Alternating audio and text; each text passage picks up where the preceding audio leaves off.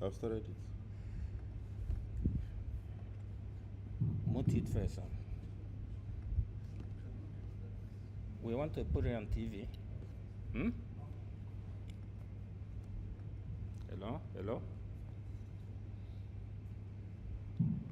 Hello? Hello? Destiny.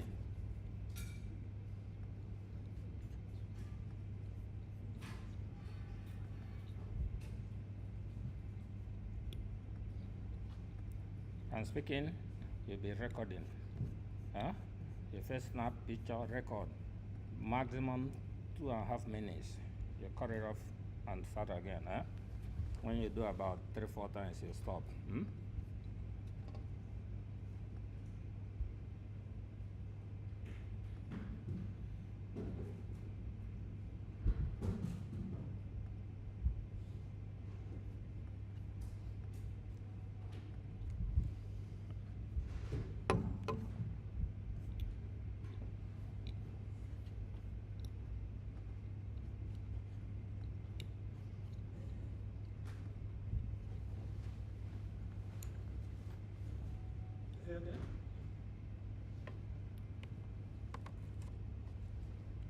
I want to confirm everything. Hmm? I want to confirm. Okay.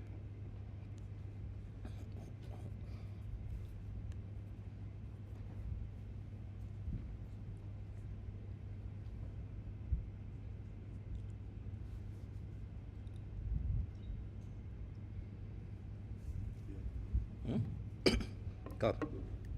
Leo, come out that thing for your ear now, make you hear what. See? Okay. Okay. So I can. Yes, sir. But it's not showing on the TV yet. Yes, yes, sir. Is this clock low? What's the time now? Hello, hello, hello. Good morning. We are hitting off 10:01 a.m. Welcome to everybody here at Banex Ball, Lekki, Lagos, 4th floor, the Banquet Hall. And for those of you who are on the way, see you shortly. And for people who are on YouTube, I welcome you to the first edition this year, but you know, the 5th edition. And you know, we do it every other month. The one of April 16, 2026 will be programmed this weekend. We will determine what the theme of the conference will be, and with that, we search out for the guest speakers. But like you all know, I remain the keynote speaker. But this time around, because a chap disappointed who was to prepare paper 1, I'm equally taking the task of delivering paper 1. But I will skip it and move it to maybe paper 2 or 3 so that I don't lose energy. Basela Harangwa is here already. So after this keynote speech, he will take on his paper. And by the time he finishes, I believe Engineer Anthony Chinwe would have been around, and he will take paper 2. Then, after lunch, I will take paper 3, because that my paper will be very, very, very, very fast. So I will take my time in delivering that one. But today's edition is titled, Retire Young, Build Wealth and Thrive. Retire young, build wealth and thrive.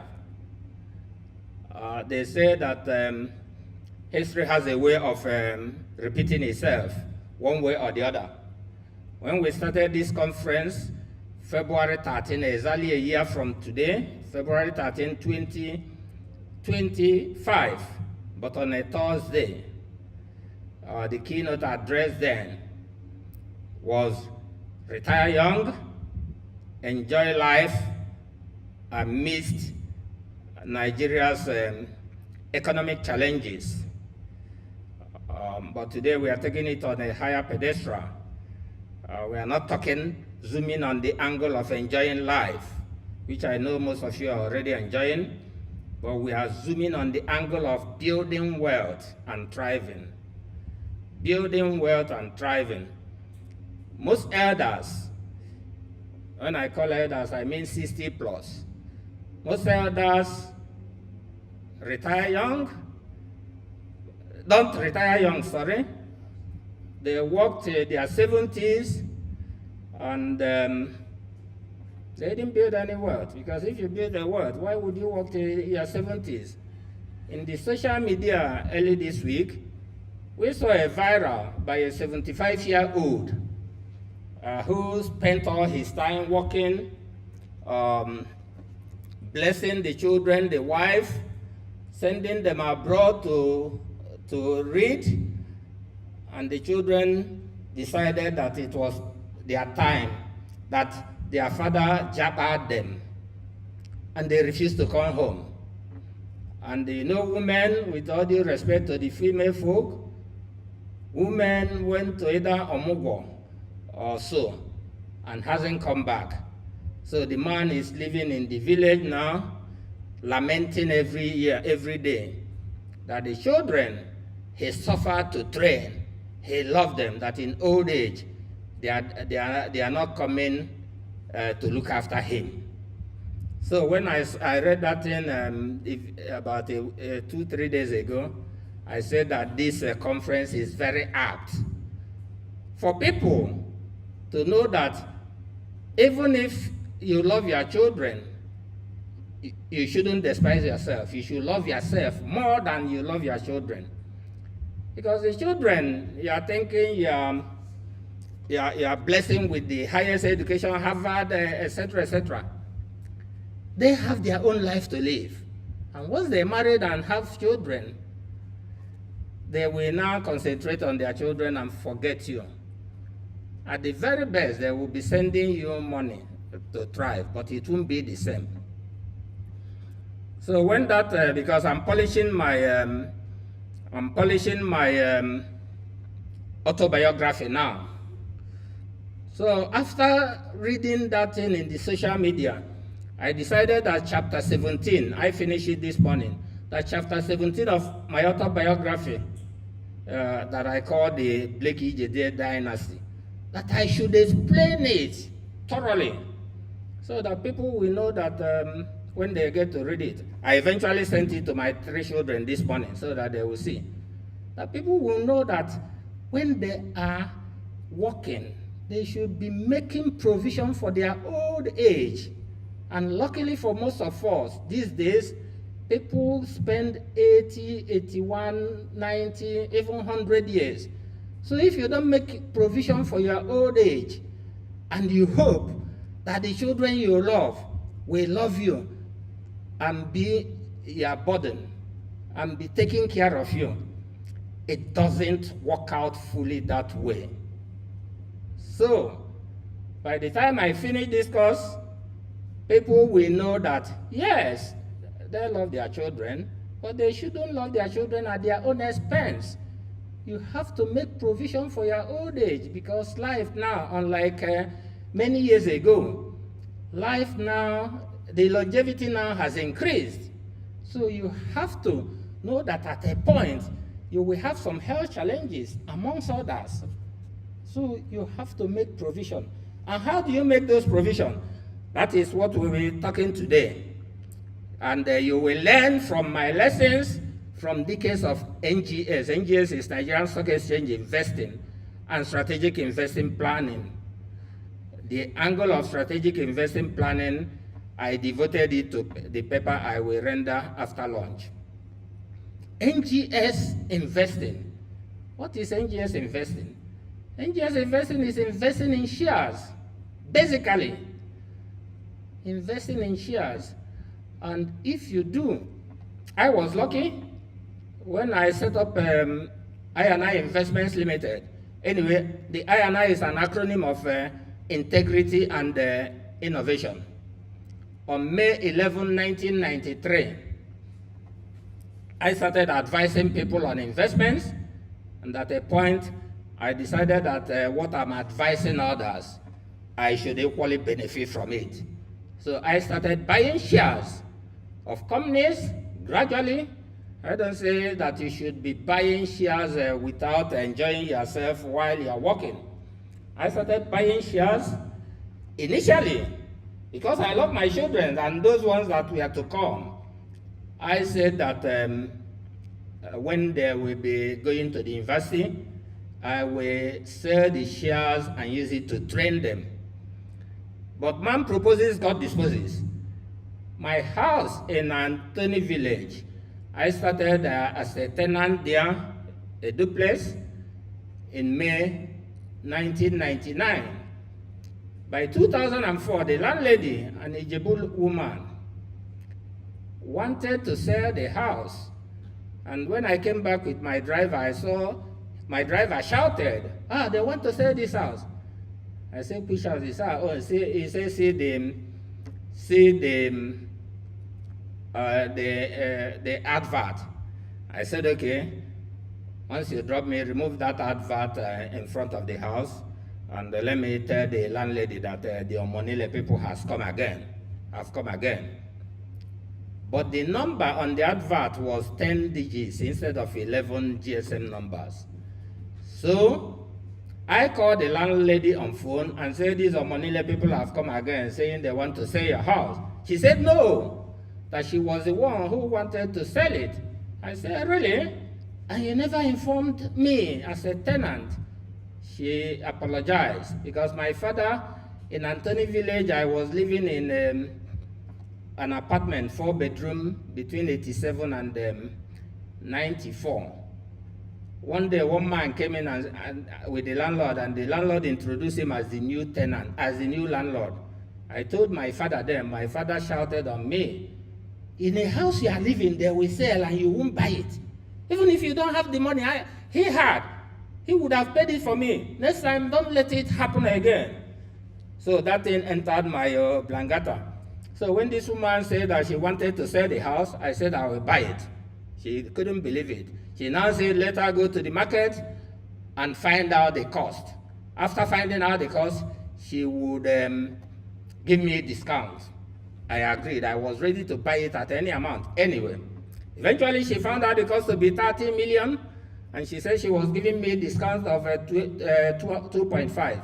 So I bought it at 27.5 million. But when I wanted to pay, I said I will go to the bank to get a loan. She said, no. Let her be my banker. That she needed only 10 million to sort out a money bank that she was owing. And why am I telling this story? I didn't have the 10 million. I had about only $500,000, but I had investments in C&I Leasing PLC, where Basel used to be the registrar. So I called my stockbrokers, Diamond Securities Limited. They were then on off Awolowo Road, that Norman Williams, that I needed to sell my units of C&I leasing, 8 million units then. I sold them at ₦1.20 kobo. I'm talking about April, May 2004. I sold them, got 9.6 million, and added 400,000. 10 million deposit, I gave it to the woman, and today I'm a landlord of the twin duplex. Twin meaning 2 duplexes in one compound, 4-bedroom, etc. And I'm living large. Some people are saying, why don't you rent the other one? I said, no, that in Igbo land, how they know a big man is when they come into his house and see how expansive the house is. Abi? And the vehicles I have there, most of which I'm not driving again, some people will come, why don't you sell all these vehicles? I said, no, if you enter an Igbo man's house, before you enter the sitting room, you will know, look at the vehicles there so that you know how to respect him. So, the gist is that I started investing in stocks very early, and I can tell my story. Today, we'll be empowering you people with knowledge about financial freedom and purposeful living, so that you will know that all these people who are generally messing up, in quotes, are people who didn't plan for their retirement. Okay? We move. Economic discussion, opening, returning purpose to economic discipline. Economic discussions must transcend stock prices to embody purposeful reasoning and disciplined strategy. All the words there have weight. Disciplined strategy. Not all strategies are disciplined. Wealth is never accidental. Wealth is never accidental. You don't just bump into wealth. You have to plan for it. Even all these people moving up and down now, political jobbers, they plan for it. So wealth is never accidental. It is earned through persistence, principled decisions, and deliberate preparation. Lived experience teaches that patience and wisdom are the true capital in building lasting financial success. The journey to retirement with freedom requires meticulous planning and valuing time as a critical asset. Investing with intention, be listening, investing with intention, not just ordinary investment. Like I told you, initially when I started investing in the NGX, it was to use the money for the education of my children. But when opportunity arose, I decided to courage out then and use it to buy a house. And later, I started mopping up investments again in the NGX, which I used to train them. Investing with intention transforms economic activity into a legacy of value, impact, and resilience. Pillars of financial freedom evaluation. Pillars of financial evaluation. Think big. You got to think big. For people who know me and who have been following me in several social media, they will see that I think big. Even those people who don't know me directly will think that after Banquet and Bua, that Chief Ijezie is the next in command. No, I'm not anywhere near there, but I think big. And even if those people see me, how I carry myself, they might think we are of the same grade. Anyway, think big, expand your vision beyond immediate circumstances to create value that attracts wealth. Innovation and the knowledge are the roots of growth, as emphasized by Steve Jobs and Benjamin Franklin. Innovation, I told you that acronym of I&I is an acronym of integrity and innovation. Innovation. I started innovating many decades ago. I have emptied all of that in my autobiography, which by God's grace I will unveil March, April this year. Self-education. There's nothing like as good as self-education. Invest in continuous learning through books, mentorship, and courses to sharpen judgment and seize opportunities. Knowledge is leverage that powers your financial decision. Knowledge is leverage that powers your financial decision. If you don't learn, you learn by either attending courses like this, by reading books, amongst other things. If you don't learn, you can't make it. You can't make it. Self-education. And you got to stay focused. Avoid distractions by mastering one profession or business at a time. When you master one, you now move to the next one.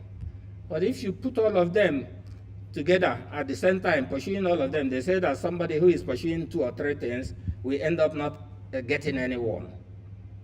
So you have to master one profession or business at a time, prioritizing excellence. Patience and disciplined waiting often yields the greatest financial returns. I call it delayed gratification. Patience and disciplined learning often yield the greatest financial returns. I was talking to somebody about a stock at 120 many years ago, but today the stock is in the range of 20. Okay, I think it's Etana oil or so. I've forgotten the stock, but today the stock is in the range of 30-something naira per unit. So patience, stock investing requires patience.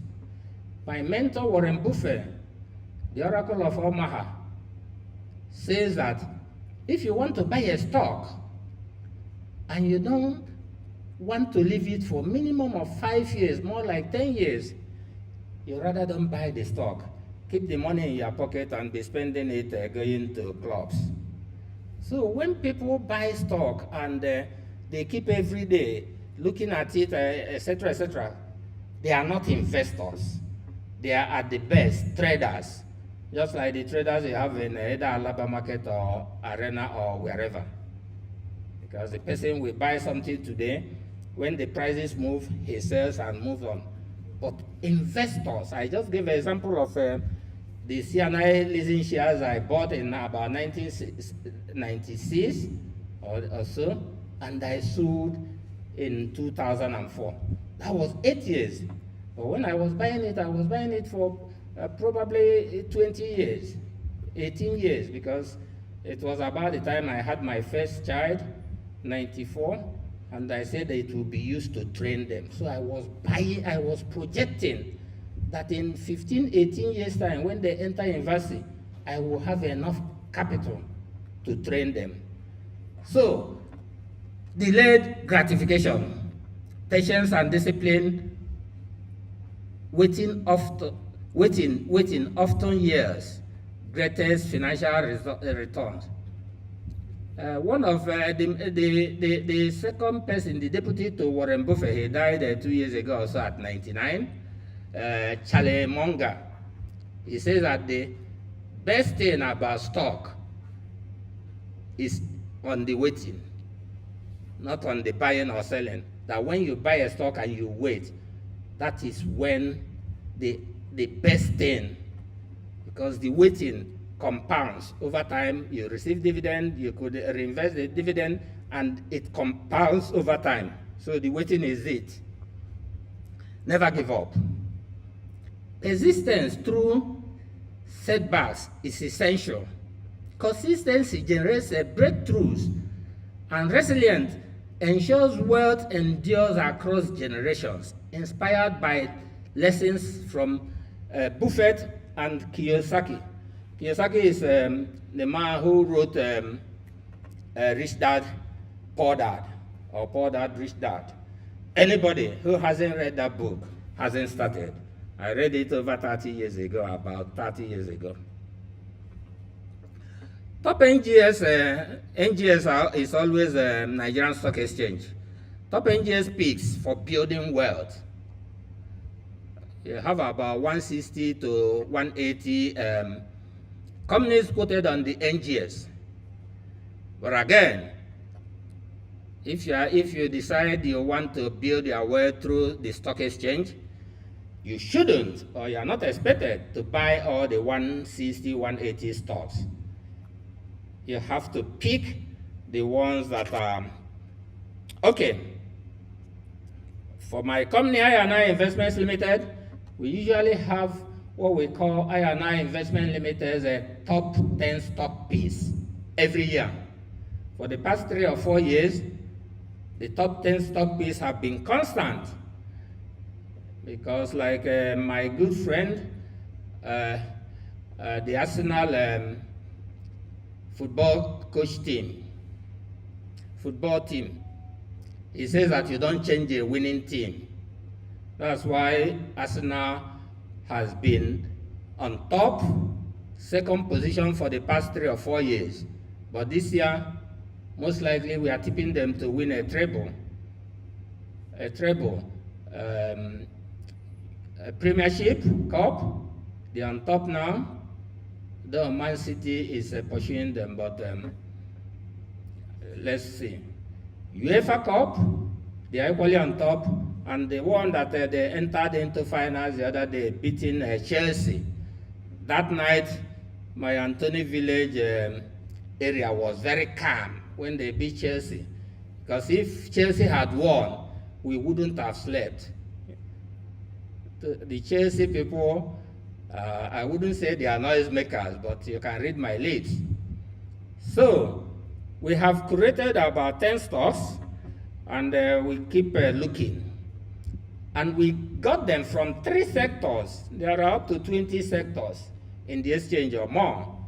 But we looked at the 3 sectors we think are the best for either a beginner or for someone who wants to build wealth. What are those sectors? Banking and financial services, you can't do without banks. Cement and industrial growth, you can't do without Dangote. And telecom and digital infrastructure. I was just telling my good friend Basse a while ago that the best thing that Obasanjo achieved is GSM. That's why most people are at home now and in their offices seeing me and listening to me. If not, the hall here will be crowded. And I did say that since Obasanjo left power in 2007, I can't reckon anything any of the successors, presidents, including the one sitting now, has done. That is my view. So GSM is one of the sectors people should plug into. I told my daughter last year, middle of last year, that if she wanted to buy a stock, she should look at MTN. That the MTN that time was about 200, and that the MTN will move before the end of the year to 400. Yesterday, MTN is about 680 or so. Yeah, 680. It moved from 673 to 680. MTN. Anytime I'm doing a work in my estate, every other person I'm seeing, especially the ladies, will be on phone. So anytime I see them, I just raise my hand like this, that my stock in MTN, it must move. So MTN, this other stock is equally there, Airtel. But Airtel is, you hardly get it to buy. Anyway, let's go back. Banking and financial services. Which stocks are in there that we are recommending that people should buy and sleep, go to bed? Assets holding. The stock as at yesterday was 24 naira, 10 kobo, 15 kobo. Guaranteed Trust Holding Company, GT Bank. The price is fluctuating around 90-something naira. United Bank for Africa, about 45 naira. That's a stock I recommended to some people 2 years ago to buy at 6 naira something, 7 naira. And they bought. Today is 45. That's times almost times more than 6. Just 2 years ago. Zenith Bank. Zenith Bank is the ultimate. The price today is 70-something naira. But again, I don't see why a Zenith Bank should be lower than a GT Bank. But in stock market, you have some things for pricing. You have the technical analysis and you have the fundamental analysis. On fundamental analysis, Zenith Bank trashes Guaranteed Trust Bank. But on technical analysis, is GT Bank. Why? Because of what I call key man risk. Key man risk. The day the founders of GT, we are two people. One of them later retired and left the second one to handle the bank. When the day the second one died, no branch of GT Bank closed. Okay? No bank closed. What am I trying to say? Zenith Bank, I hope I'm not demarketing them, has a key man risk. And that key man is Gemovia. So the foreign investors and astute investors, they take that into consideration and preferred a GT stock to a Zenith. And demand and supply, because GT is in high demand, GT Bank is giving Zenith about 20 naira gap now. But as a retail investor, I would prefer a Zenith Bank because they will pay you higher dividend than equivalent share in GT. So all these banks provide diversified financial services, strong performance, and digital innovation, forming the backbone of Nigeria's Ramad, somebody from Kano, is one of our pigs in the cement industry, alongside Dangote and Lafarge Africa. Lafarge used to be WAPCO. They supply essential materials for urban development, nation building, and industrial projects, driving industrial expansion and housing growth. When I retired in 2014 December, I went to Ozubulu, and the first thing I did was to set up a cement a block industry. And at a point, I received through eBay 600 bags. Is it 600 or 900 bags? Full loaded of vehicle, cement. What was the price then? About 1,800 or so. That was a decade ago anyway. Today, I was just told that the cement price is 11,000 plus. And it will never come down because Nigerian government prefers cemented road now to the other one. So, and buildings, I don't know if it's happening elsewhere. In Antony Village now, every week or so, one full building will be brought down, demolished, for developers to build another one in there. And within 9 months, they will build another one. So I'm just wondering, what's the idea of buying a house rather than renovating it? You bring it totally down. Why don't you go to a virgin place and buy land? What am I saying? That buildings, people are building every day. So the price of the cement, anybody who buys into any of the cement companies quoted on the Nigerian Stock Exchange will be playing ball when he retires. Airtel Africa and MTN Nigeria lead mobile connectivity and digital finance expansion, enabling Africa's digital economy and offering resilience against currency fluctuation. So all those 10 stocks, 5 from banks, cement 3, and telecom 2. The 10 are what we have. We are not saying they are the best, but we are saying that this is what we think anybody who doesn't want to get to bed and be looking the ceiling should buy. Because some companies, like Skybank, I bought many years ago for myself and for my client. One day, we woke up and they heard that MFLA, the former governor of Central Bank of Nigeria, has closed the bank. And shareholders started asking, what of their shares? He says that there is risk in investment. So if you invest in a company that will be closed down, you will lose your money. It's only depositors they care about. So you have to invest in companies that you will get back to your house and sleep. And also, we are looking at the cash flow. Retirees depend on cash flow for everyday living. And these companies, if you look at the NGX trading sessions, every day, like an Access sells about 80 million on the average every day. People are exchanging.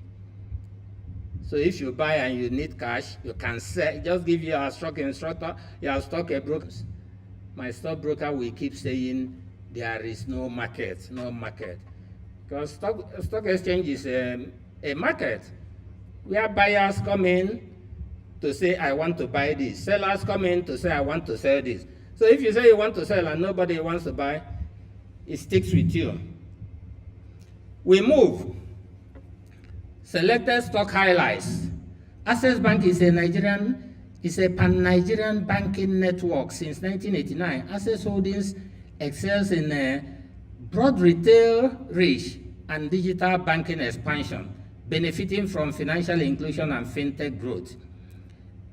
Dangote Cement, dominating domestic and export cement markets since 1981. Dangote Cement offers a strategic market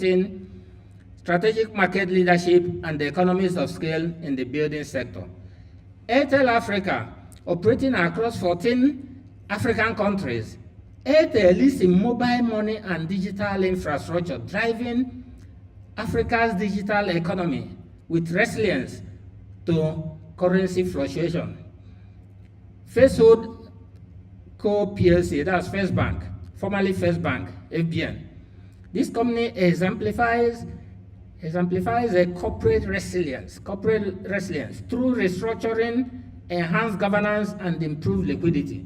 Bua Cement, originating from Obu Cement and Sokoto Cement, Bua Cement supports urban expansion and industrial projects, playing a vital role in nation building through construction materials.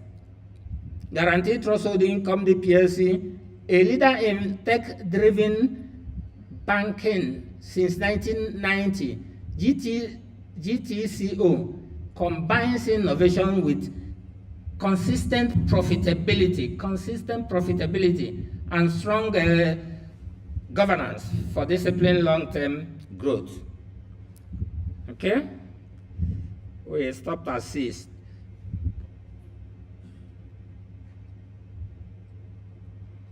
Selected. Wealth. Thrive. Wealth with purpose. Live below your means and multiply income stream. Anytime I talk living below your means, I remember myself. Live below your means.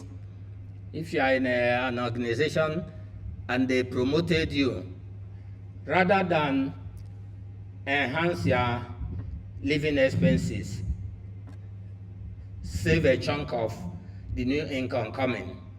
Because like I said, most of us are hoping to get to 100 years. If you squander your youth, when the time comes, you will become like the 75-year-old who is in his village now lamenting. Spend less than you earn to build lasting wealth. Spend less than you earn to build lasting wealth. Cultivate diverse income sources.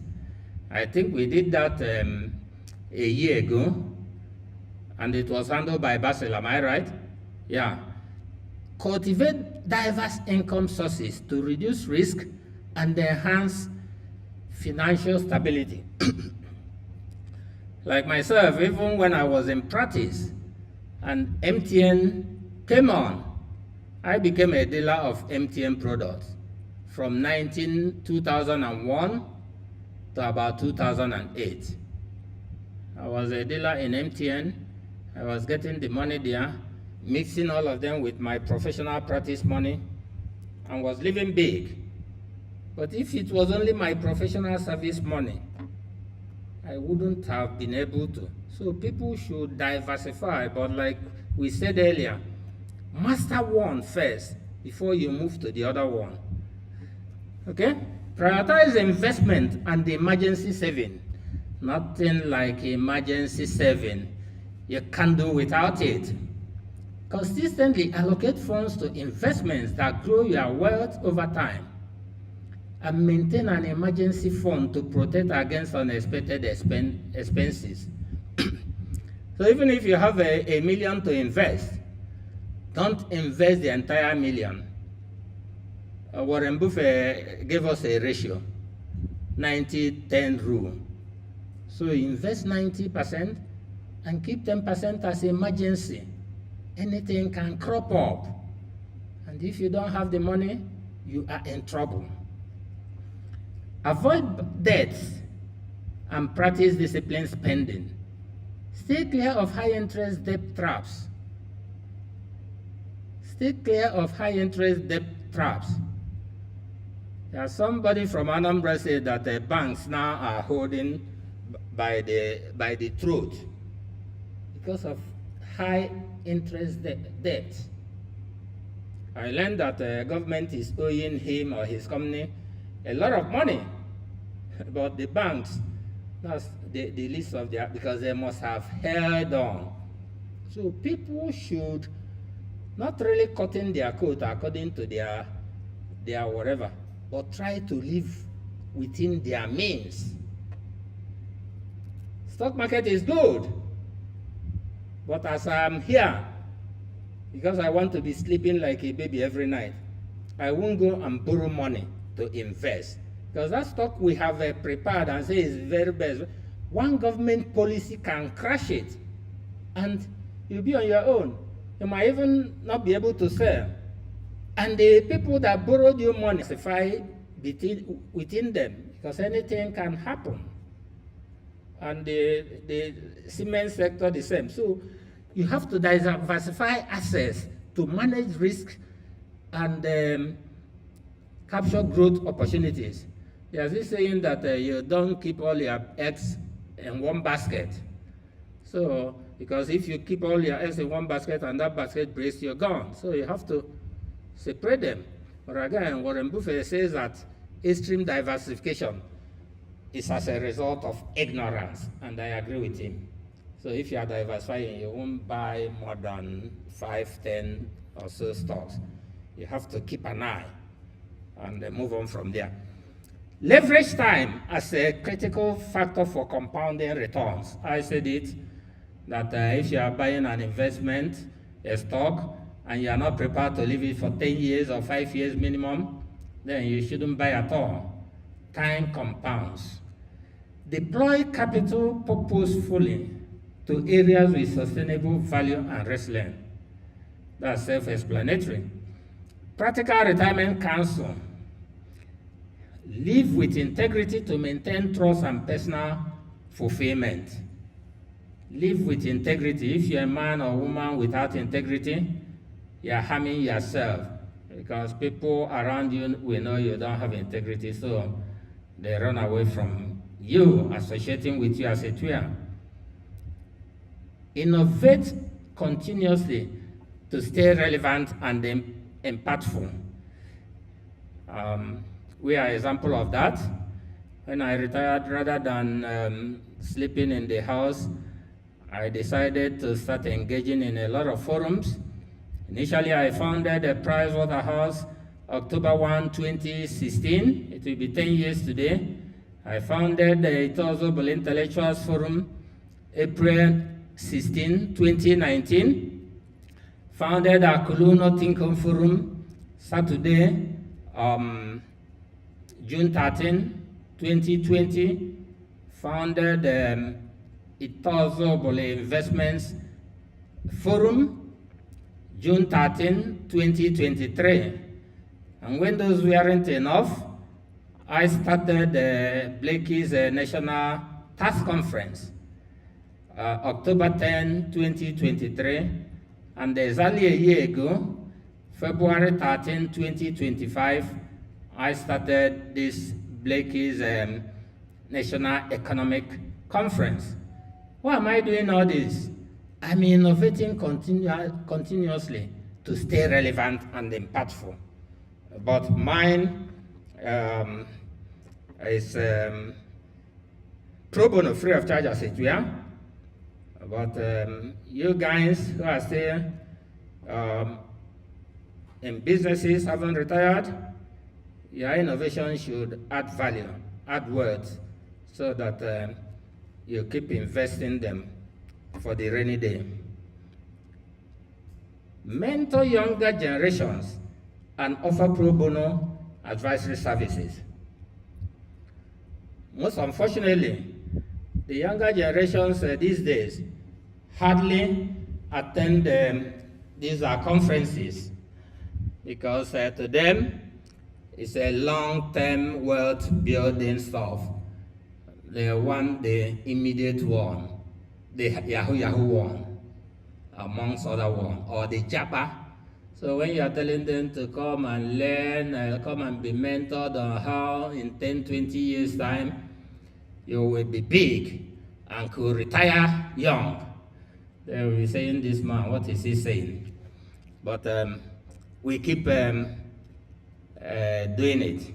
Anticipate economic, social, and personal changes to adapt effectively.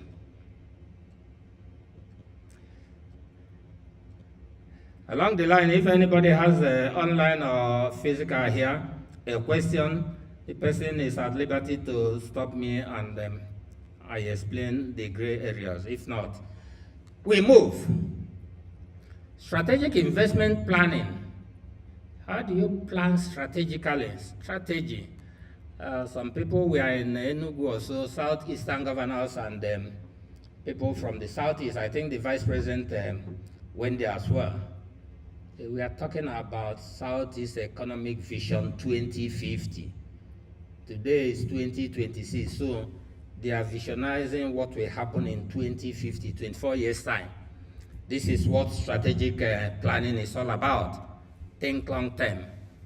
The budgets we are used to are yearly budgets, but after that strategic planning for 2050, the Vision 2050, they will now have small ones, 5, 10, etc., and yearly ones, and all of them must be in consonance with the strategic plan. Intentional preparation. You have to develop a clear investment plan by setting specific goals, understanding risks, and preparing for market fluctuations to ensure informed decision making. The second one is diversification, I said, with purpose. Spread investments across varied asset classes and sectors to reduce risk while aligning with your strategic objectives to balance growth. The third one is time as leverage. I've explained all this. Use the power of compounding by investing early and consistently. Not only investing early, but consistently. If you are some child that drinks a bottle of beer on the average a day, or 2 bottles, you might decide to cut it to 1 bottle. And the price of the other bottle, you can decide to be investing it consistently. Before you know it, you'll have a big portfolio. Because you would have allowed time to maximize returns and smooth out market volatility. Market jumps like this, but over time it stabilizes and moves at a higher level. Purposeful capital. Allocate funds intentionally towards investments that reflect your values and financial goals, ensuring each capital deployment supports your broader vision. Okay?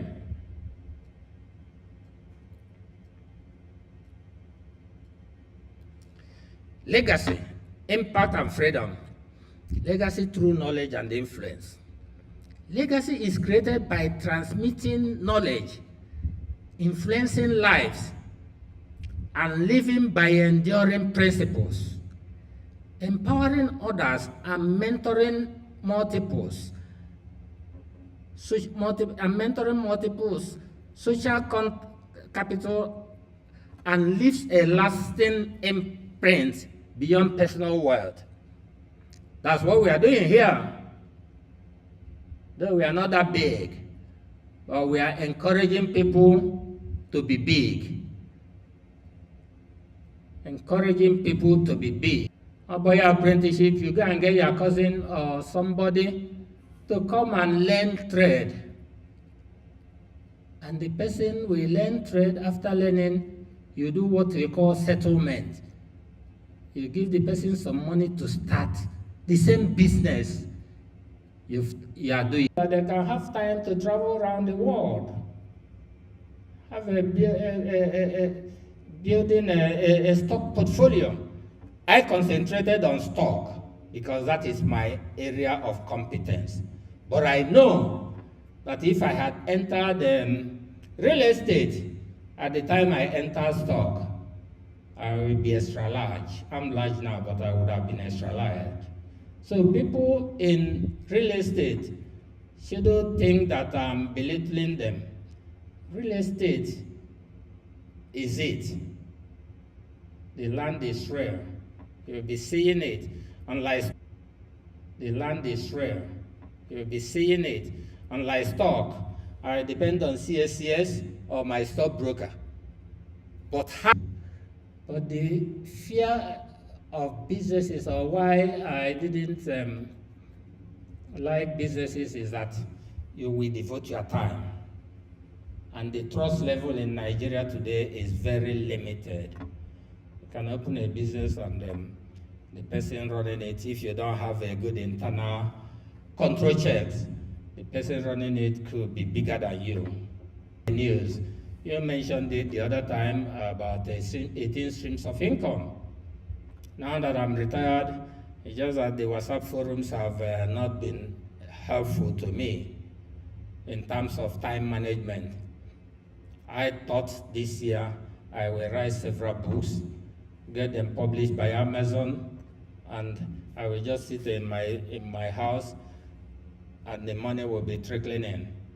I will say do it, but it's not at the rate I plan, because I have the knowledge with due humility and modesty.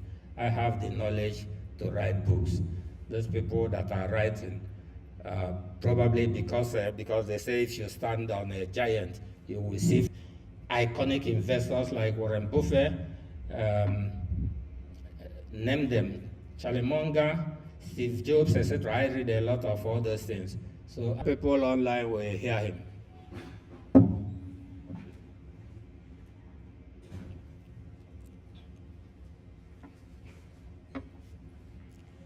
Thank you very much. You know that your way of experience, with your way of experience, you have given us a lifeline this morning. I'm not too much involved in stocks because most people have that kind of feeling when they say I'm risk averse. That means I want to see my money. I know what is happening.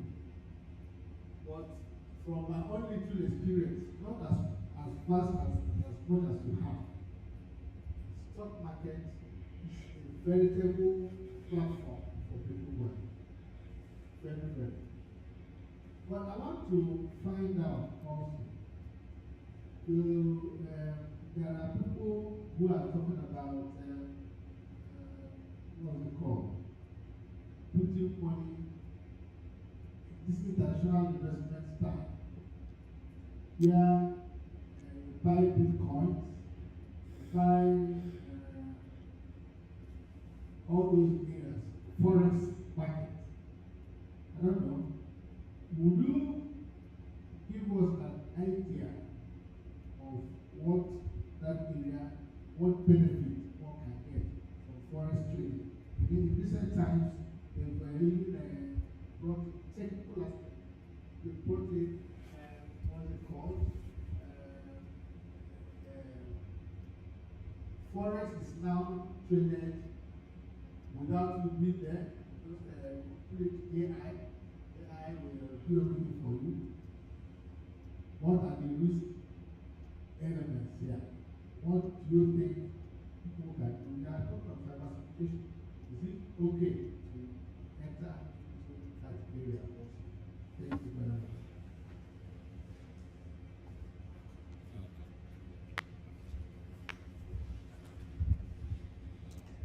Thank you. My mentor, Warren Buffett, the Oracle of Omaha, I keep referring to him, both in private and in public. I have learned a lot from him. He turned 95 in August last year and decided it was time for him to retire from his company that he has been the managing director, chief executive since either 1950 something or 1940 something, for decades, almost 60 years. His deputy, like I said, died 2 years ago at 99 years. But I have learned a lot from Warren Buffett. He says people need to concentrate in their circle of competence. Why am I saying this? Yesterday in the forum, okay, you're no longer in the forum. Somebody said that Dr. Sam Amadi, who criticized the Senate president for this electronic blah blah, that Dr. Sam Amadi is in quote totally ignorant. I was alarmed. I Googled and I saw that Dr. Sam Amadi is a lawyer, has masters as well in law in Harvard, and another degree in Harvard, and several places, and he's a professor of some university in Abuja also, etc., etc. So I was like, how can somebody with this pedigree be totally ignorant about IREF? What am I trying to say? I am totally ignorant about the question you asked. Stock market is my baby. Wake me up anytime, I will tell you where the market is headed to. But this forest, good thing, you were one of the distributors of Tatob in whatever. I call them Tato bishops because all the big guns there, including the chairman, El Buba, is a bishop. The managing director, a bishop.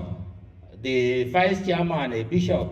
My friend that introduced me to, he was managing director of a B.Sc Securities Limited, initially affiliated to Guardian Express Trust Bank also. He was their managing director for 10 years before he left to contest the election in Imo State. I told him then that Rochas wouldn't hold that election. He insisted. He later left and later came back and joined Tatob as a director, whatever. So all of them, and he said, why am I putting his name? He said, sir, knight of the Catholic Church. And their barrister there also is equally a sir. So all of them were Christian people. And I blindfoldedly entered there and burnt not only my finger, but almost my integrity. Because I didn't do a good enough search. I trusted my friend there. And I entered. Eventually, the people that invested through me to them saw that I was totally ignorant. That was how my integrity was salvaged. So what you are saying now, I don't know about it.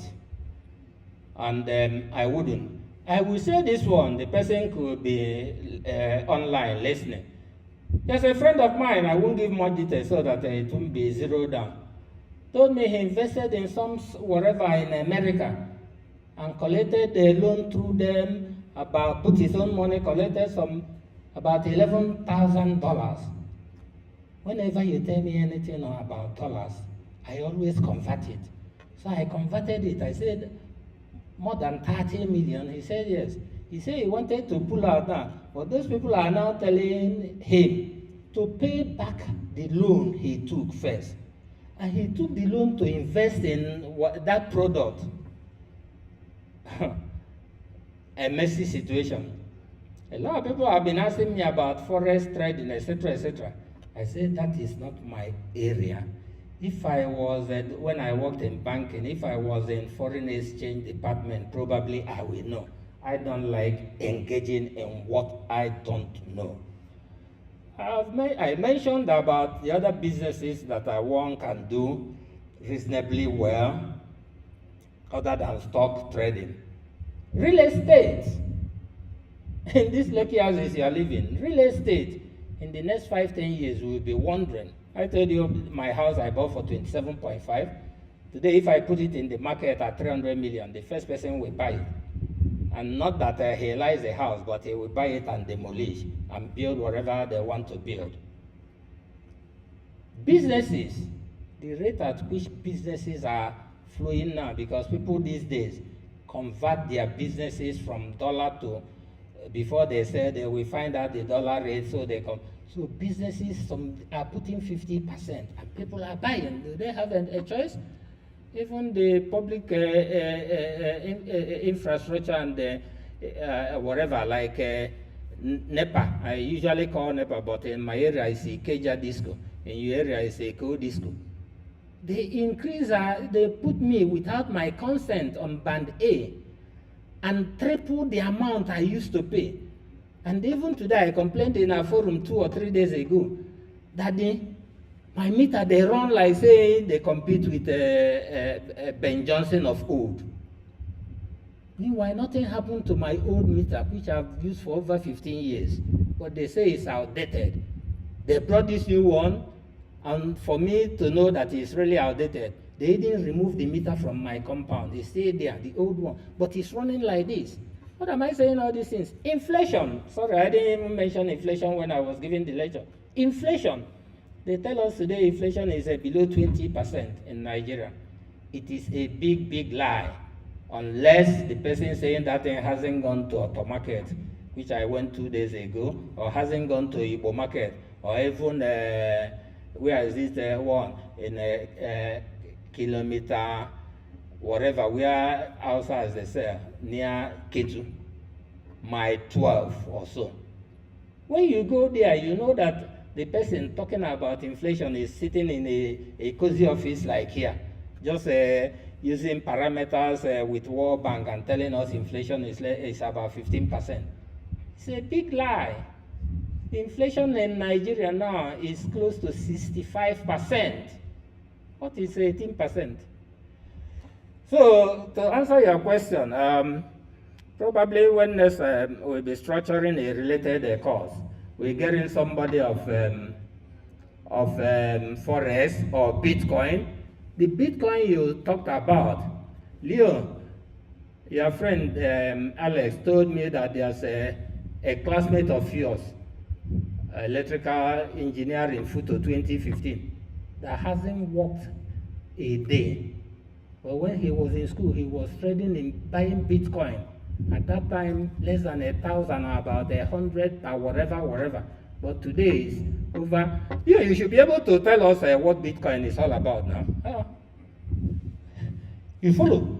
Today, the guy is living large because he entered Bitcoin and risked everything, not working, just with computer trading. But I'm an analog man. I told him yesterday or 2 days ago in the forum that I haven't used ATM since it was started, and even this telephone banking facility, etc., etc. Why? Because when I retired, rather than be sitting in the house, you know, when I was working, I would be flying to CNI office everywhere. But now, there's no business I have to be moving around disturbing people who are working.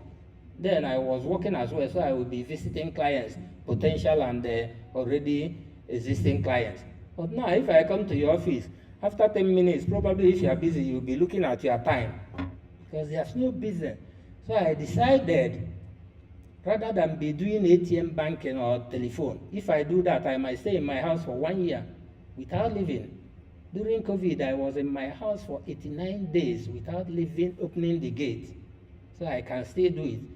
So I decided I won't have ATM, that I will go every time I need money to my bank in Anthony Village, walk or enter keke, or when I was driving, I will drive and receive fresh air amongst other things. And I got used to it. So when people are talking about ATM banking, I will be like, what am I going to do with it? It was when I was working, it's a different ballgame because I will be paying people and people will be paying, etc., etc. But now, my major expense is food. I will just go and withdraw enough, especially on Thursday or Friday, for the weekend food. So I'm still an analog person, and I worked as an auditor initially at Price Waterhouse and at Allstates Trust Bank between 1990 and 92. I was their chief inspector stroke head of internal controls and audit, and I saw what bankers we are doing. You catch some, you don't catch some. And later, from January 94 to 2014 December, I was on my own, still doing auditing, but after a while, my practice dovetailed into tax practice, where the money is, as it were. But I know about what is going on in the bank up till today. If I get an ATM and go and withdraw, the banker, one of the bankers that gave me that PIN number knows it. If the person is not a person of integrity or whatever, he can, when I finish, he will look and know how much I say have, and we withdraw it. And I have no way of proving that that withdrawal by that banker or his or her accomplice didn't originate from me. Are you following? When I finish. But if they do it, now that I'm not using ATM, and I see debit charges in my statement of account, they have to prove it because I write checks.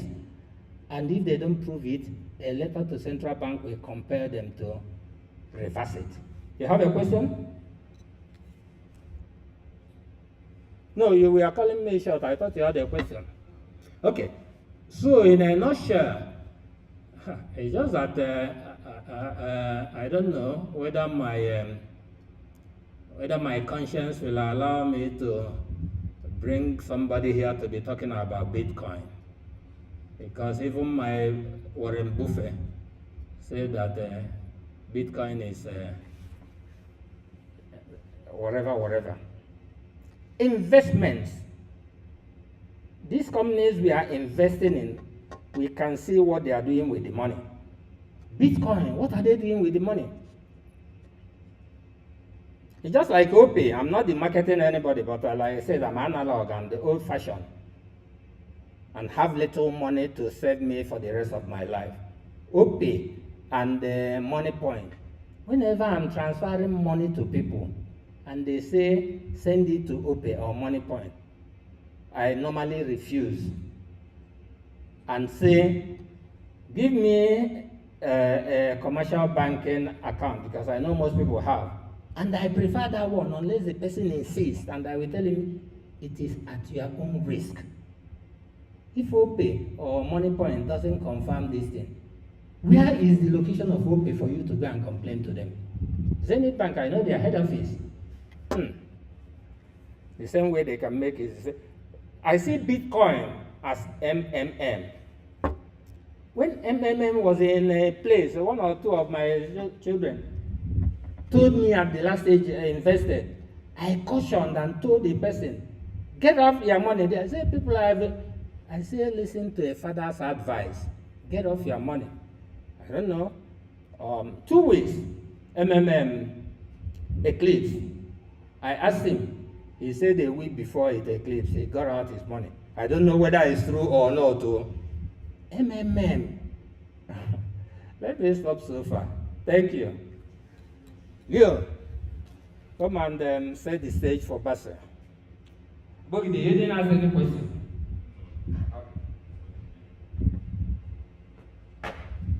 Listen, get me my phone and go and get water for me here. Bring the carton up.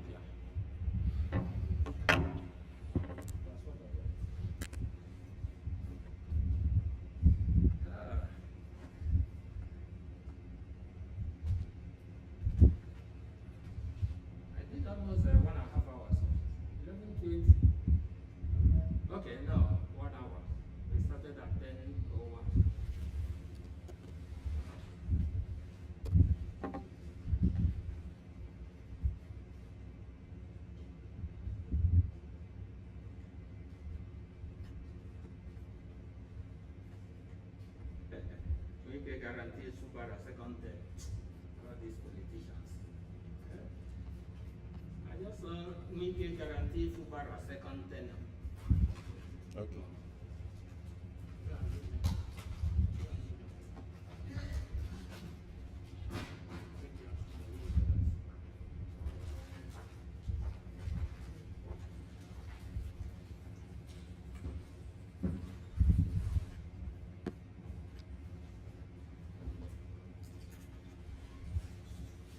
Yeah.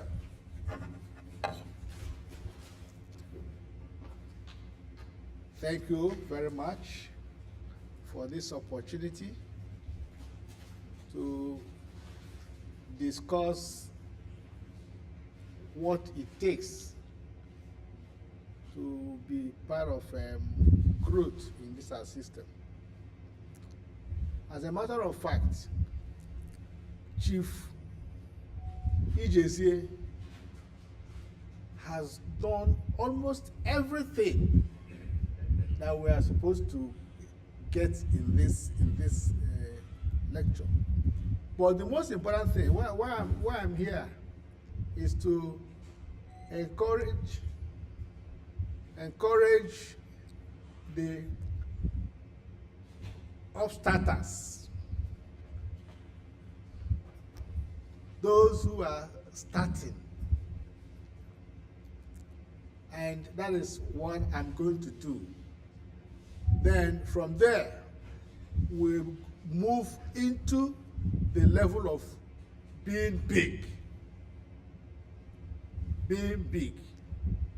That is what it's good to be big, but it's good to start. It's good to start. If you have not started, then you are going nowhere. You are going nowhere.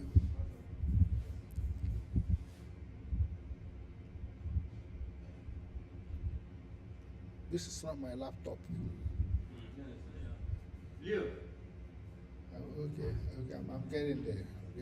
Okay. Leo, come on. No problem. I'm getting there. So, my name is Deacon Basil Aharawa. And as a deacon, I want to start this lecture by saying a short prayer.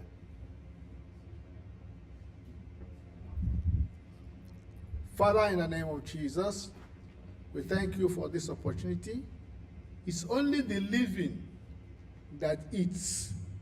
It's only the living that works. It's only the living that saves money. We thank you because you have kept us alive today, and we are now talking about how to make money. We pray, Almighty Father, that you give us good health and keep us alive to make money in the name of Jesus. Thank you, Almighty Father. In Jesus' name we have prayed. Amen. Now, let me start with us. The age level now, for me, for example, I know where I will start. But for those who are young, those are the ones who are saying it is now that you should start. Financial security is a structural problem, not an income problem. A 5 million salary with no system loses to a 2 million salary with discipline and architecture. Chief Ijezie has told us all these things. But I just want to back up what he has said. This man is working and is earning 10 million, and there is no discipline. The man with 2 million income, with discipline, I tell you, in the next 2 or 3 years, he will overtake the person who earns 10 million without discipline. That is a major factor. But before all this, my advice to us elders, if you have children, please, if you have the capacity, send them to school. Let them have knowledge, education. If you cannot send their children to school, let them go and learn work, learn what to do. That is very important.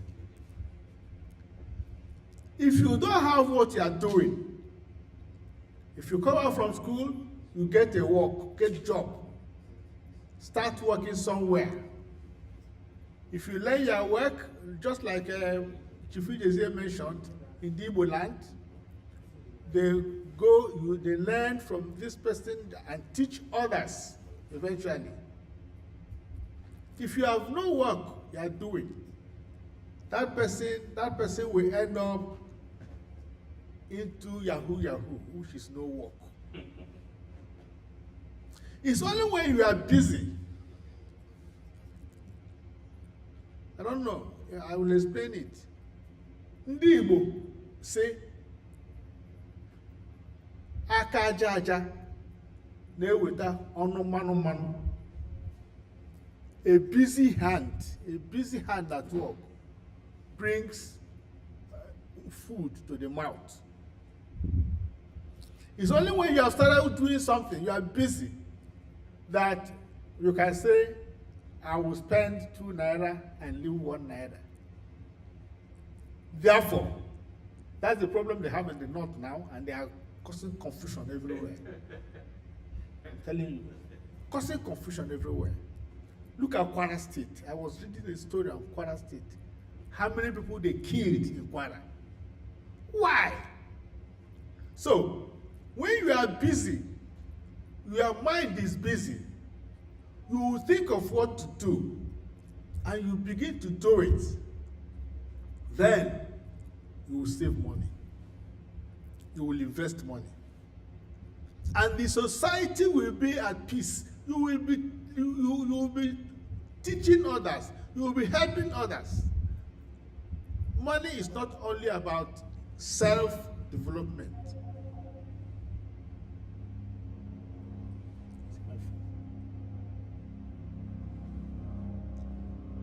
So let me continue. Therefore, the first and foremost thing is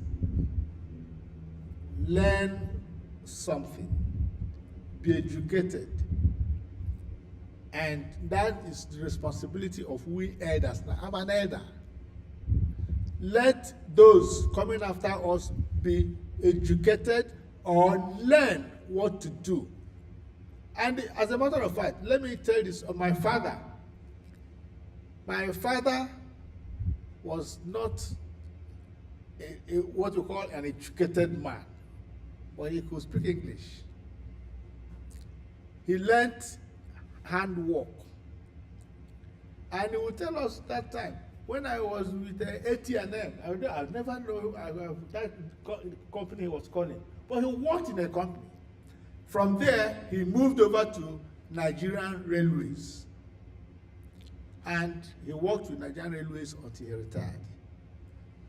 The truth is that with that, he sent his children to school. Even when he didn't have money, he must go to school.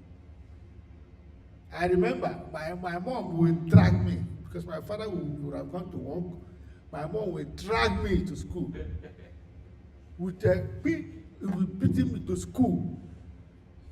And now, I learned that is what is keeping us today and keeping my children. I have 4 of them, and they are all graduates. But that's not the matter. It's not only through education. You can learn what to do. There are so many handworks that are working today. And I see most of my friends, when they tell me how much they are making in what do you call bricklaying, this, that, I say, yes, you are doing well. Be handy.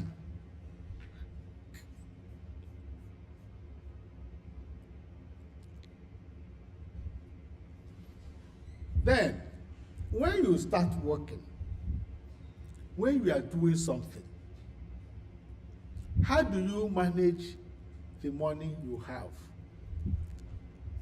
We have learned this morning about the capital market, of course, the stock exchange. But I want to start by simplifying what you can do. Simplify what you can do. No chop all your money. Oh. Don't eat everything. My daughter came here. She's into all this technology and all that. Please, if you are getting, I didn't do things the way Chief did it and has been doing it. Because I made a statement here. I'm risk averse. And when they say, if I put money, I've put money in the stock exchange. Immediately I hear,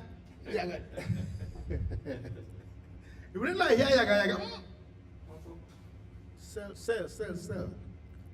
But till today, I have money in the stock market, and I'm very happy about it.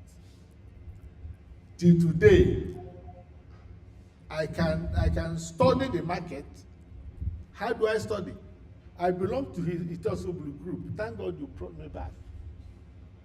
And I look at every morning. I read what he posts there. I read them, but that's because I'm educated. There are people who don't have the opportunity, and that is why I really appreciate what he's doing. That is why he's doing this. It's like those of us in the Christian folk, we say, do evangelism. You go about telling people, accept Jesus Christ. That is the same way we are saying today. Accept the stock exchange. He has done everything to explain why it is important for us to invest in the stock exchange.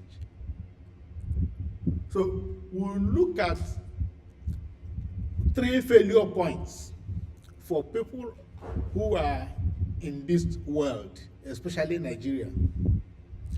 Lifestyle group.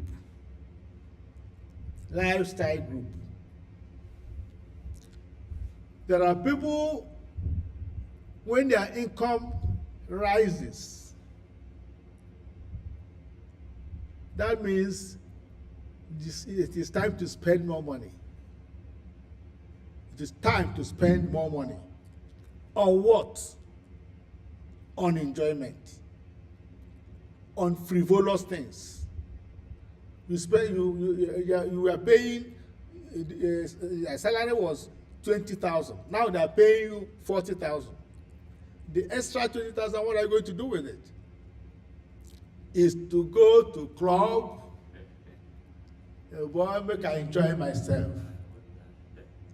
So that is what we call life. This lifestyle group is a failure. That lifestyle is a failure lifestyle, a failed lifestyle.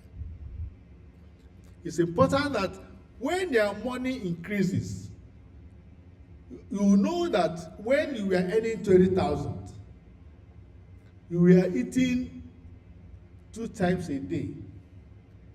Now you are earning 40,000. When you were eating 2 times a day, you didn't die. No, you didn't. I didn't die. Let me use myself. Now I'm earning 40,000. Why can't I maintain the 2 times a day and then put the other money into something that will be meaningful?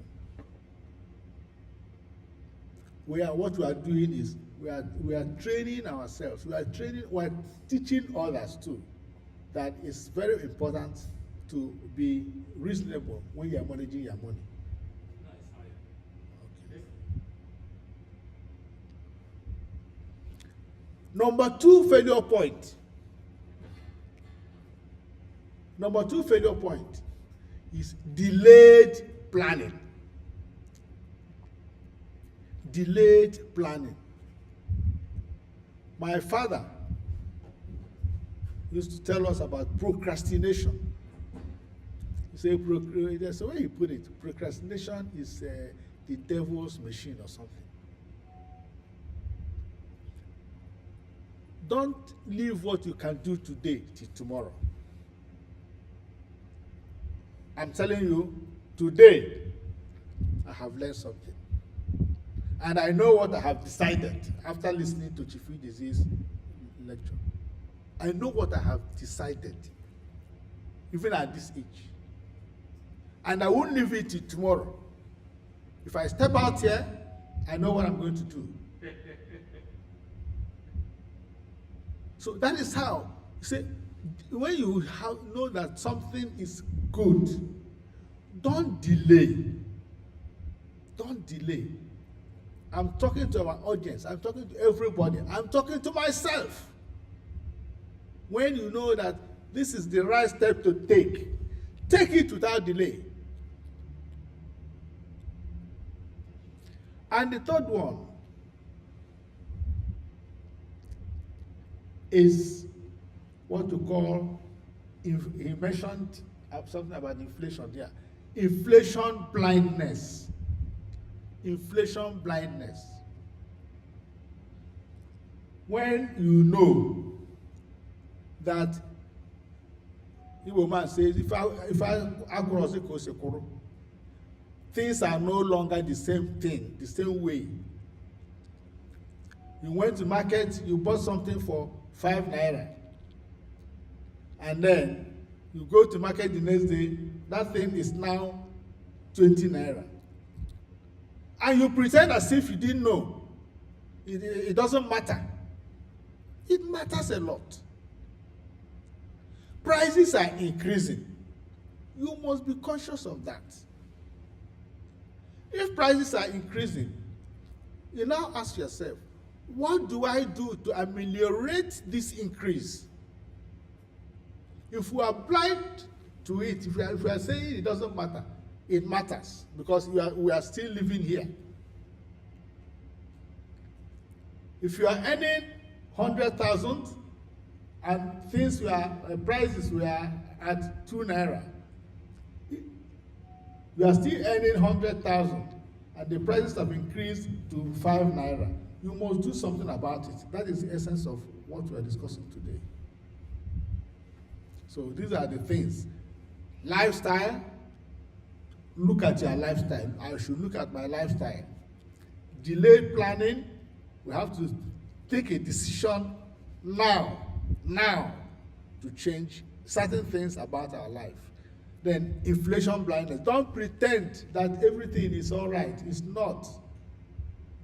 The day the president was on his jeep or whatever, and said, that subsidy has gone. I say, wow. Subsidy has gone. And the next day, I think fuel came to 400 or something? From less than 200 to 500. Times three. So now I have generators. I've got 2 of them. One for pumping water and the other one normally. We decided, I told my wife, we're not going to buy fuel like that again. That is it. So when things change, you also change. That's why I'm trying to. Inflation, when there is inflation, we talked about inflation now is between 40-something% and 50-something%. Don't mind all other analysis. That is the truth.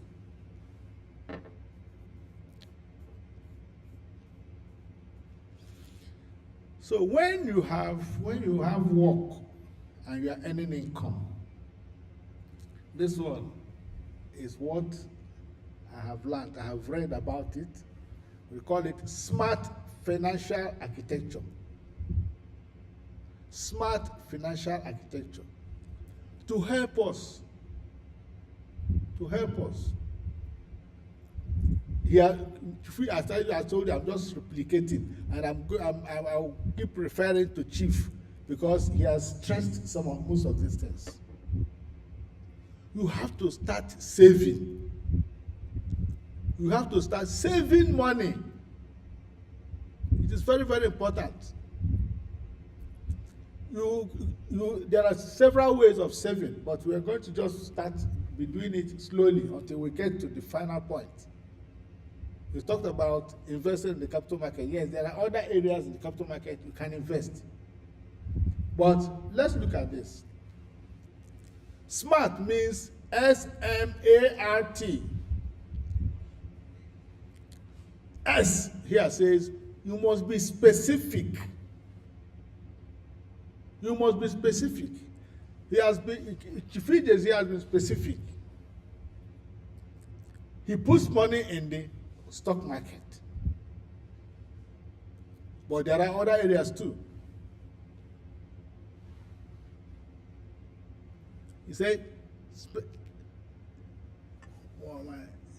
define your target. Define your target amounts. Define your target amounts. This month, my income is 20,000. I will be removing 5,000 and put it in any other account where I cannot touch. And I will spend the remaining 15,000. You plan what to do with that 15,000. We're going to look at that. That 15,000, you look at food, you look at health, you look at other things. But you have to be specific. That is, or you say, okay, 10% savings, 90% on other things. But those things must be things of serious matter. Not to say 10% savings, 90% make your boy go smoke something. That one doesn't work. It must be needs, things you must use. Not also, there are some people who like dressing. Immediately that's like, wow, dress. I've told my children, it's not all about dressing too. But savings is very, very important. So you have to be specific. The second one is, it has to be measurable. It has to be measurable. It says, track progress monthly with clear metrics. Track your monthly saving. You can say, okay, at this time, quarterly, this money I have saved has increased here. Where did I put the money? Is it okay there, or do I have other options where I can put the money to get higher increase in percentage form? That is also important. Automated. This is key. What is automation in savings? What is automation in savings? What this means is that if you will always make decision on yourself or by yourself to save without any other help, you may fail. That is why you must put a system where when it is that time, maybe your salary is, or your income, or when you work for people and they will pay you money, they always pay you on this day. Put a system that will hit it. If your intention is to remove 20,000 or 10,000, let that system not wait for you to say, let me go and remove 20,000 and put it in my savings account. No, immediately that money comes in, bam, it takes it off and puts the savings account. You have no power to change it as at that time. Am I making sense here? Eh? Those of us who are here, I know I want you to be responding. Those online can also respond. let it automate your savings. Automate your savings. Just like those of us, when we worked, pension. When your salary, before your salary reaches to you, they've removed pension. If they wait for you to remove your pension and pay, sometimes because of the level of things you have to do, or school fees, at that time I have to pay school fees, I will use that pension to pay school fees. But because it's automated, it goes off immediately before you receive your salary. I'm tempted to say praise the Lord. Okay.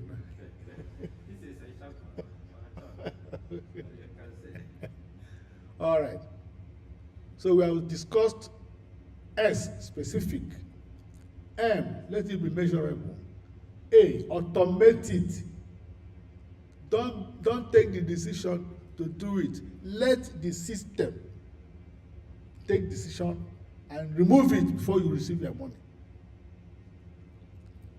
Then R, you have to be risk aware. Have to be risk aware. Risk means where are you putting your money?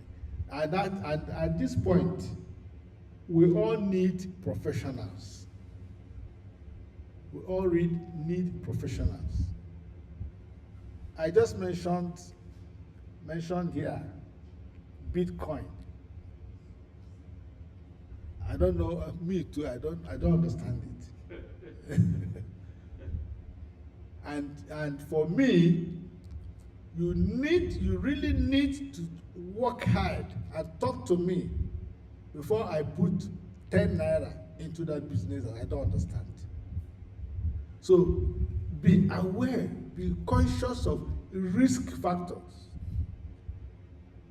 Because I work in the capital market, I understand the risk involved in stock market. There are stocks I will look at and say, no, I will deal with this one. Even when I'm not as versatile as Chief Ijezie himself. But at least I understand the market. But when you tell me to come and put money in an alien business I don't understand. We did PETOP, the PETOP you mentioned here. Part of it. At some point, the thing didn't work. And all the ones we are mentioning, even MMM, that one, my wife put me there. And everything collapsed. Do you understand? And you can't trace the people. No, they are gone. They are gone. Be conscious of risk. Now I know that before I do anything, the risk analysis must be done. That's R. Then the T aspect is be time bound. Be time bound. It says set review cycles and rebalancing dates. There must be a time you will review everything you are doing. In other words, you can do it quarterly, you can do it monthly, you can do it yearly. There are investments that are yearly. Okay? You can do that. There are some of the investments for those of us who are risk averse. Some of them in the long-term investments, bonds, and all the rest of them. The income is small, but we are safe. We are safe. You can just say, let me just put this money there. It's under the central bank, CBN, no problem. Treasury bills, for example. If you have money, you invest in treasury bills. The risk element here is very low, if there is any risk. If there's any risk. Or the one I do with Stanbic. I put money in Stanbic, the returns, that one is mutual fund. I put money there, the return is very small, maybe sometimes 5%. A month. Yeah. 5% a month is not small. A month, sometimes I don't even know what they give me there, but I put money there. The two things that are very interesting about it, you can put money where you don't want to touch it. In this one, you put money and you can touch it at will. I know that there was a time I was taking 20,000, 3,000, and 30,000 for just like that. Once I use my my phone, I need this money, I need this money, I need this money. They will just go there, take the money, give to me within a day. But it's not advisable to be spending money that way. But what I'm saying is, the important thing and the good thing about this one is, when you have emergency, you can withdraw money. And that is why the return, I'm not sure I did it right. 5%, no. No, it can't be. Maybe 2.5. So, we have seen smart, be specific about their savings, measure it, automate it. This is very important. Automate it so that it will always, the money you are saving will go off immediately. You receive your income. Automatic savings on salary day before discretionary spending begins. Automatic savings on salary day for those who are employed before discretionary spending means spendings you decide. I want to buy sweet. No, okay, let me buy 10 cartons of bread. Those are discretionary. Let me travel. Whether it is necessary or not, you enter motor, they go somewhere, it doesn't work. What you don't see, you don't spend. Beautiful. If you don't see your money, cash, you won't spend it. So the one you are going to save, we are talking of savings. Savings.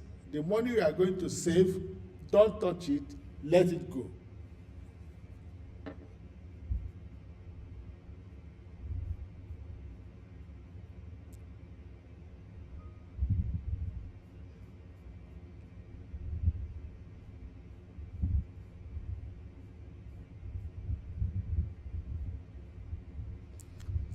Now, there's something we have here, the save to invest continuum. Liquidity buffer. He also talked about it. Liquidity buffer. When you have money, when you have income, there must be a way to reduce, to take care of emergency. Take care of emergency. So that's a buffer. Assuming the money you are saving somewhere, that organization crashes, you must have money somewhere to ameliorate the crash or the loss. The same way, if you have an emergency, good emergency,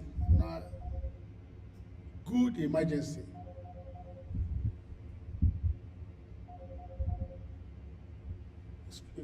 Excuse me, let me silence this.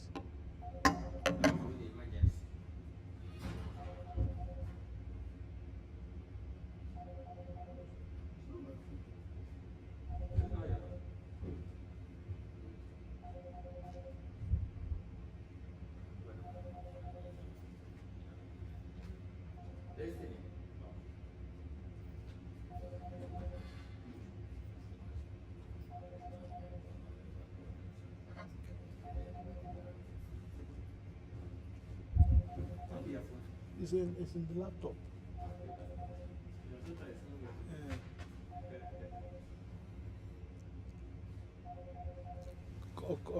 colleague. You can do it.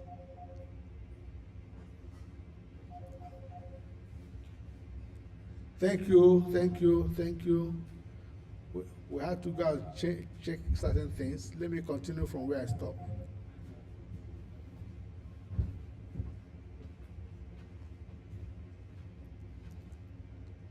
So, like we were saying,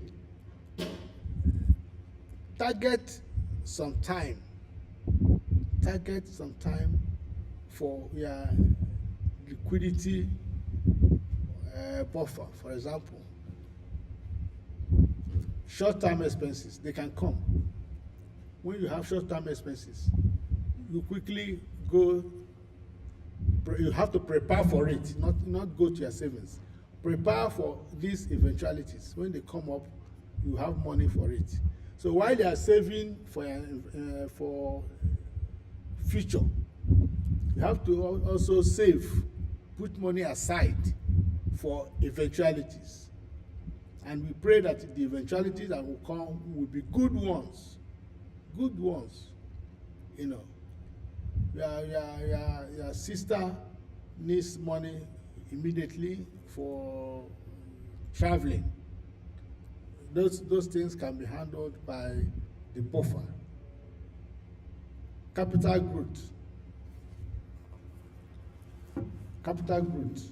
We're talking of equities here. Equities. You have to live long-term wealth building. Chief Ijezie explained all those things. When you put money for investment, relax. Don't hurry. You have to prepare for it. It has to be part of your investment. If you put money somewhere, especially in the stock market, don't hurry to take it back. You leave it to mature. There are different areas of investment in the stock market now. For example, I like capital growth when I buy shares. So I look for companies where, for example, Nestle. You put money in Nestle. Shebi, am I correct? Nestle is a super stock. Yes, that you can live, and then it will grow. It will grow. Do you understand? It will grow. Again, it's a very good dividend-paying company. So if you leave it for 1 year, you'll be receiving your dividend for 1 year. If you leave it for 1 year, it's possible it will gain price. The price it will gain will be enough for you. You sell if you want to sell, or you sell part of it, and you make money from that investment. So you have to give chance. You have to give chance for capital growth, for dividend payment, and then price increase. You discover that at the time you now want to sell, if you bought, for example, at 10 naira per share, if you leave it for a period of time, you have to prepare that period. If you say for 6 months, I will say 6 months I will sell. I will sell 6 months. Whatever happens within that period, because I know that the price will increase. Once the 6 months elapses, I will pick up that stock and sell.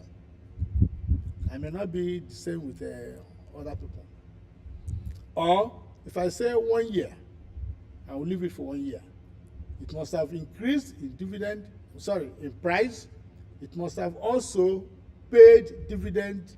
Some companies pay dividend twice. So it must have paid dividend twice. When you are sure from your analysis that this is a dividend paying company, you receive dividend, and then you get price appreciation. So you have to prepare for capital growth. Income generation. Okay, like I've explained, this Nestle, for example, is a dividend stock.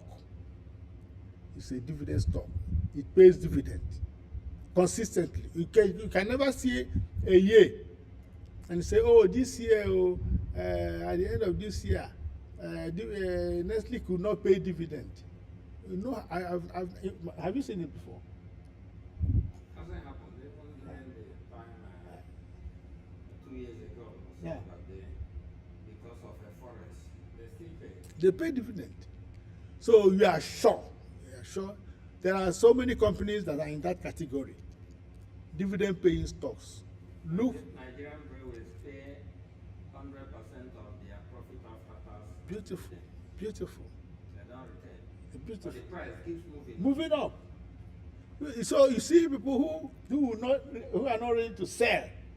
You will not sell. Number one, because the price is going up steady. Number two, because the company will always pay dividend. So you make money from it, unless there's an emergency. And I say, okay, let me sell part. If you have 100,000 units of Nigerian breweries, say, let me sell 50,000. But you will always want to be there because it's an income generating stock. Let's move on.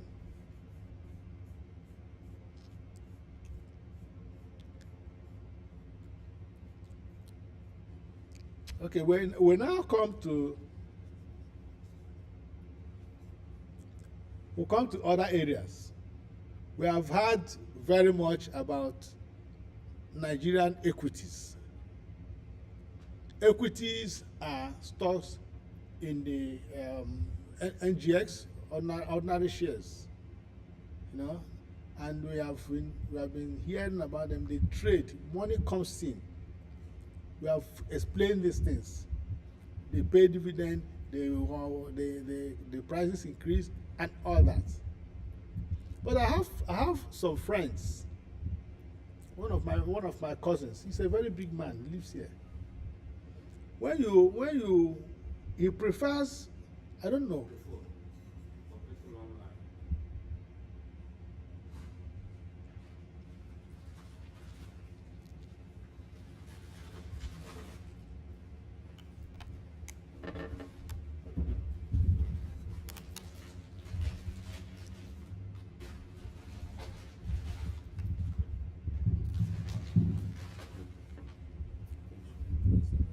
Okay.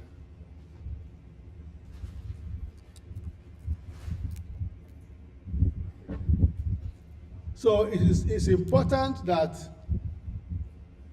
in spite of what you are doing, whether you are a salary person or you are trading somewhere, it's important that you also have what they call now side hustle. At age 24, 28, you'll be thinking, what do I do? What do I do? But it's important that at that point, you take decisions to retire early. To retire early. From 28 to 39, you discover that life has changed. So there's accelerated investment. It's important, or accelerated effort to save money. At this age, people are thinking of, if you are not married, you are getting married. Even that, if you get married, you have children in stocks that are stable. Then when you get to age 60 and above, we are looking at capital protection. Capital protection. Let me just keep that. Living off assets. You are at the age of stability. You are at the age of less risk. You don't want to take risk that, like we said earlier, you have children, maybe they are married, they have gone on their way. You have to take care of yourself. You have to take care of yourself. So while you are investing, you invest in stocks. Of course, your stocks must have grown. When you are 40 and you invested, the stocks you invested in have grown, have manifested until you are now 60, 70, 80 and above. You are not afraid of losing your money. You are not afraid of what you will eat. Everything will be stable. That does not mean you will not stop. You will now stop putting money in safe areas. And I still suggest you put money, even at 60, in bonds and treasury bills. These are sure stocks, sure investments. You can do that. Your stocks in ordinary shares are still making money for you, even at the age of 50, 60 or 70.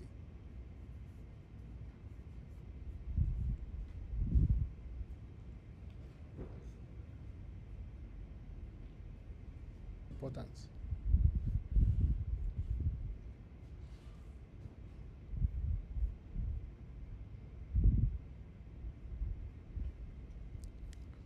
Well, this one I have explained it to.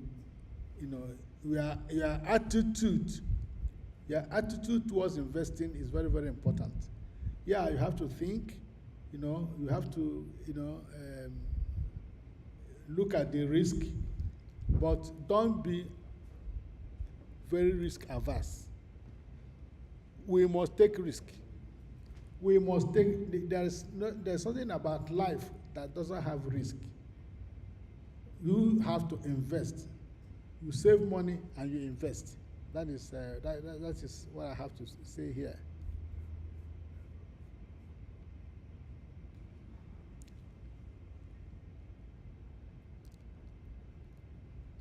Time is of essence. For those of us who are working and are earning income, we must save money, we must invest money, we must do things that will yield money through investment. So it's very, very important that you do that quickly. You might think about it, you might delay, but the cost can be reversible. If somebody pays you a large chunk of money and you put it in your house without investing it, the cost of that money will be high. Instead of returns from the money you have, somebody paid you, maybe you sold a house and you are paid about 50 million. You put the money in your house. It doesn't make sense. So it is important that you invest your money. Get a professional. Get a professional. If you don't know who to get, I'm recommending somebody to you today, wherever you are. I'll give you his phone number if you need it. Talk to Chief Ijezie. He will advise you on where to put your money. We all have people, we have teams, stockbrokers, bankers, tax experts like him. So we tell you, look at where you put your money, and then your money will grow. If it means setting up a business, we advise you, this is the kind of business you will set up in an environment like Nigeria, and you will make returns, and it will be stable. So that's what I'm saying here. If you have money, invest it.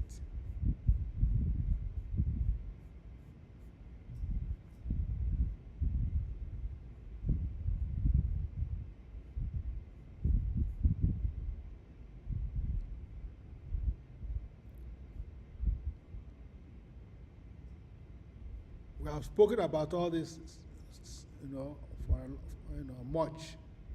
Emergency, expenses, health obligations, all those things they come, yes, they come, but that does not stop us from investing our money, both in the secondary market and on other markets. It's very important. There are issues that may not encourage you to invest, but whatever happens, we must invest and then look at the environmental factors at any point in time. So we plan for our retirement.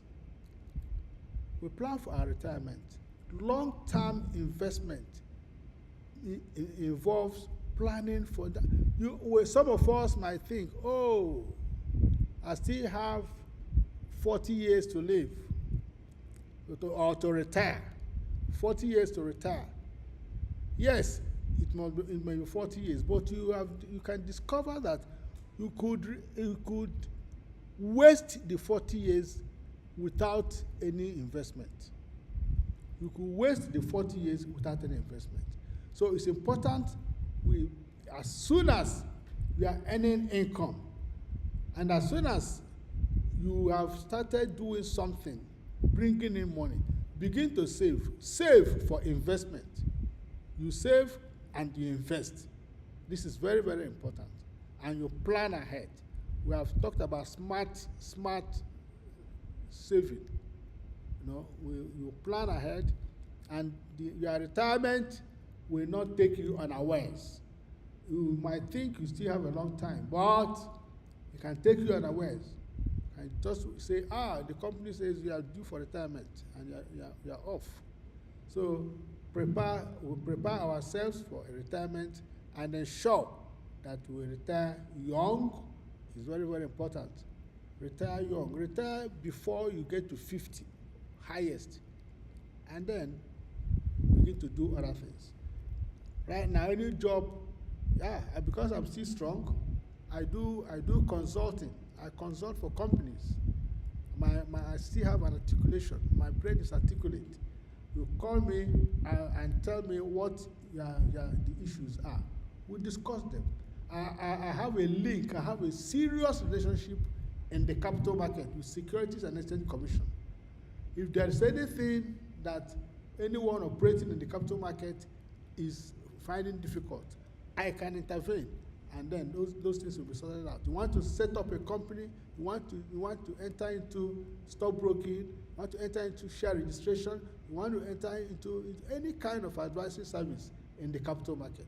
We know how to do it, we know how to structure it, we know the capital base required, and we know, even though the capital has been increased tremendously recently, but we can still structure it and get people to invest insofar as that company is viable. So let's plan to retire early, especially for young ones, especially for younger ones. Take this message as very, very important. And the most important thing is to start saving right now. Start saving. We have other things. We have a contributory pension. If you are working, that's if you are employed, contributory pension is there. Personal investment portfolio. Even if you are sole proprietor, if you are alone on your own, you can plan your portfolio. You can plan your investment portfolio very well. And annuities / life insurance.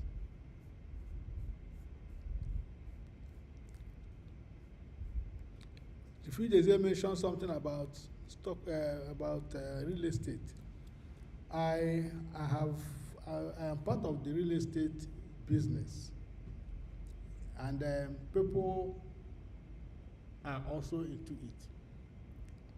At some point, I don't know if I mentioned, what to call retail real estate. Retail. That means you buy and sell. We call it land banking. I know those that do it. P1. Please. P1 does land banking. Even though in every business, let me say in every business, there might be issues, there might be risks, there might be problems. But I know that it depends on who you do it with. You can make money. There is Zealous. My son works with Zealous. Recently, I just say, okay, let me just see what you can do. I dashed them 2 million. And I forgot it, just like we were saying about investment. I forgot it for 1 year. I forgot this thing. But recently, they came. I said, they wrote me. I didn't even ask. They wrote me and said, your money has matured. Though. And guess what? I got about 700 something thousand from the 2 million. Profit? For yeah. For how many years? For 1 year. Wow. That's a good one. So, That's you know, a very good one. I got my money was there, and then the profit was there. And if you want to reinvest, you reinvest. You know? So. And they are now the owner of Konga. They have expanded. So that's another way to invest. You can also buy and keep. And then if the land is about maybe 5 million and you're putting 2 million, you gradually own the land by paying more money. So there are different ways of investing. Of killing a rat. So the problem we are having in P1 is allocation of plot.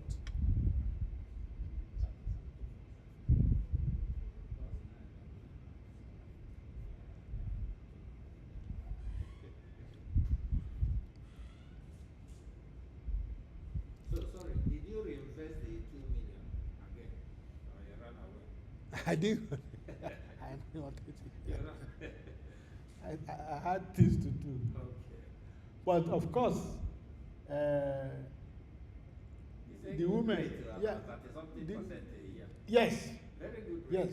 Ahead of inflation. Women can depend on husbands. So I think my wife reinvested. So all damn bull. But then it's been my son has worked with them. He's still doing that, but he's doing other things now. He's working with heads and all the rest of them. So he still monitors, and you get to a point like for Zealous, I'm also a consultant. So it's important. It's important that we measure our risk, and then, but land banking is also good. Land banking project, I've explained that. Real estate cashback, that is like what we did. Real estate cashback. Then property development savings scheme. You can decide to continue and develop. Before the end of a year or 2 years, you become a landlord. You become a landlord, and the property will now have tenants living there, and then you start making money more.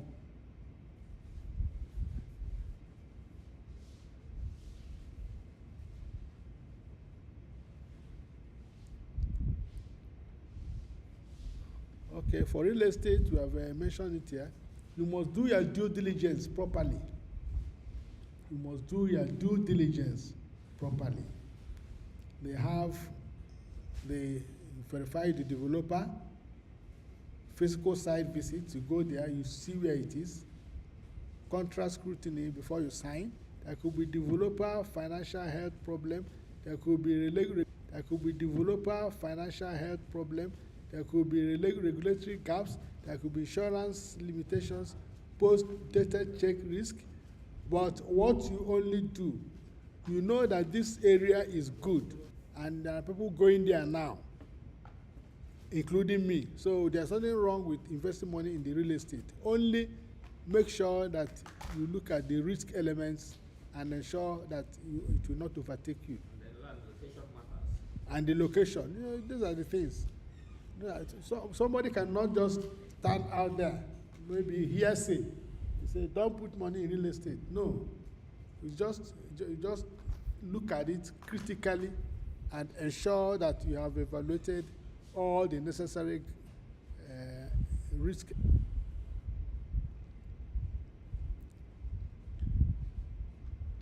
Well,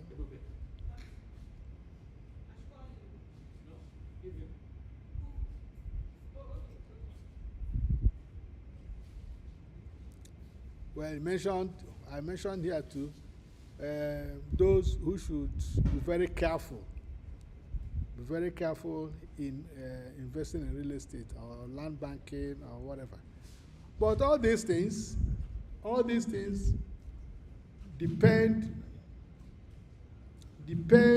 on capacity. Right now, I can invest, I'm above 65, but I can, yes, but I can invest in these markets. You know, you are talking of be very careful. Yeah. But then, it's only who has life? God has life. And once you are sure that, of course, you can invest and live for your children, there's nothing wrong with it. So here we are looking at who should avoid, pensioners and retirees, anyone invest. So I'm not I just put these things down so that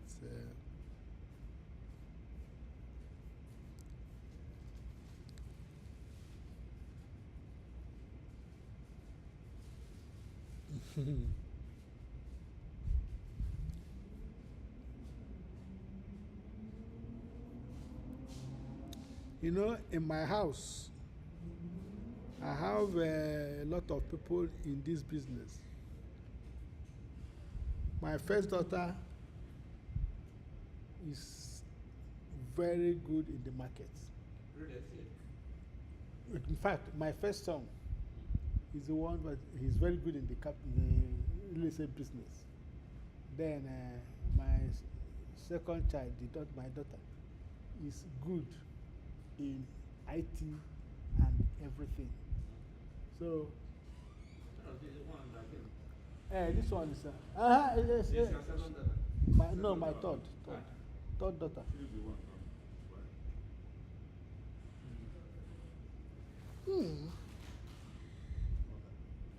She's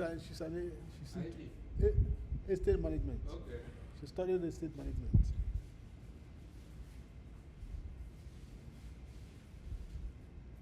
Are you ready to go?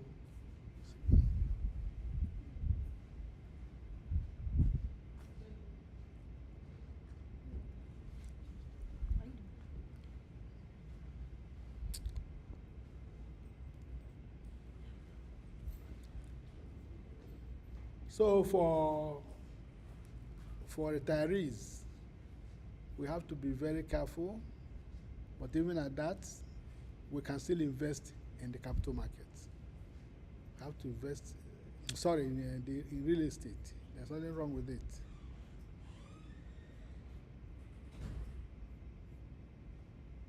This your slide must be up to 20. I'm jumping most of them. I'm jumping them. After I give it to me, very, very expensive. Do you have it in long hand? Huh? Huh? Do you have it in long hand? No. Because me, I'm also going to Centurion after here.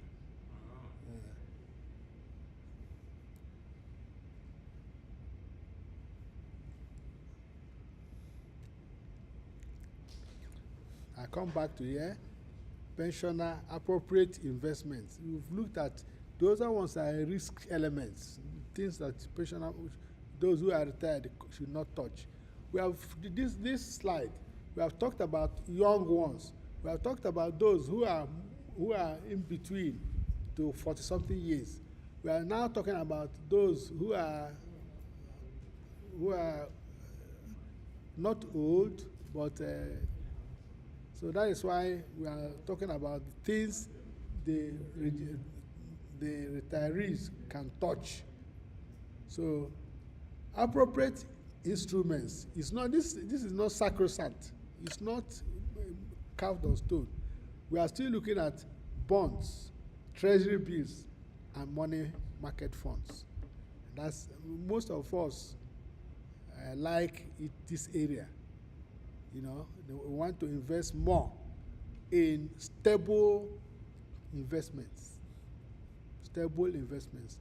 When CBN rolls out their treasury bills, it's only if, like Chief said, it's only if the country has collapsed that those ones will collapse.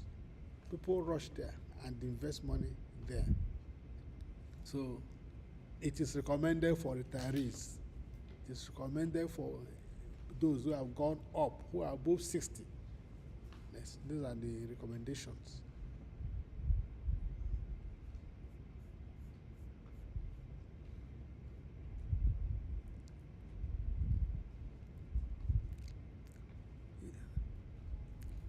We are, you see, going back, it says pensioners should avoid equities, but it's not true.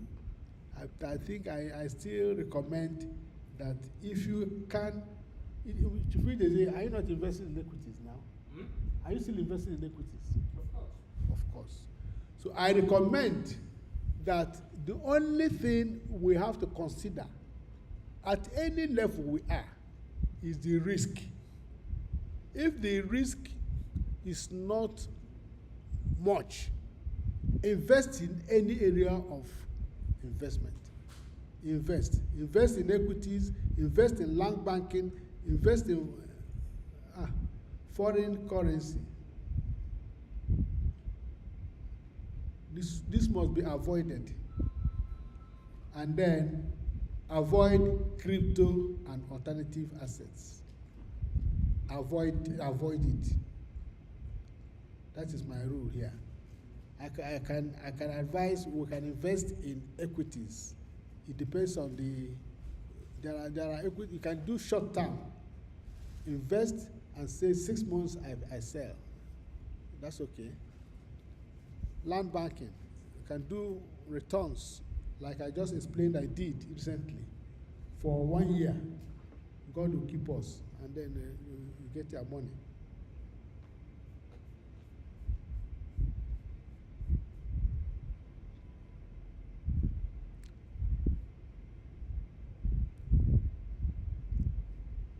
Of course, I always reemphasize, check your risk, check your time, check how far you can keep the investment.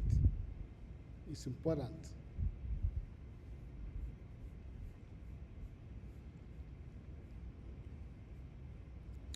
I'm going down. Financial security is structural, build systems, not just savings. That's how we started. How much can you tolerate? Match volatility, tolerance to time. Time is important. And I advise, start now to save and to invest. Start now. Time waits for nobody. And changes in the environment does not say go and consult this person before you change. No. Changes come. The president or even the governor can say, now, I don't want this, I want that. And if you wait, there'll be issues. Then automate their investment to remove emotions. This is important. Make sure that when the time comes for you to save, let it do it automatically. Bam.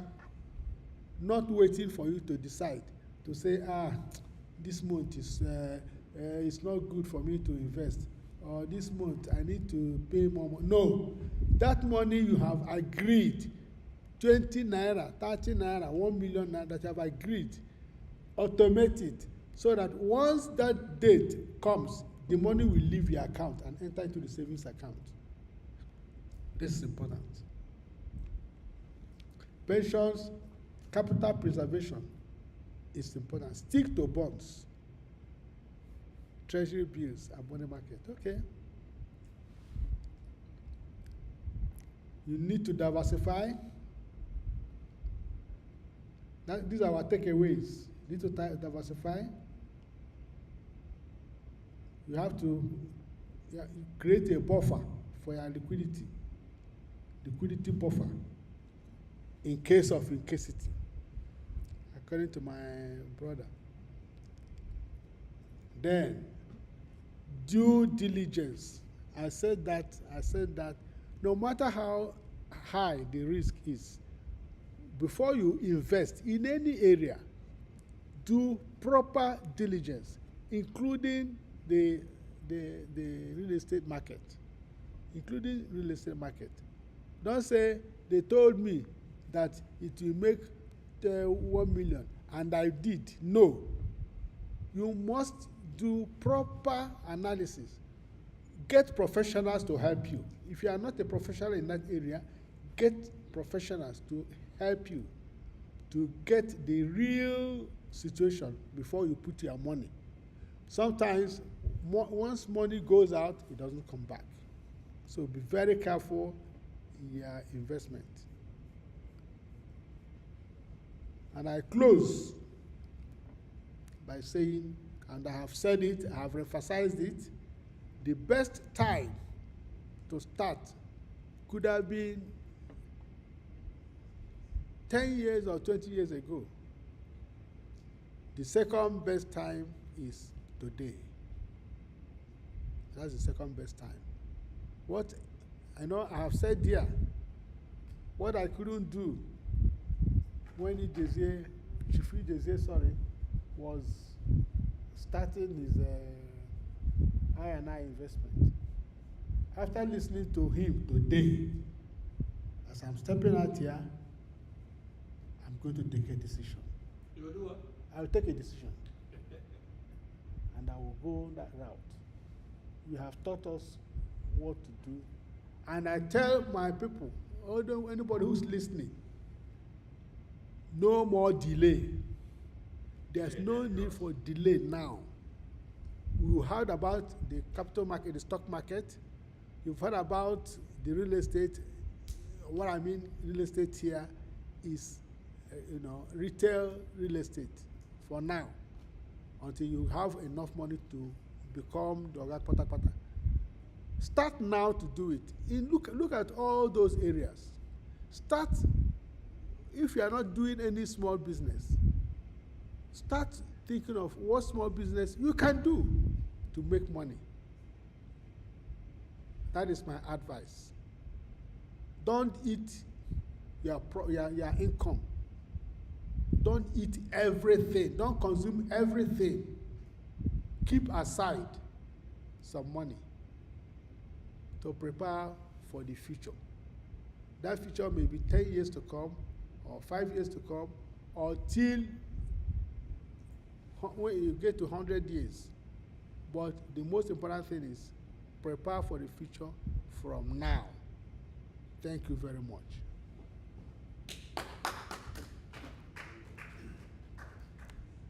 The deacon himself. Thank you. Yes, we are moving on very well. 13 minutes to 1. We've already covered the keynote. We've already covered the keynote and the paper one. We are still expecting the Engineer Chinwe for paper 2. He sent it to me yesterday at night. I saw it when I woke up early in the morning.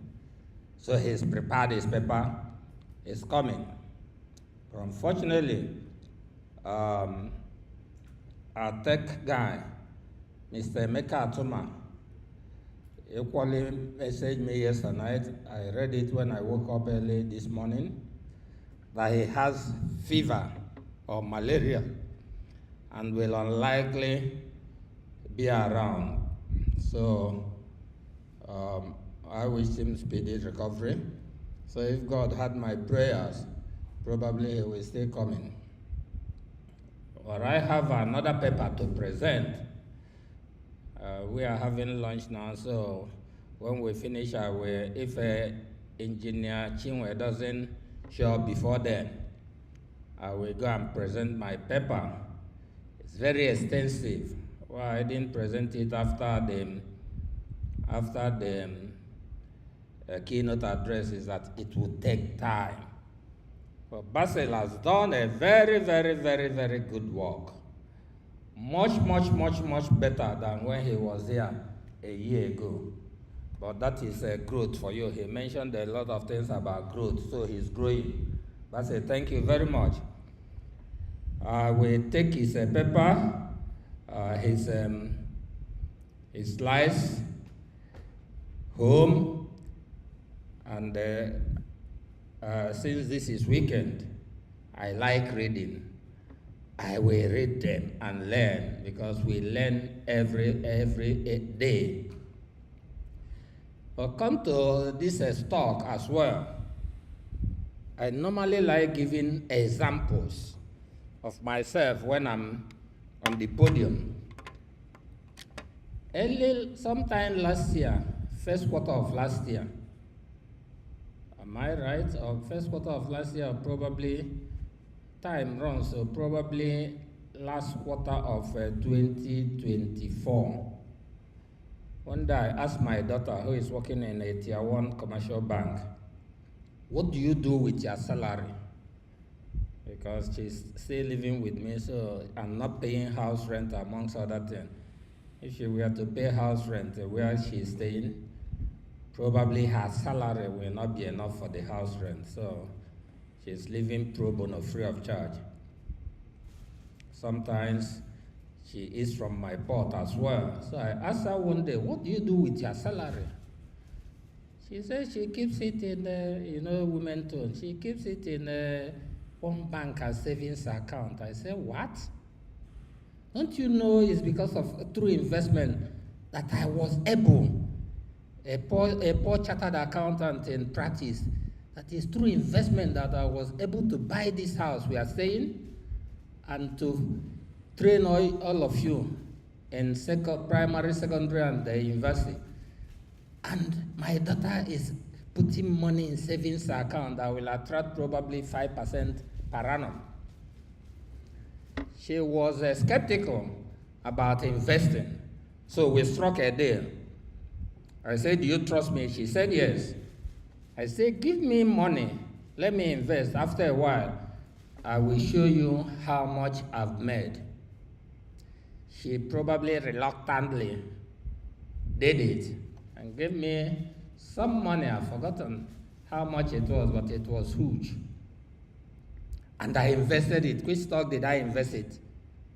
Because like Bassett says, if you are not knowledgeable in the stock market, don't take everything I'm saying here to bed. You have to contact advisors, financial advisors, who will guide you initially. Then you can now read up the books and you become an expert. That's how life works. So she gave me the money, and I knew then there was a stock that was coming up. It's called Allstates B.Sc. They are into agriculture, etc. It's not one of the 10 stocks that I pointed out. Allstates. And I invested in it about 3 naira something. When it reached 5 naira, because I keep telling her so that she will be at peace that her money was safe. After a couple of weeks or months, it reached 5 naira. She panicked. Daddy, sell it, blah, blah. I said, I will buy it off. I will buy it from you. Eventually, I bought it from her or I sold it. So something of 3 naira something to 5 naira. You now see the percentage increase ahead of inflation.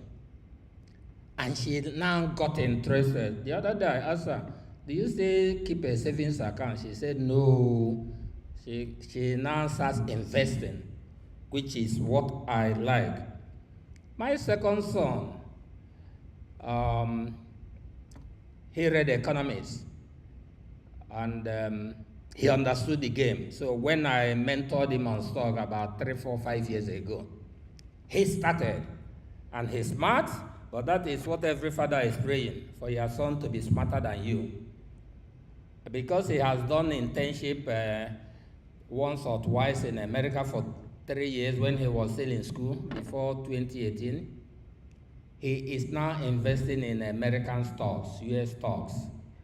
But like Basil and I, I'm skeptical about investing in America. People I don't, but he is investing in America. So 2 of my children are already investors. But the first one is into fashion. When you tell him about stock, he will be like, why are you disturbing him? But the good thing is that the 2 that are into it will eventually become big because time is on their side. They are in their 20s now. That is exactly when you should start investing in stock.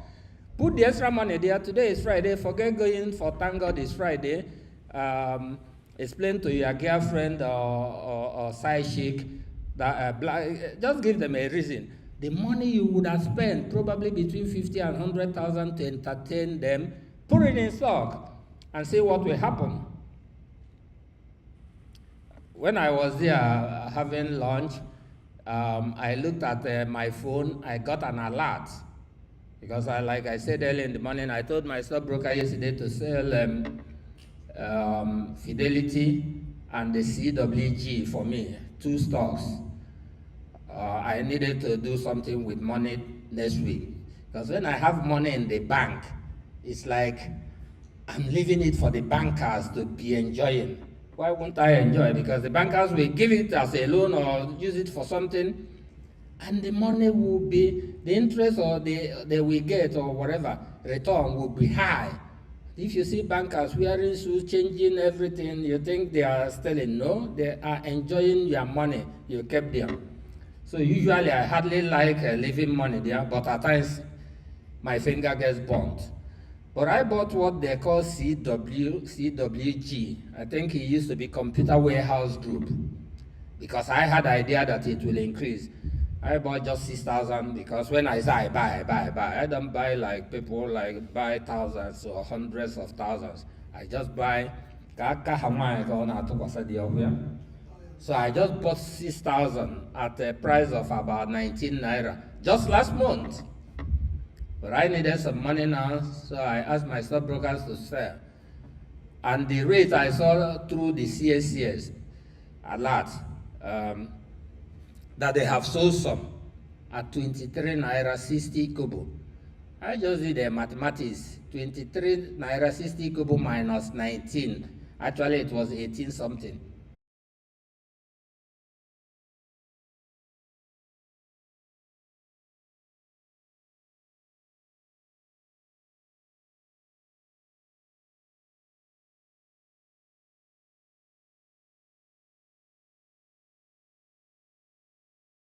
About investing, and in the next 2 minutes I will deliver my paper. The other one was Keynote. Thank you. No. Okay.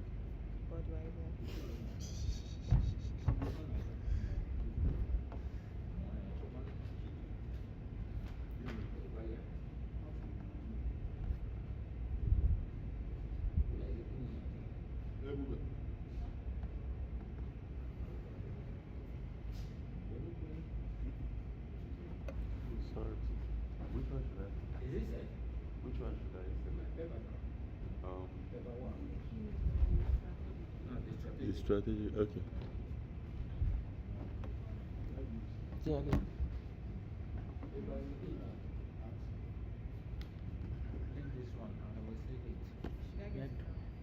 Maybe take away in the next 1 hour because I will be here for 1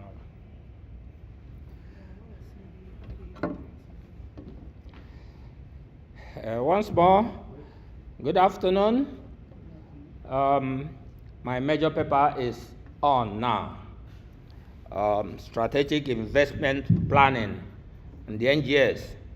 I had wanted a stockbroker to handle it, but along the line, I am that silence shouldn't be a yes answer because I once burnt my finger. There was a time, sometime last year, I told somebody to become a guest speaker, both in a forum where he reads it and in boss where I send him everything. He didn't say anything. I thought that not saying anything is yes.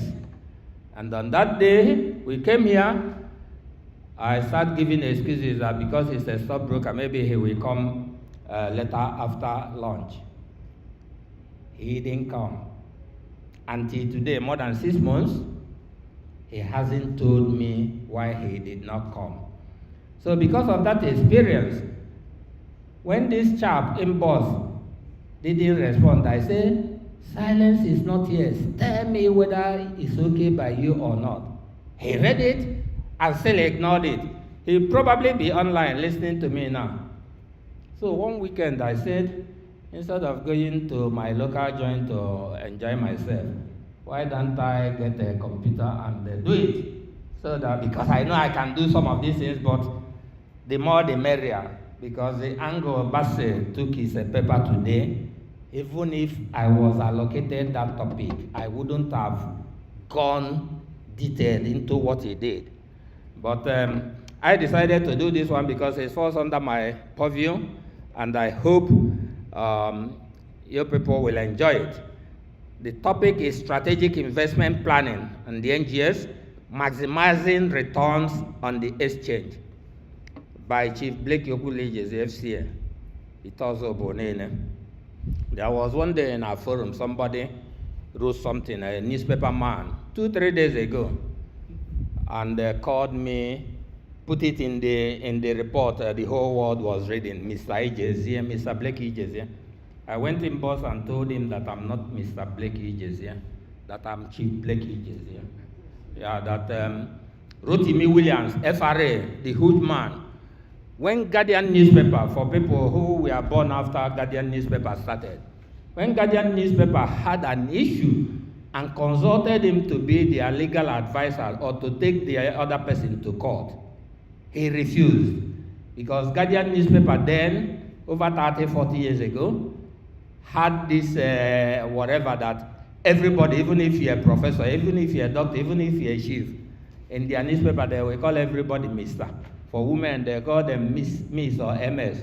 So Rotimi said no, he won't accept that their job, a legal assignment, even if it's hundreds of thousands or millions or whatever.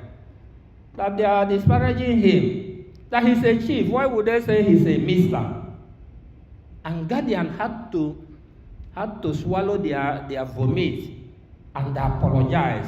And from that day, Guardian newspaper, over 30 years ago, started referring people to their titles.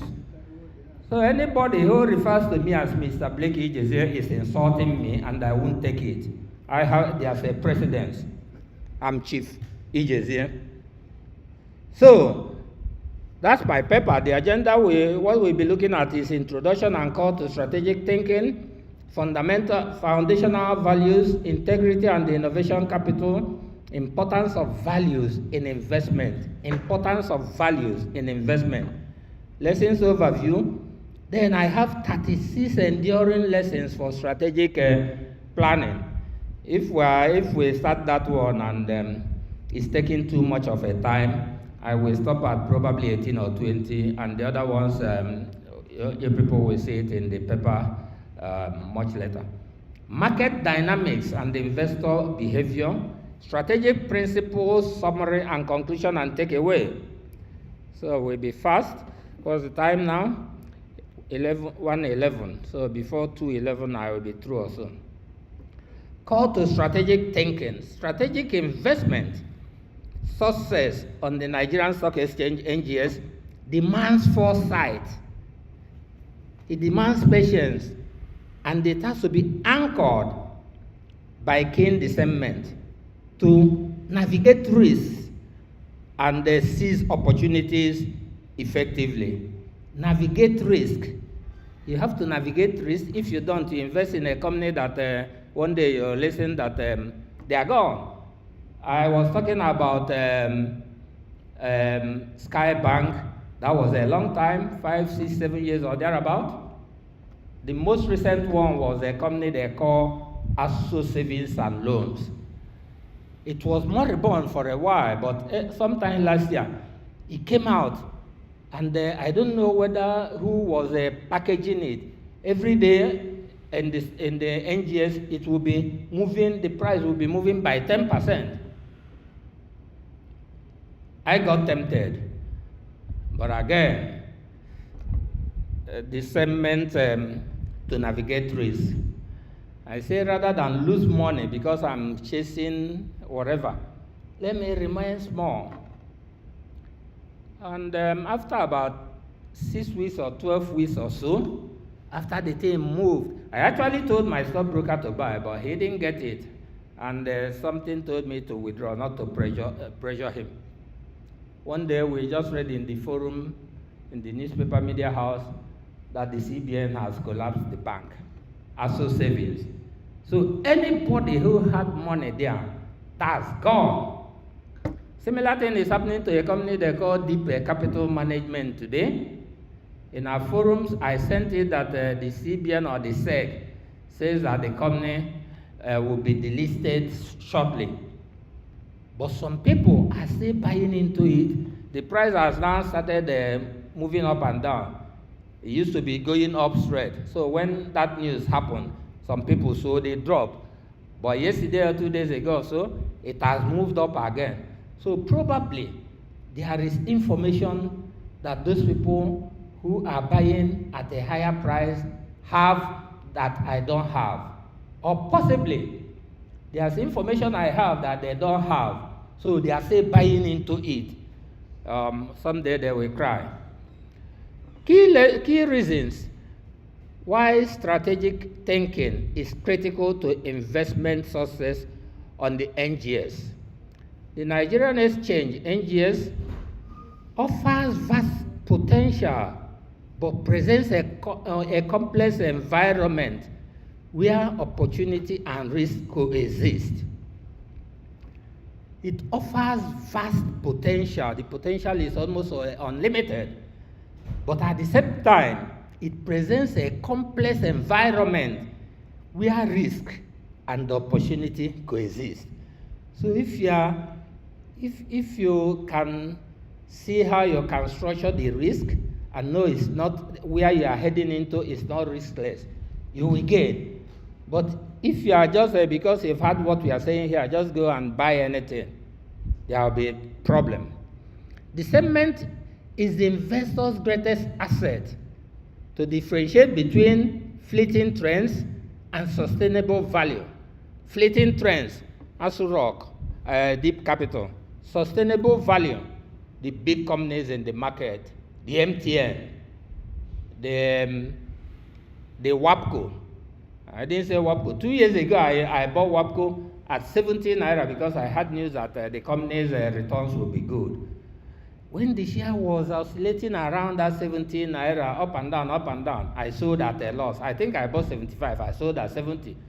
I usually take position as soon as I foresee what will happen. But that was a mistake, because later they firmed up, and today or yesterday it was at 186. I later bought sometime last year at 140. Somebody that sold a stock he bought at 75 or 70, less than a year or thereabout, he bought the same stock at 140 because I saw the trend. Today they are 186, and they probably hit 200 in a couple of weeks. So the segment is the investor's greatest asset to differentiate between fleeting trends and sustainable value. WAPCO, that's Lafarge Africa, has sustainable value. The same with MTN, the same with Dangote Cement, Boa Cement, etc. Strategic foresight enables investors to anticipate market shifts and position their portfolios proactively. Disciplined execution ensures that investment plans are followed rigorously, avoiding impulse decisions driven by market noise. Impulse decisions driven by market noise.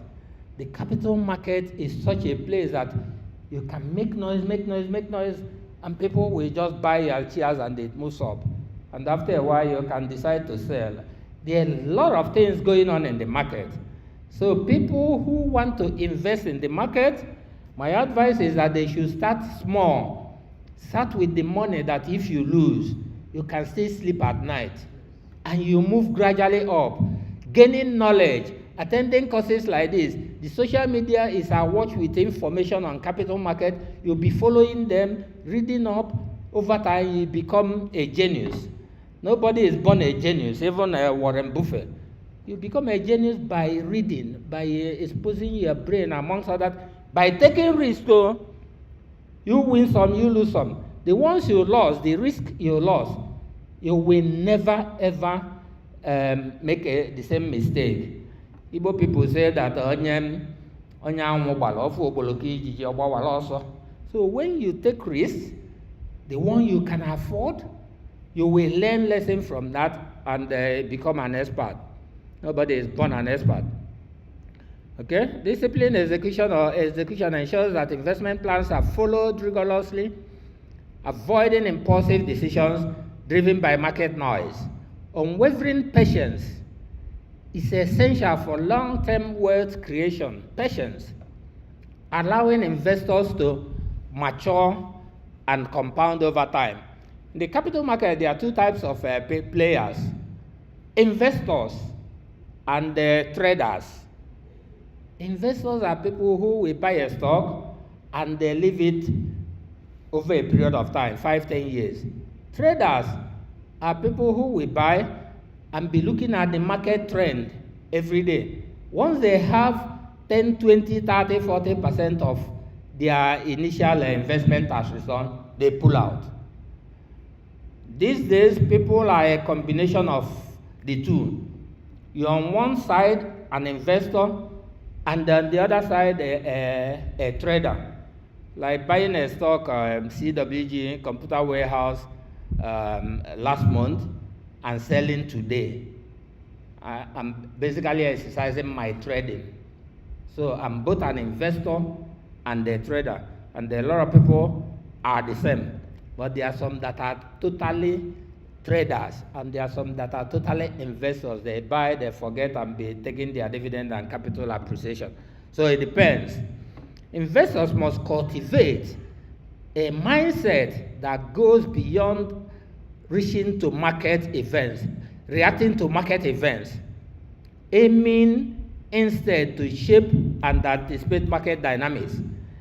If I was really an investor, when I bought that WAPCO 2 years ago or thereabout, early last year, at 75, I wouldn't have touched it when it went down to 70. I would have left it. And today it would have meant that I have more than doubled the price, because the price now is 186, 75 times 2 is 150. That is an investor's mindset, which Warren Buffett tells us: buy a stock and leave it for 5-10 years. But as a retiree, I don't have all that chance to leave a stock for 10 years because I have to pay NEPA bills and amongst other things. But young people who are in their 20s, 30s can do that, who are still working. They will just put probably 10, 20, 30% of their salaries there, and the next month they will receive another salary, so they don't have to panic. They can become investors for a long time, 10, 20, 30 years, and it will make them retire young. Because if you are somebody like me that is content, and you see your portfolio as a banker or a businessman, your portfolio is already about 500 million, you'll be wondering, what am I still working for? Why don't I relax and start traveling around the world or start doing some other things? Anyway, so investors must cultivate a mindset that goes beyond reacting to market events, aiming instead to shape and anticipate market dynamics. There is a quote, every choice you make today quietly builds the future you will inherit tomorrow. The future you will inherit tomorrow. So all these things we are saying is about the future. Like I said, longevity in Nigeria now is approximating what it is in developed countries. So if people are now living up to 80, 90, 100, they will think of what they will be eating then. I saw this man, Dan Olas, a former PDP chairman, Anambra State or so, on channels, television, Arise. And he was very healthy, and he was saying that he celebrated his 80th birthday last year. So this year he will turn 81. And he was still looking very healthy as somebody who can say, if God is by his side, go for the next 20, 30 years. So when I saw it, I was thinking, I hope this man has made adequate arrangement for the next 20 years. Because he may not depend on his children, depending on whatever.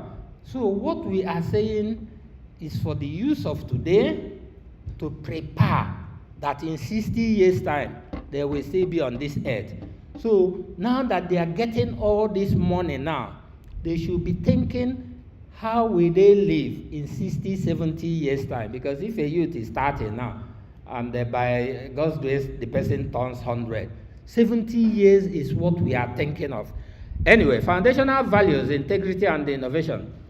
Integrity and innovation are the twin pillars essential for sustainable investment success.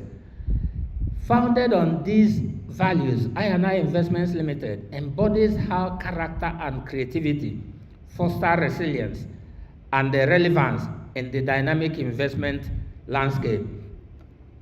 Integrity, the pillar of trust and solvency.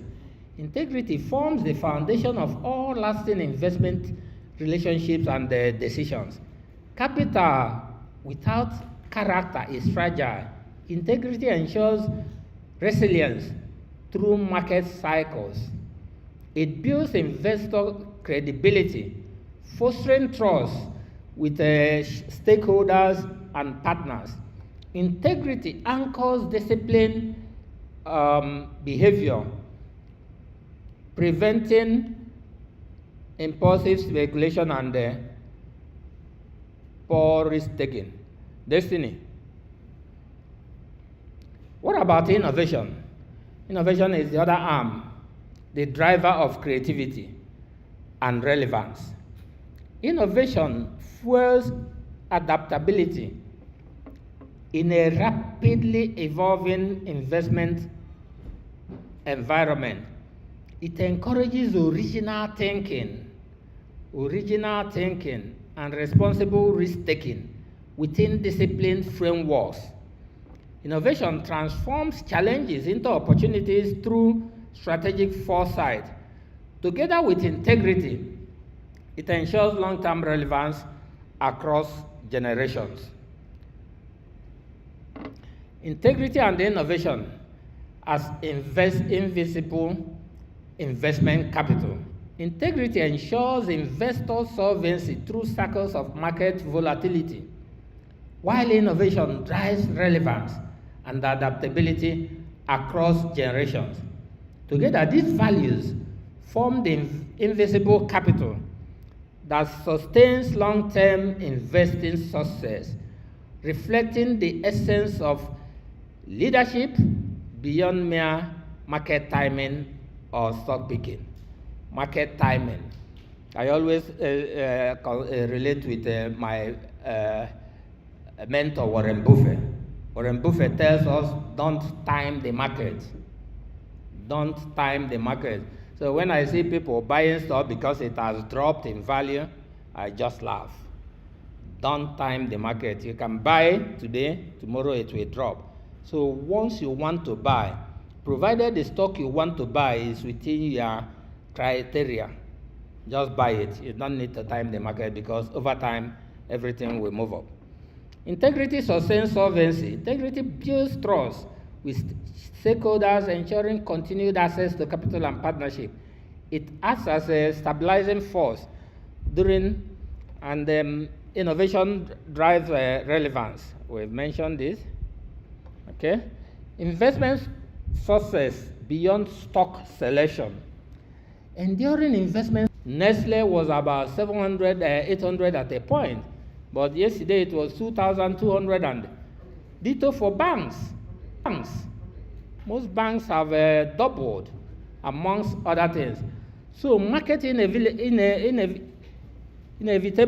inevitably rise and fall due to economic cycles, geopolitical events, and investor sentiment, making timing unpredictable and often unreliable. Investors anchored in strong principles maintain focus on their strategic goals, allowing them to capitalize on opportunities and weather downturns without panic or short-sightedness. If you are in the market, I keep mentioning Warren Buffett and his late partner, Charlie Munger. They tell you that if you can't see your stock dropping by 50% and you'll be comfortable, you have no business being in the stock market. There was a time some of my stock portfolio, some stocks in my portfolio fell, and I was agitated. It was this my daughter that calmed me down. He told me, Daddy, but you told me you're a long-term investor. Why are you worried that the stock is dropping? I said, yes. So if you're a long-term investor, you must be able to withstand your stock dropping by 50% and won't panic because it will go back. Okay? That's from Warren Buffett or Munger. So people who read wide will know how to position themselves. But if it's a JJC entering the market because he had the Ijezie saying blah, blah, blah, and tomorrow he buys a Zenith Bank at 70-something naira, and something happens and Zenith falls to 30 naira, the person will cost me it. So you have to, before you enter the stock market, especially the big-time players, you have to change your mindset that this stock could, in a couple of weeks or months, drop by 50%. So if you have that at the back of your mind, when it drops by 20-30%, you say, that's it, it's within my distance. But if you enter that it will move up, you are in trouble. 2010, around that time, the world suffered a stock crisis. There were some people in Onitsha main market that were selling their goods and buying into stock market. I was like, do these people know what they are doing? You have a business line already that is generating more than the stock market. But because then the stock market is moving, nobody came to me to ask what I'm here for. After a while, I just got up and went to their people, the front office people, and shouted at them. Who do you think, is it this man that nearly stopped an aeroplane from moving? Do you know me? Why would I come here on the basis of your advisory and you are not attending to me? Blah, blah, blah, blah, blah, blah, blah, blah. Because when I'm angry, I blow it. But after a couple of minutes, it dies. When I finished, I went back to my seat. They still ignored me. 2-3 minutes, I stood up to go. They were now following me as if I'm Tinubu, that governor of Imo State. Sure, you are from Imo State. Governor of Imo State will go and they say, Papa, bye-bye to Turkey. And when the man is coming back, he will go and welcome him. I don't know why that is what is happening to all these governors. So those people followed me. I entered, leave, they entered, and we went down. I started my car and left. I didn't know it was God that made that thing to happen. Because shortly after, less than 2 months, probably 6 weeks, the market crashed. The market crashed. I now told myself, so if I had invested this, I had moved my stock portfolio to this company, and they bought ×3 or ×4, they will be the people in charge of it, and they will not allow me to sell. I have a friend, I won't mention his name. He has properties all over. Because of that thing, he sold this 2-3-story, about 9 flats in Ijesha, sold his land, etc., in Abuja, and went to that guaranteed Stanbic. But luckily for me, social media, it wasn't me that advised him to go. I would have said be paying till tomorrow. He saw it probably in the social media. He deposited that thing, and it almost wrecked him. Because when the prices were dropping, Stanbic didn't sell. But when it bottomed out, Stanbic sold. And even, it's a painful thing. So what am I saying all these things? You have to be knowledgeable to enter. And you have to take it one after the other. Don't collapse your businesses and say, because you came here and they told you stock market is it. Nope. Small, gradually. And you will be feeling the pain and be learning the lesson. Then when you feel you have learned enough, fine and good. But even at that, buy the good companies that you can sell. Just give a broker instruction, sell my stock, he sells. I told you people in the morning that the paper presenter is here. I know he will be around. Good afternoon, sir. I told you people in the morning that I bought into insurance stock because I thought it will boom. But insurance stock went under and I couldn't sell. That's why when it was booming late last year, I remembered my experience about 10-15 years ago on insurance and refused to buy. Some stock have went from 1 naira something to 5 naira something, but it doesn't bother me because insurance is not within my circle. So people should develop, buy knowledge as it were, so that they can be able to enjoy what we are talking today. This approach builds resilience, fosters sustainable growth, and cultivates a wealth that endures beyond immediate market fluctuations. Okay? We have come to 36 enduring lessons, the overview. Each principle strengthens on investors' ability to withstand market volatility and the economic cycles. Long-term focus, foresight cultivation. The lessons promote anticipation of market trends and inform the strategic decision-making. Long-term and sustainable wealth, legacy capacity. Guidance on creating wealth that endures across generations through disciplined investment. Okay? Then core traits, discipline and patience, emphasizes the importance of patience. Everybody is saying patience. Delayed gratification as it were. Patience and consistent application of strategy for success. Continuous innovation, market adaptability, encourages adapting to evolving market conditions through innovative thinking, adapting to to evolving market conditions through innovative thinking.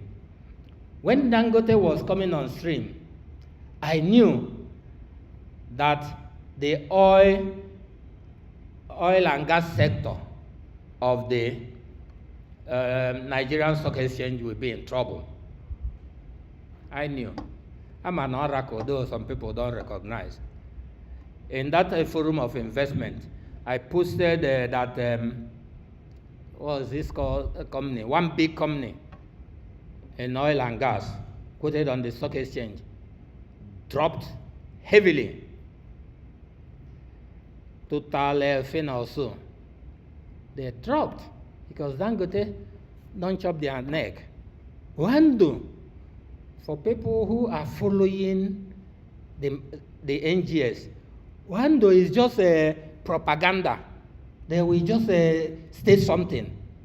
Their price will stabilize or move up. It will never mature. So what am I saying? Continuous innovation. People have to always follow what's going on. Dangote will cripple all these markets. When we are coming, we saw Rain Oil, and I know that it's the same group that owns Etana and the market. Etana sometime was about 7 naira something, but today it's about 31 naira or 30 something, about 30. And last week or so, I saw that, or early this week, I saw that they want to go to the capital market to raise money. I was just like saying, this Etana management, they are very, very sharp. Because if they raise that money, when their business, their oil marketing business eclipses, they probably enter into another business with the money they raise. But if somebody comes to seek for my advice, I will say run. Dangote, we finish all these companies. Even as we were coming, we saw some, what was it called, tank farms. Those tank farms, the owners will be looking for buyers now. Because in the next 18 months, no fuel will be in there. Anyway, the 36 strategic investment principles provide a comprehensive framework to maximize returns on the NGX. These lessons emphasize resilience, foresight, legacy building, empowering investors to navigate market complexity with discipline and vision. The key is to navigate the market because the market is very risky. I did say before Tony arrived that if I get to 18 and I'm tired, I will stop. Then the other ones I might send it to people in boss. But with his arrival now, I will permit me to stop at number 10. The other 26 will read it up. Tony, am I permitted? Lesson 1, think big. Your vision determines your altitude. Think big. Your vision determines your altitude. I'm told that eagle can see what is going, either eagle or vulture, can see what is going on. I think it's eagle. Many miles away, but vulture can smell it. Many miles away. That's why if something dies and starts smelling, before you know it, the whole vulture in that village will come because they smell things far away. But eagle is vision. So that's what we're saying here. Your vision determines the altitude you can climb. Thinking big expands your potential by encouraging you to envision possibilities beyond your current circumstances. This mindset shifts your focus from mere survival to creating impactful opportunities and wealth. Adopting a grand vision empowers you to innovate, take bold actions, and unlock doors to success that small thinking will never open. Think big, but act small. If you act big, initially, you will burn your fingers.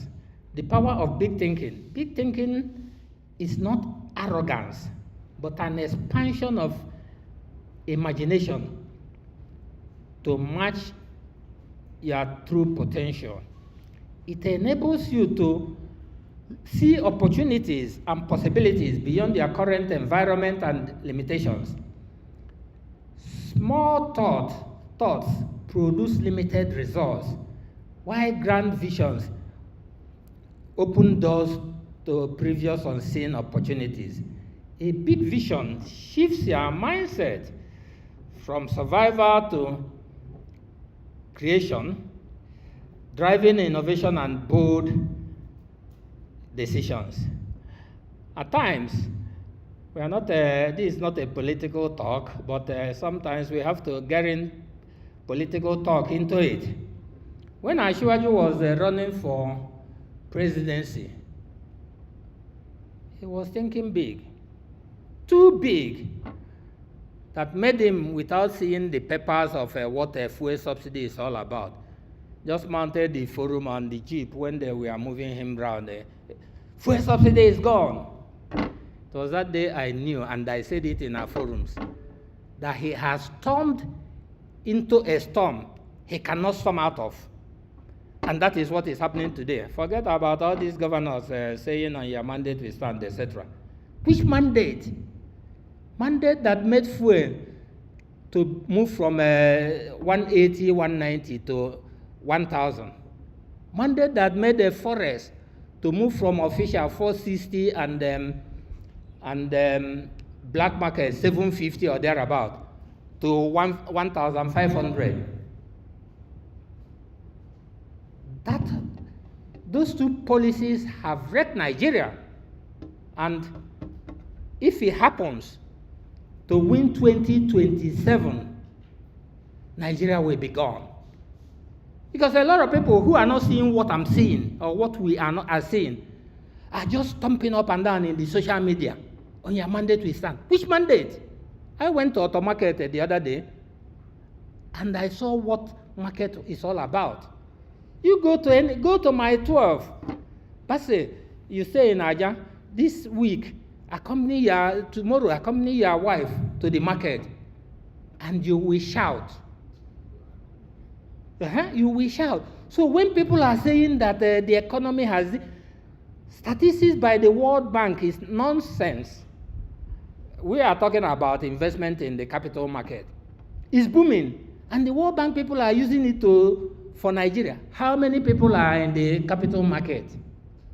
How many companies are in the capital market? In the morning I said about 160, 165. But in America, they are in their thousands. So the capital market in America is the barometer of the economy. But the capital market in Nigeria, not only these big boys, the city boys. Tony, you are one of them now. The city boys. Anyway, once in a while we talk politics, I beg.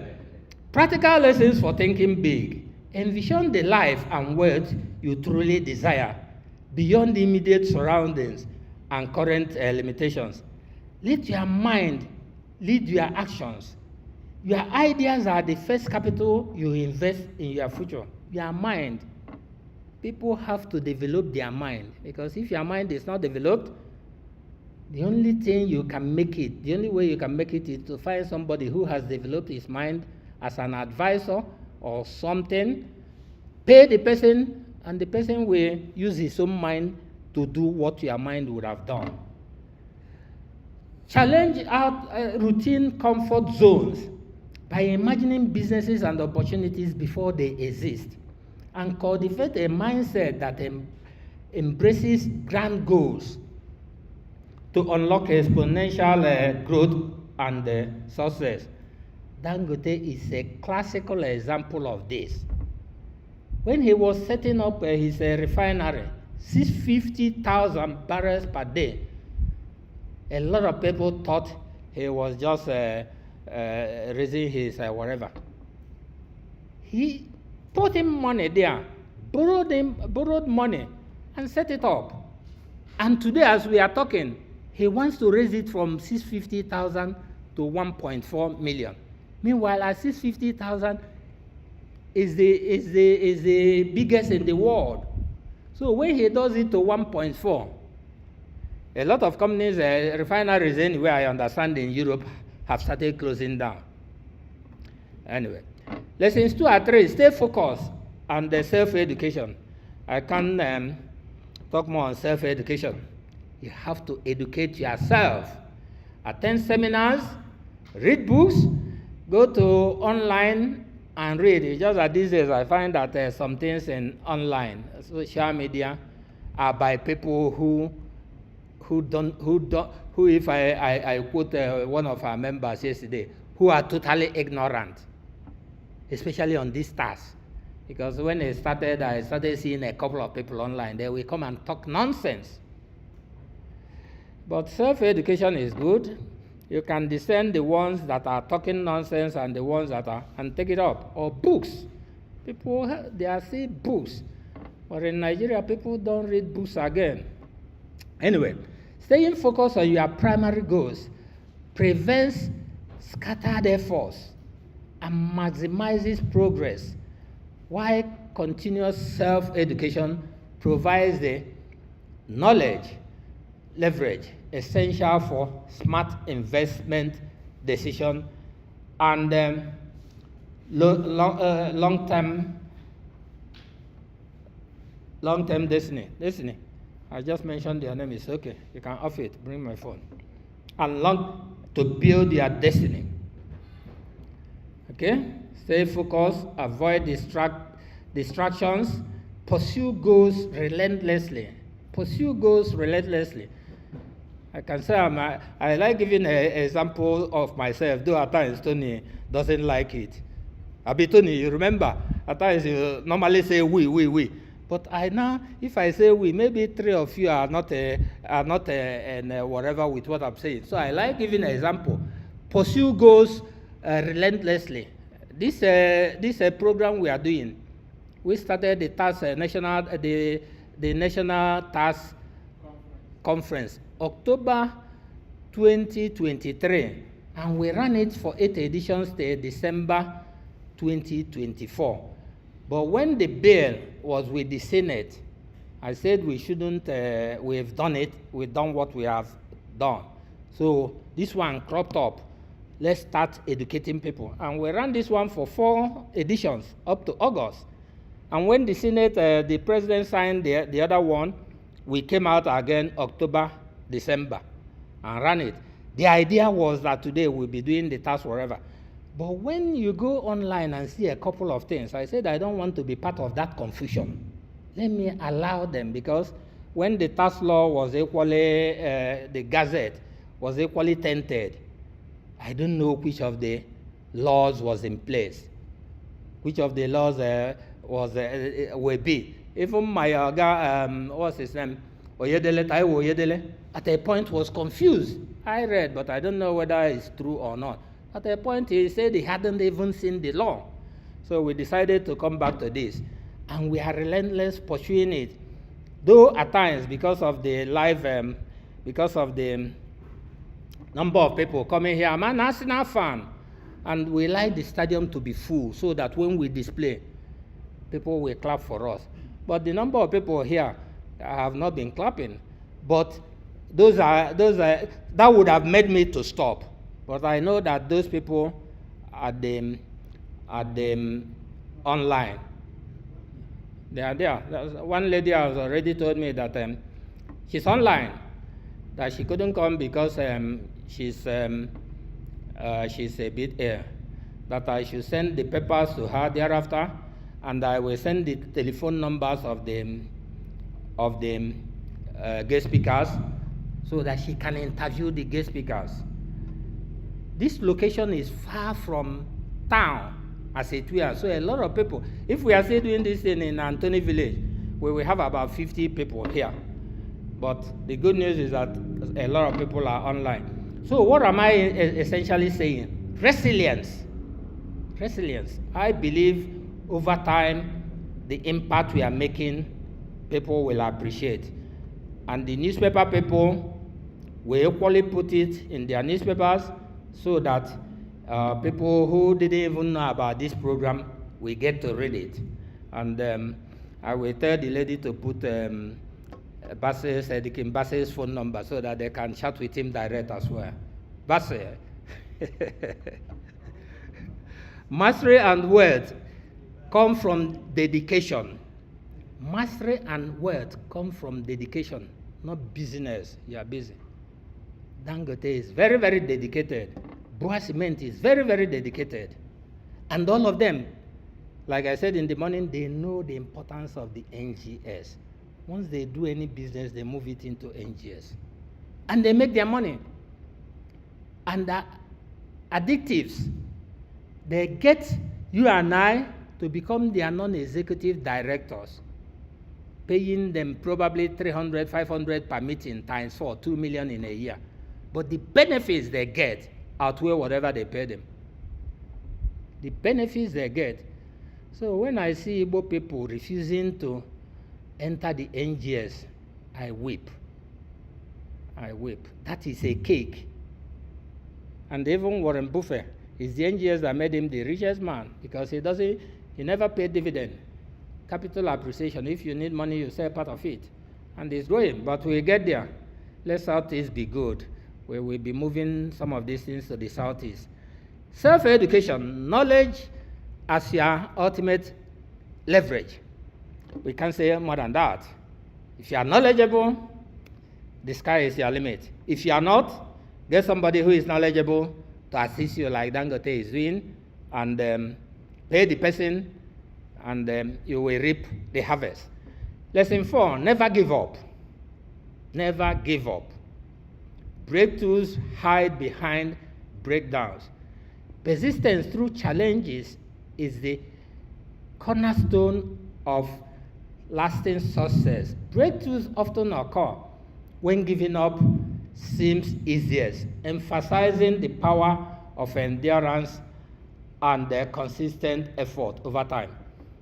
I go back to the story of my friend who sold his apartment, about 9 flats and land in Abuja. 2-3 years ago, nope, about 6 years ago, 2019 or thereabout, I WhatsApped him about coming back to the stock market. He told me that I shouldn't annoy him anymore. Okay, what am I saying? He has given up. And all the benefits about the stock market moving now, unless he has changed his mind without telling me, he's losing out. Don't give up. Don't put all your eggs in one basket. Even him, my view again, I had a 2-bedroom flat in Festac, have about 2+ of land in Satellite, have about, which other place do I have in Lagos here? I sold them all and put the money in stock market. I have in Lekki here, many places then. I sold them and put all of them in the stock market, and they vanished. The person that bought my Lekki land 2+, the second turn, 2+ for about 2.8 million many years ago though. Today, if he wants to sell those 2+, he'd probably sell them for about 400 million. Okay? So giving up. But I saw opportunity in the capital market then, but when the crash came, it caught up with me. So giving up, when people are having problems, don't give up. People who are very close to God should pray for God to sustain their strength. Don't give up in the capital market. Challenges and setbacks. Facing disappointment and business failures is inevitable on the investment journey. Moments of doubt and questioning are natural during difficult times. Losses and setbacks serve as a critical learning experiences shaping resilience. I said it in the morning. You enter small and you learn. You lose some, it's a learning that you are undergoing. Breakdowns often precede major breakthroughs in strategic investment planning. The power of persistence. Ditto. Persistence acts as a miracle generator in wealth creation and personal growth. Endurance differentiates those who succeed from those who quit prematurely. Belief in your vision fuels continued action despite obstacles. Successful investors view failing as temporal hurdle, not a final verdict. Power of consistency. Maintain consistency by adjusting strategies rather than abandoning goals. For workers or the youths who are still earning money from employment, you need to be consistent. Probably you set a goal every January 1 that if I get my salary, 20% of it will be devoted to investment. You live with the other 40%. In 20 years' time, you probably will be looking for me to thank for the advice. Develop mental toughness to withstand periods of uncertainty and stress. Recognize that wealth is often forged in challenging environments, not during ease. Wealth is forged in challenging environments, not during ease. Like we are in Nigeria now, a lot of people are making it because the environment is challenging. They are making it and telling us that this is the best we have had, but the masses are suffering. Commit to long-term goals, long-term always, with patience and unwavering dedication. Use setbacks as opportunities to refine your approach and strengthen resolve. Tony, 5 minutes, you come and take over. Yeah. Let me just get to the end.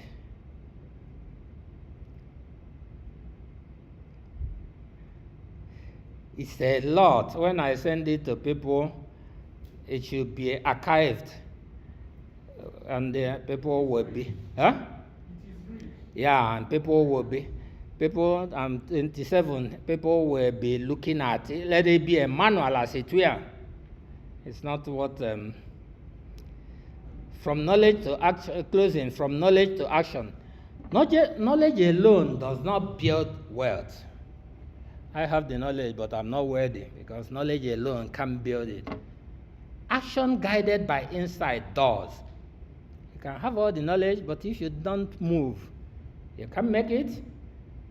Reflect on your investment habits and mindset regularly to make better decisions. Discipline, patience, and calculated action create sustainable goal and lasting impact. Strategic investment transforms not only capital, but also character and influence. Prepare today to secure your financial future and leave legacy beyond wealth. Prepare today. B.Sc told me here he is prepared already. Prepare today to secure your financial future. Closing, investment and values. Investing with values and vision. Sustainable wealth on the NGX comes from disciplined action rooted in integrity and innovation. Strategic thinking combined with strong values shape a resilient investment future that transcends market fluctuations.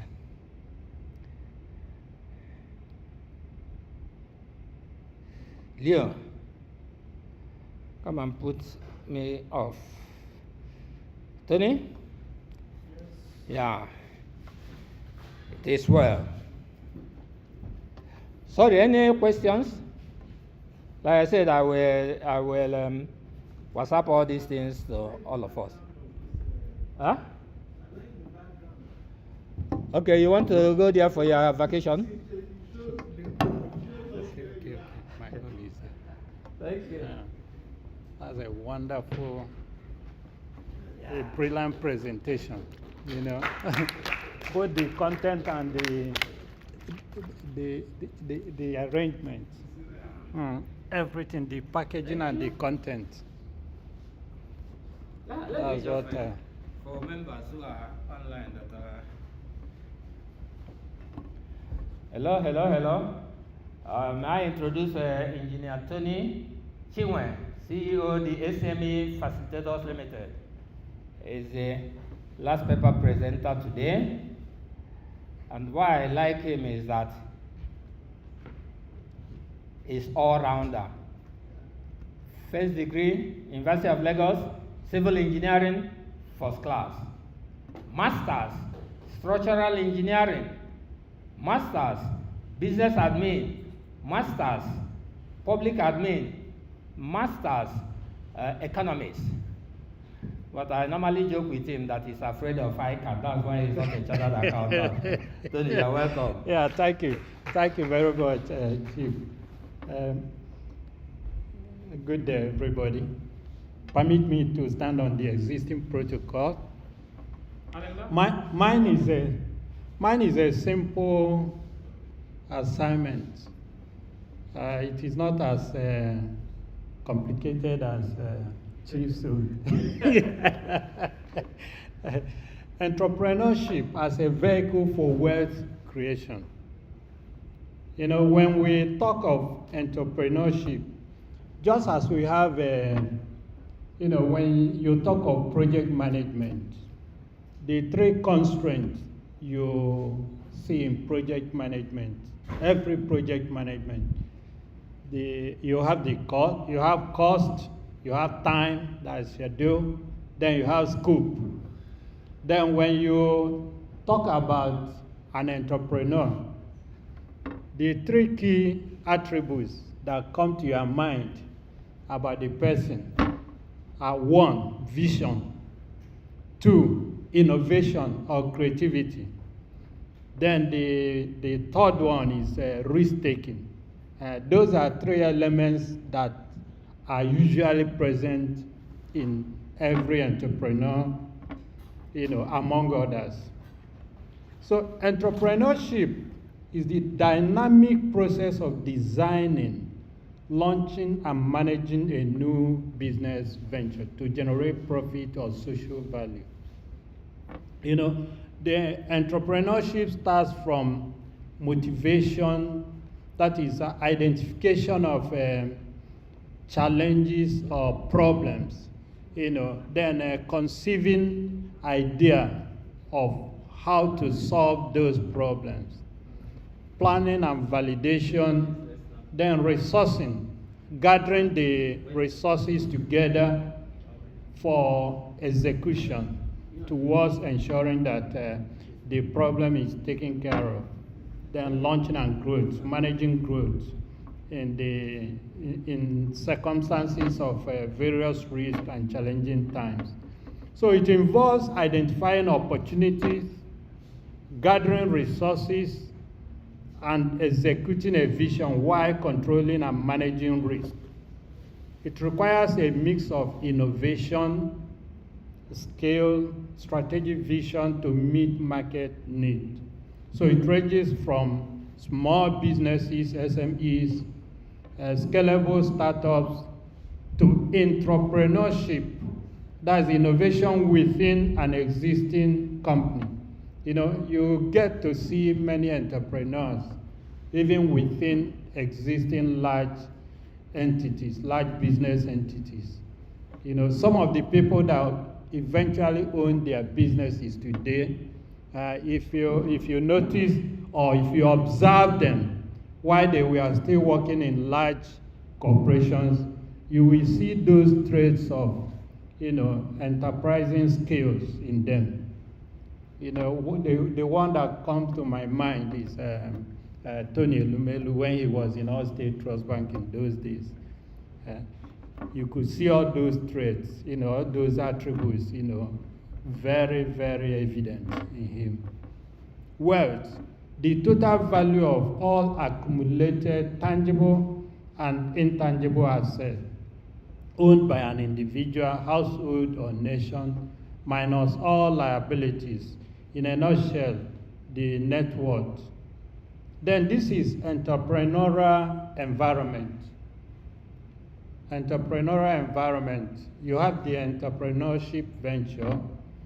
You know, around it you have competitors, you know, the stakeholders, the environment in which an entrepreneur operates, or in which entrepreneurship venture operates. You have the competitors, you have suppliers, you have customers, you have technology, the facilitator and driving force of the business, You have money sources, the enablers.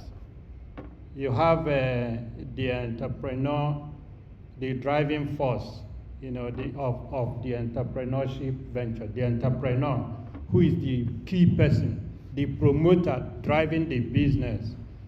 His background, his experience, his network, they are all brought into the business to impact positively and drive the business. Then you have the legal and the regulatory environment, or the legal and the government. That's the entrepreneurial environment. Then, by way of introduction, why wealth creation matters. Why is it important to create wealth, both at individual level and at national level? We all know why it is important to create wealth. We know why we aspire to have wealth. At individual level, financial freedom and independence, retirement, security, and future opportunities, protection against inflation, protection against inflation. Wealth protects against inflation. You retire and feel secured when you have when you have a portfolio of assets that evidence your wealth. Then safety net against emergencies, generational wealth, legacy, financial legacy to pass on to the next generation. Those are at individual level. Then at national level, Just 5 minutes, the snap pictures. okay. Because the newspaper people want it. Okay. After 5 minutes, you continue. Okay. Sorry. Let's all come and snap pictures so that people will see that though we are not many. There are some big people still came around. Listening. You are sleeping already. Yeah. The snap picture first. Then I snap the presenter. Perfect.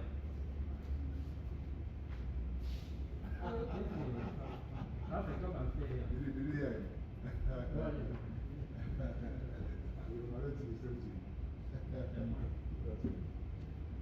Anyway, come and talk to one government.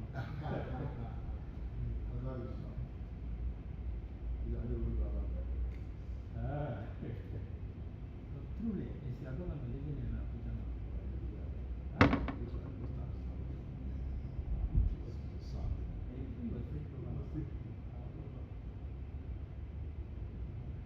How about 3 or 4?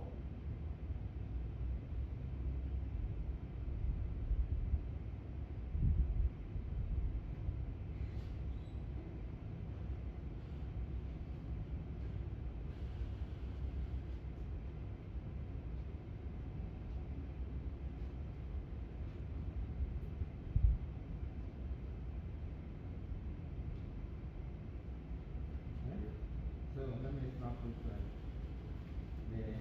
facilitator.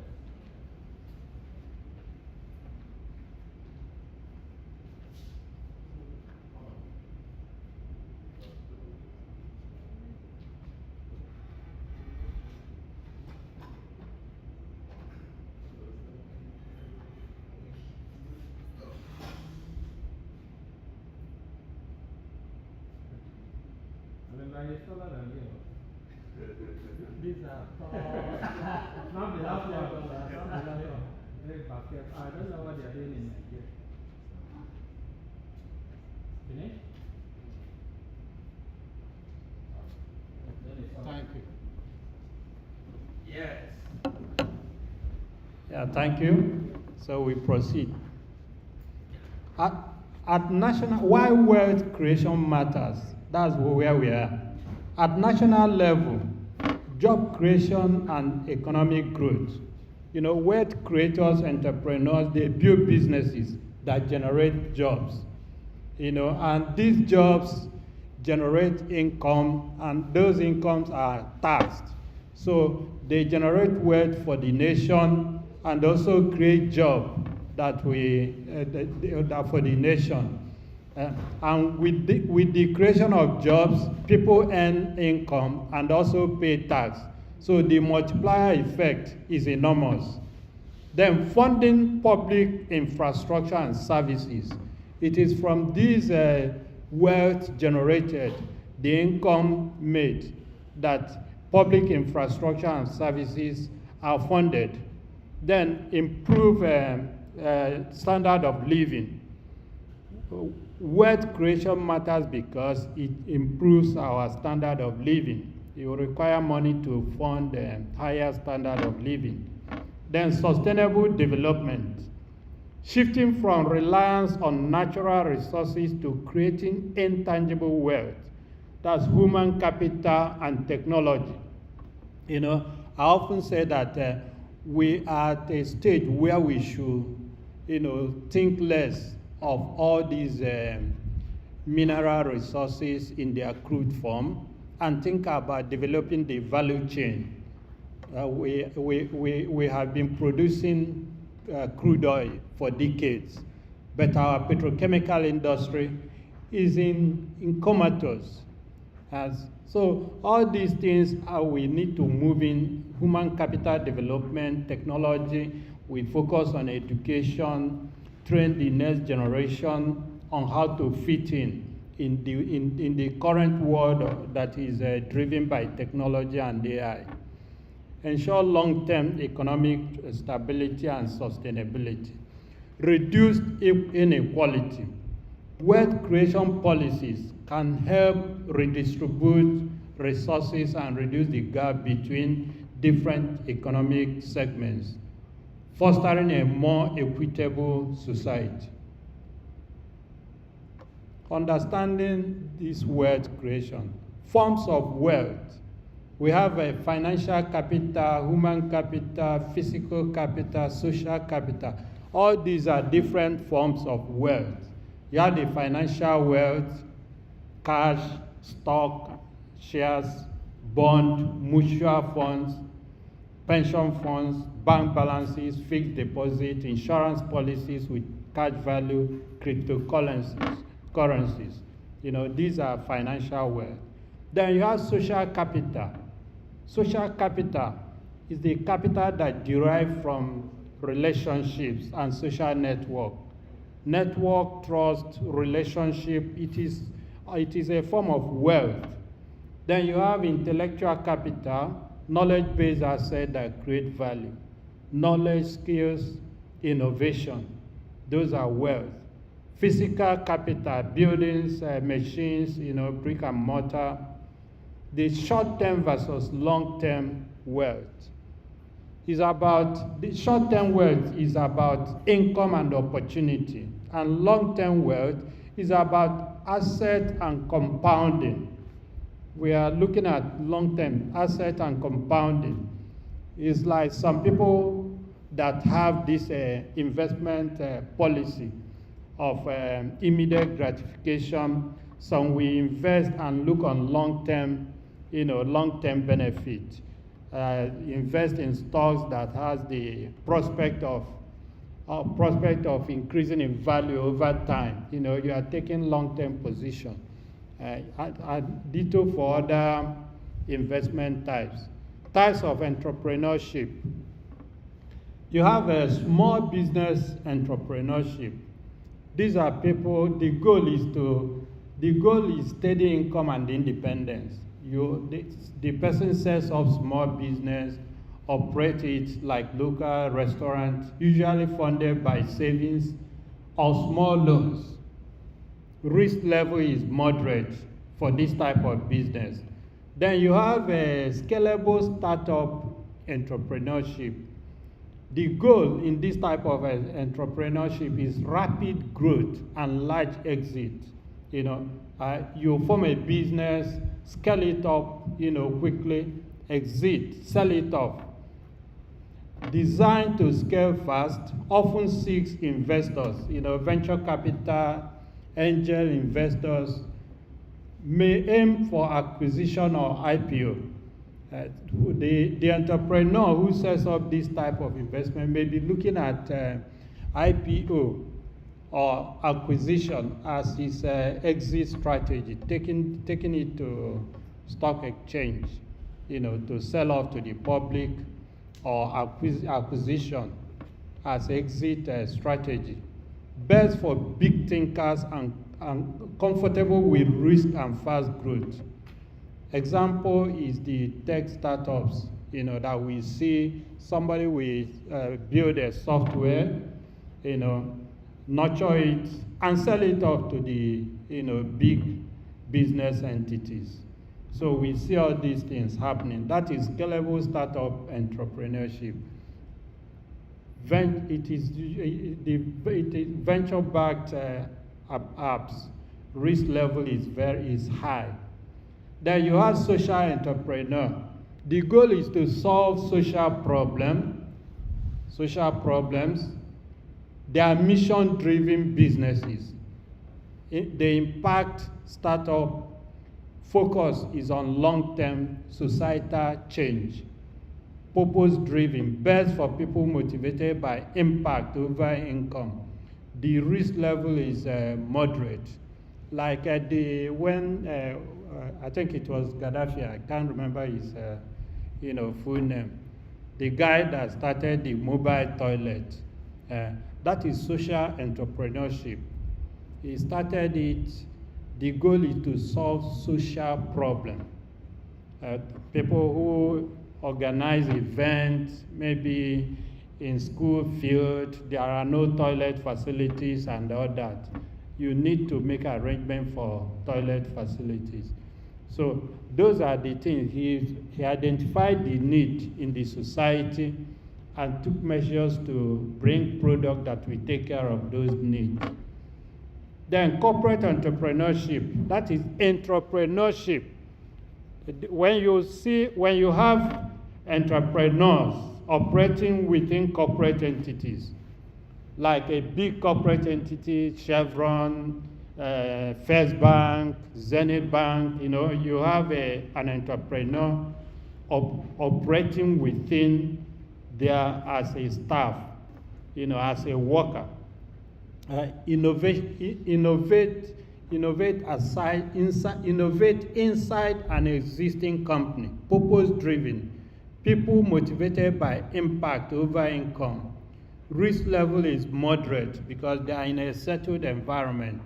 But you see these people with their creativity, with their innovative ideas, coming up with a different product that will take the organization to the next level. So they operate everywhere. Lifestyle entrepreneurship. These ones are freelancers. They want freedom and flexibility. They are digital nomads, coaches, YouTubers. The risk level is low to moderate. Then you have serial entrepreneurship. They build, scale, exit, and repeat. These people, they build businesses, replicate, and exit. They build, sell, exit. They are good at starting business. They are good at identifying opportunity, starting business, and passing it on to those that are better at managing business, riding on the status quo. Or even franchising. Then you have a buyer entrepreneurship. These are people that acquire, like franchise, or acquire an existing company and ride on existing system structures and processes.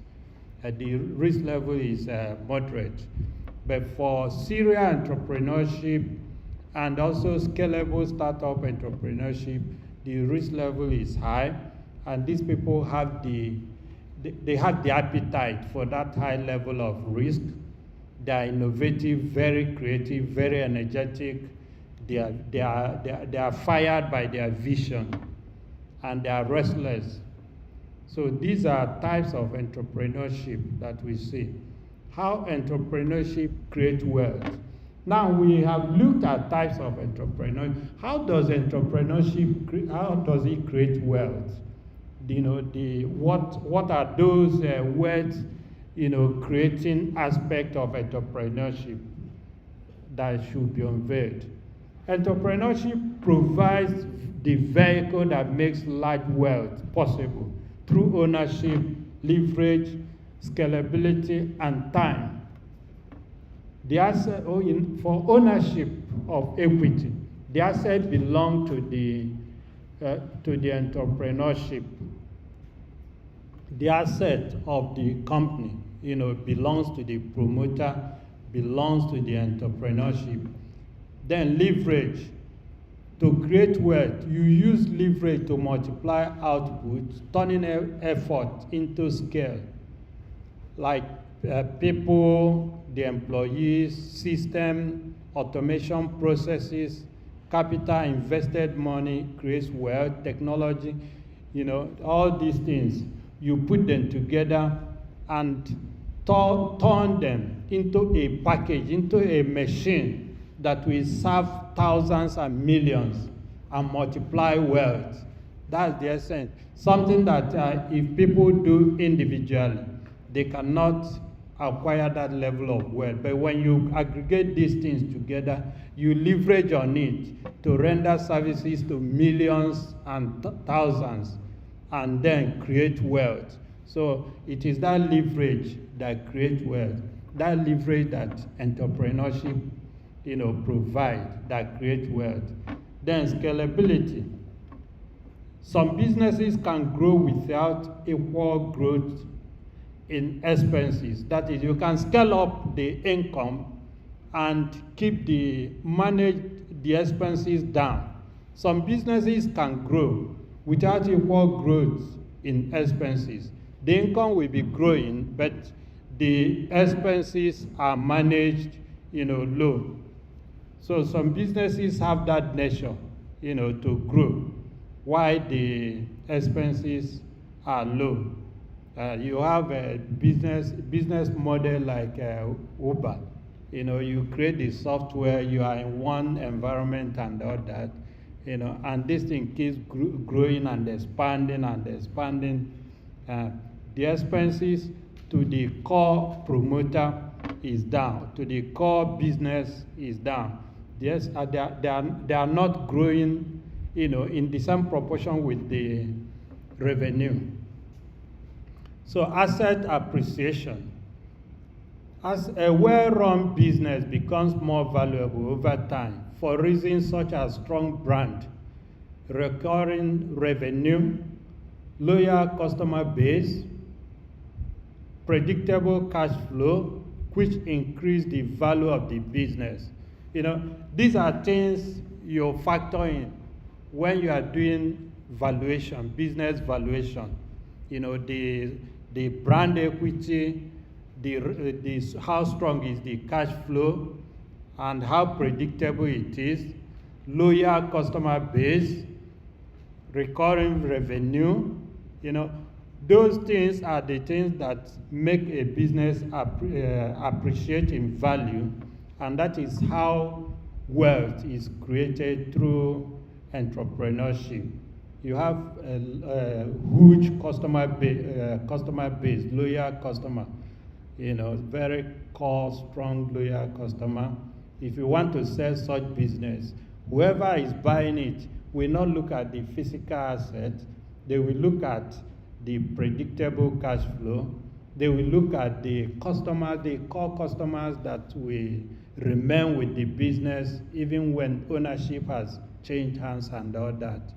Then they look at the brand equity, how strong is the brand, how is the brand perceived in the market environment. Then tax efficiency, those are, when they do it, you know, the wealth, you know, the value attached to the business increases.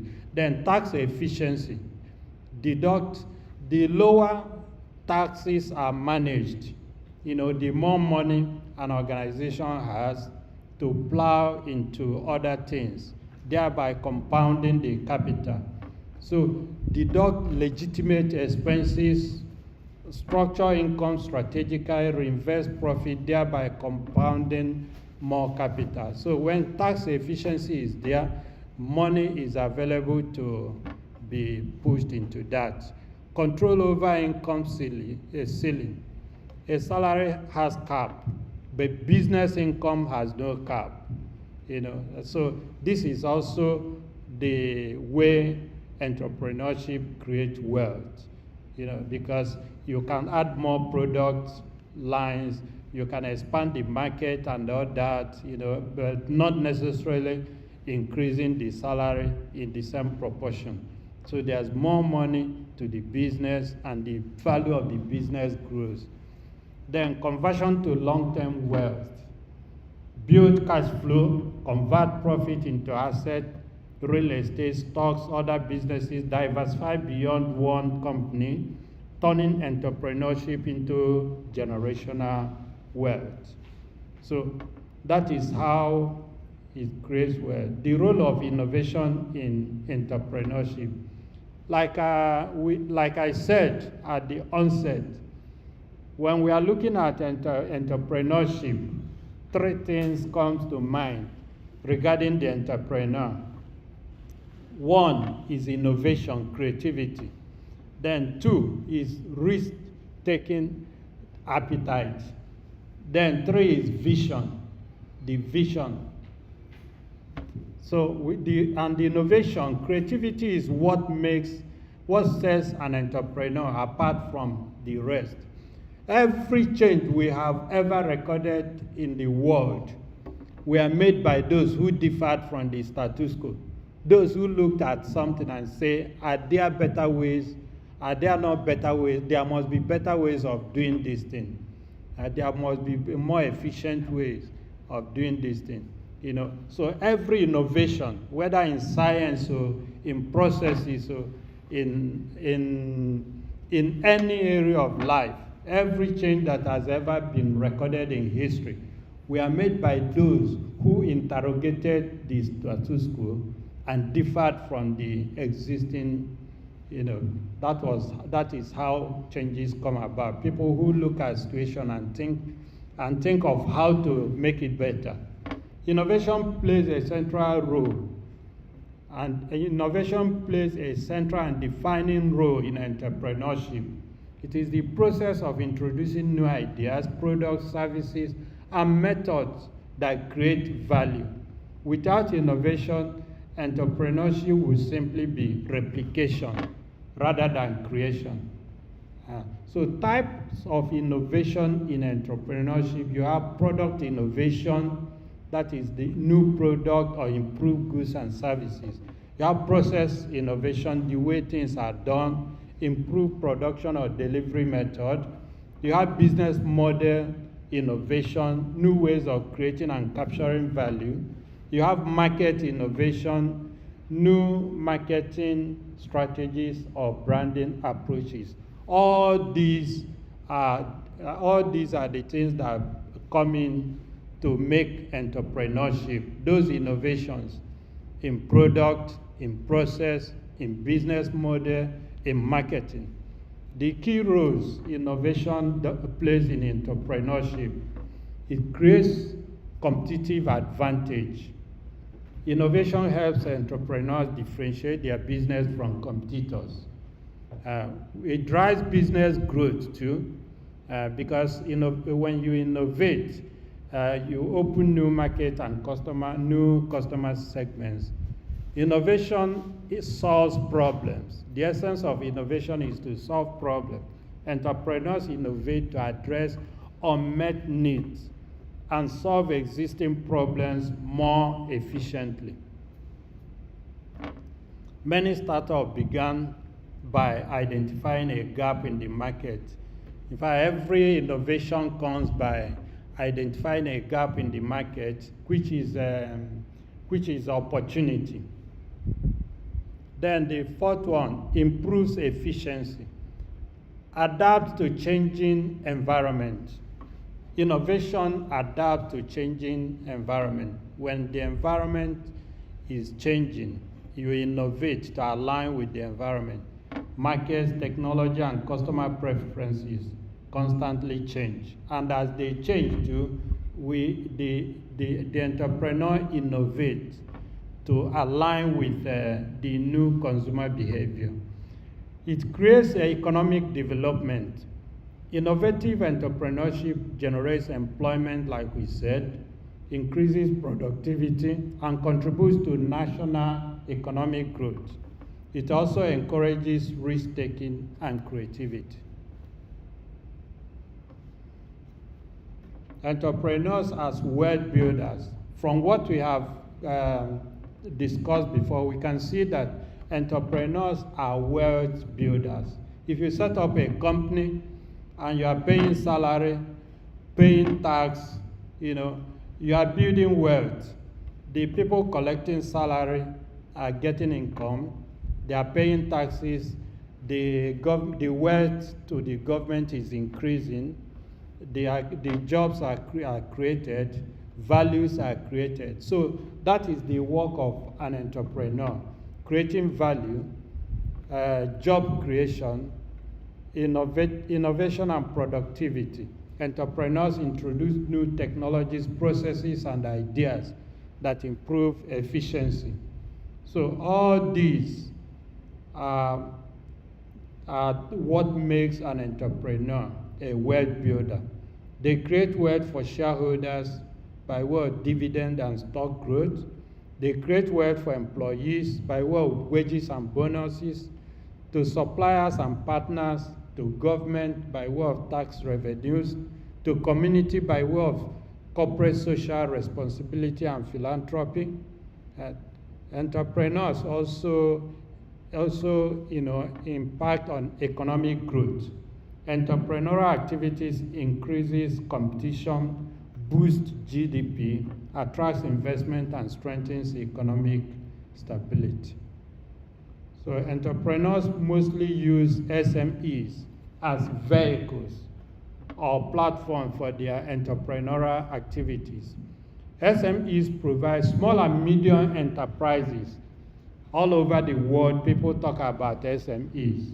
That is the vehicle that most entrepreneurs use. Most businesses start small, but the vision of the entrepreneur is big. They start small and grow very fast and grow big. Many successful large corporations today started as SMEs. Amazon started as a small online bookstore. Microsoft as a small software startup. Dangote as a small trading business in Nigeria. So they all started as SME. So entrepreneurship is done using the platform and the vehicle of SMEs, small and medium enterprises, most of the time. SMEs in Nigeria is defined as business entities with employee count of 10 to 199. 10 employees to 199 employees. Then asset base of the upper limit of 500 million with, excluding land and buildings. Actually, SMEs are defined by 3 parameters: asset base, employee level, and turnover. But in Nigeria, officially asset base and employee level are used to define SMEs. The strategic importance of these SMEs, which is the vehicle for entrepreneurship. They are engine of economic growth. The agents of innovation. Over 95% of enterprises are SMEs. They employ 60 to 80% of the workforce. They contribute 30 to 60% of GDP of most developing nations. And they diversify revenue base of the economy. Because SMEs, you see SMEs operating in all the segments of the economy. If you talk of aviation, you see SMEs there. If you talk of oil and gas, you also see SMEs. And there are linkages. The SMEs provide support and linkage to the larger entities. Then they also increase foreign exchange earnings. Some SMEs export their goods and services and earn foreign exchange, which impact positively on the economy. They provide input for large companies on sustainable basis. And these SMEs have challenges. Some are external, some are internal. One is lack of access to suitable finance, options, access, cost, size, timeliness, and tenure.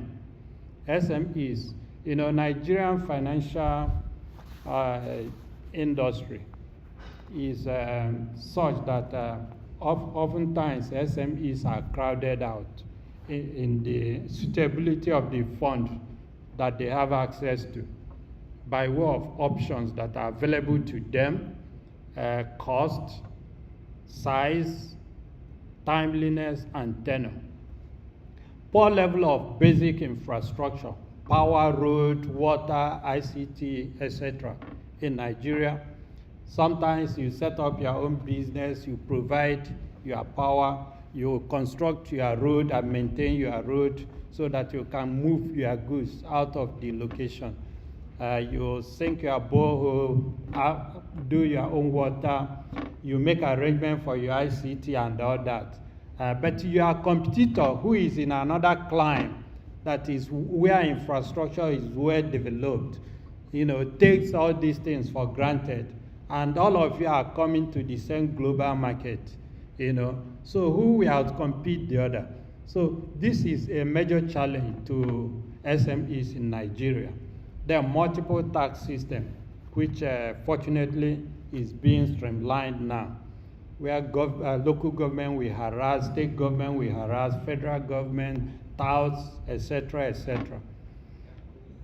All of them, and the entrepreneur, the SME operator or promoter is confused, is confused. And tax is like Greek, esoteric, something written in esoteric language that ordinary people cannot decode. Low level of insecurity in some developing countries, in some like in our own case too, low level of insecurity. Those are challenges that are external to SMEs. Stifling business climate due to inappropriate government policies, legal and regulatory frameworks, limited access to human capital market. SMEs cannot afford to hire sophisticated knowledgeable chartered accountants and pay. So they don't have that capacity to hire the requisite people with requisite skill. So those are also part of the challenges. Then challenges faced by SMEs that are internal, poor managerial or entrepreneurial skill and inadequate processes, absence of proper business planning, concepts and strategies, not well defined, not properly articulated, lack of long-term strategy and poor business model, poor corporate governance and succession plan, small equity base, opposition to ownership dilution, either through equity or technical intervention. Opposition to ownership dilution. They want to keep it to themselves. Like Chief said, our people don't want to take their businesses to to stock market. They don't want to enlist. I remember a friend of mine told me about how they tried to persuade the late Chief Ilodibe, to go to take a credit Lichukumotos to. The man refused.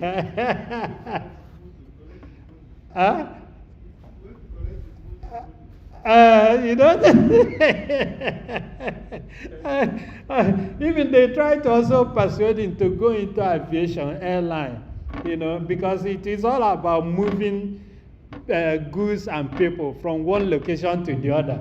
Why not also invest in this? The one said, no. So opposition to dilute ownership, either through equity or technical intervention. The promoters of SMEs, they show reluctance in that area. They're also reluctant to adopt innovation, technology, processes, and markets. They are reluctant to. They just want to maintain the status quo.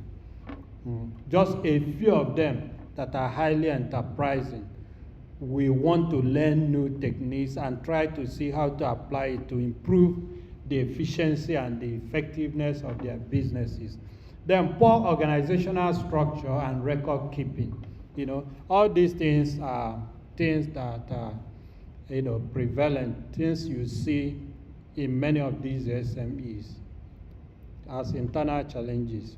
Then intervention program. If government should intervene in a lot of these, and the intervention programs in SME space or segment, should focus on these barriers that are listed. Government should pick them one after the other and come up with relevant policies and intervention packages that will make these things, that will dismantle these things and make Nigerian SMEs competitive in the global market. Relevant intervention programs for development and growth of SMEs are those that are geared towards dismantling these barriers that shackle the SMEs. Then entrepreneurship and economic development, contribution to GDP, we've talked about it, how entrepreneurs through their businesses contribute to GDP, reduction of unemployment by creating jobs, development of local industries, wealth distribution across communities, distribution of wealth across communities through the activities of these entrepreneurs. Challenges to wealth creation through entrepreneurship, access to capital, market competition, regulatory, we've gone through this one. Then overcoming entrepreneurial challenges. That's the access to stable funding should be created for entrepreneurs. Access to suitable funding in terms of tenure, in terms of timeliness, in terms of options. The financial industry should be developed such that they should be able to access suitable funding at the stage of the development. For instance, in Nigeria, how many venture capital companies do we have? How many private equity firms do we have? What are the activities? All these things are non-existent or, almost non-existent. But out there, once you have good idea, you can run to one or two places. They will start funding your idea. But Nigeria is not, we don't have such, it is not developed along that line. We misplace our priorities. No education. The educational system is in shambles. SMEs are ignored. And meanwhile, money is being, plowed into things that are unnecessary, things that do not impact on human development indices. So education and skill development, mentorship and networking, government and institutional support. Those are the things that then case studies for successful Nigerian entrepreneurs. We look at the case of Aliko Dangote, the industrial conglomerate builder. The founder of Dangote Group, like we talked about, Africa's biggest industrial conglomerate. He started as a commodities trader in a small way, expanded into cement. Eventually, he went through a process of backward integration to start manufacturing what he's selling locally: cement, sugar, flour, salt, and now oil refinement.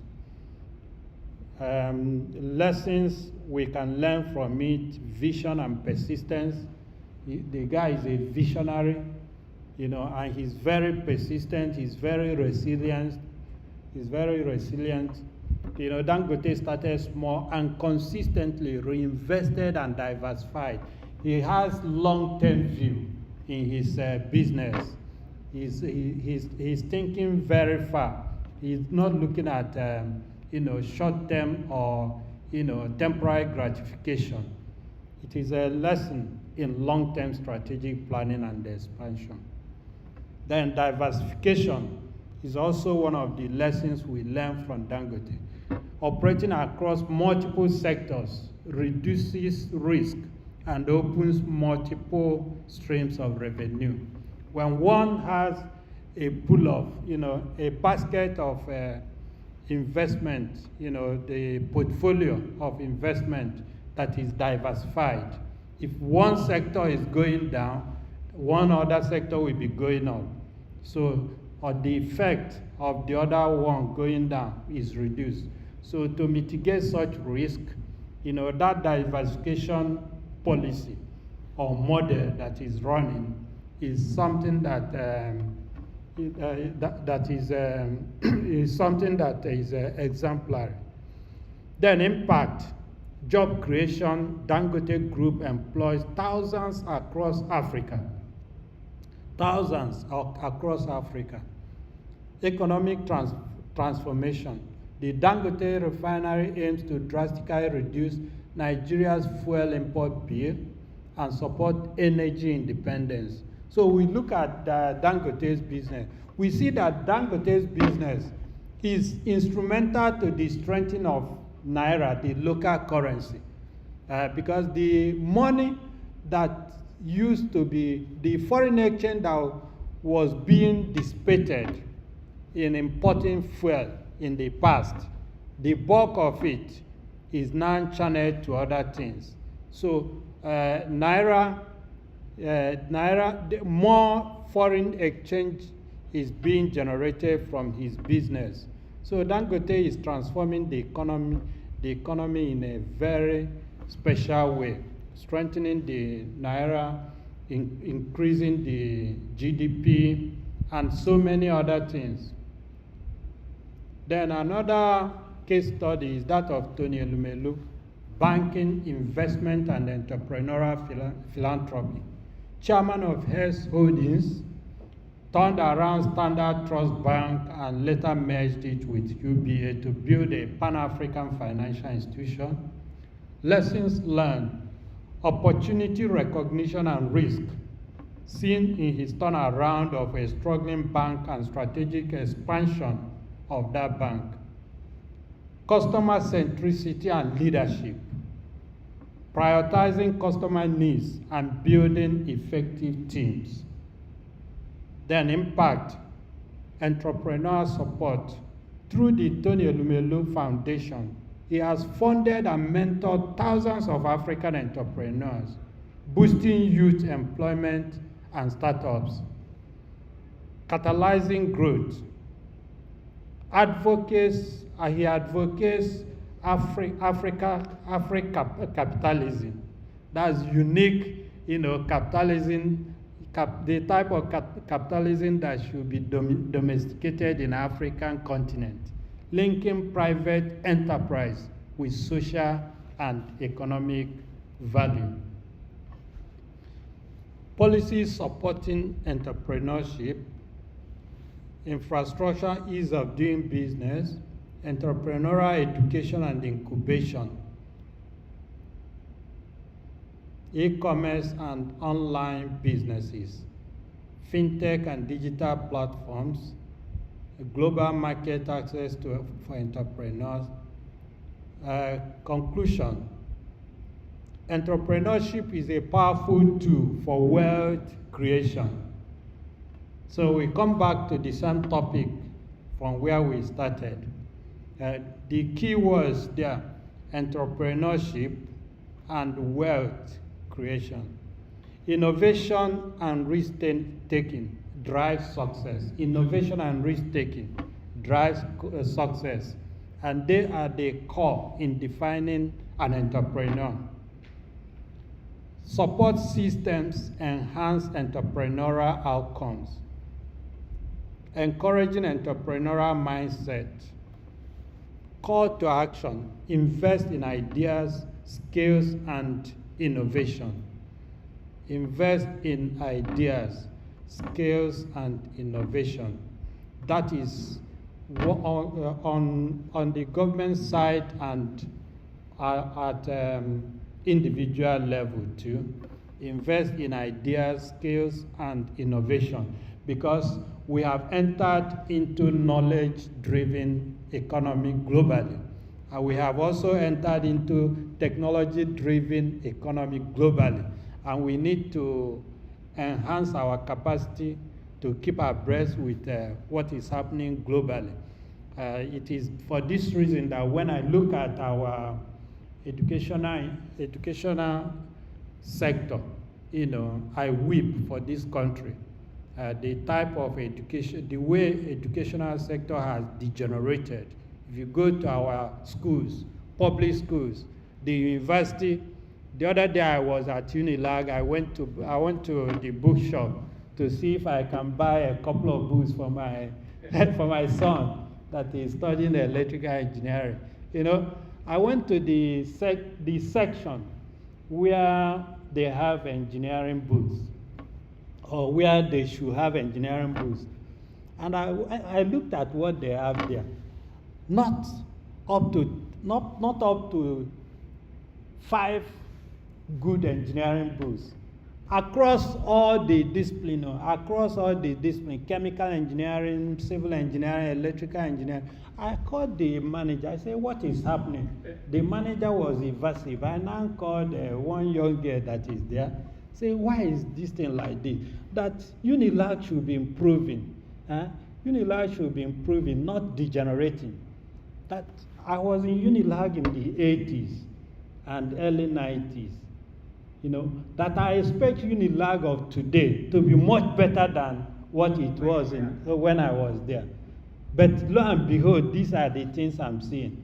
Then I went to the faculty to meet with a classmate of mine who is a lecturer there. I said, what is happening? How do you people recommend books to these children? Where do they buy their books from? How can they study without books? You are reading, you don't have the facilities, you don't have the equipment, updated state-of-the-art equipment. You are still using equipment in the workshop that your forefathers used in the 70s, donated by UNESCO in the 70s and 80s. It is even better in courses like sociology, psychology, but it is a terrible thing in engineering and applied science courses where you have to do practical, where equipment and state-of-the-art equipment for workshop practice, for the practical aspect, are being churned out every day. And institutions are replacing old ones with new ones. You are still using the ones that we are using in the 80s in this modern time. So these are the things. Our people, the lecturer, he lamented. I don't want to go into. He lamented, and I felt sorry for him.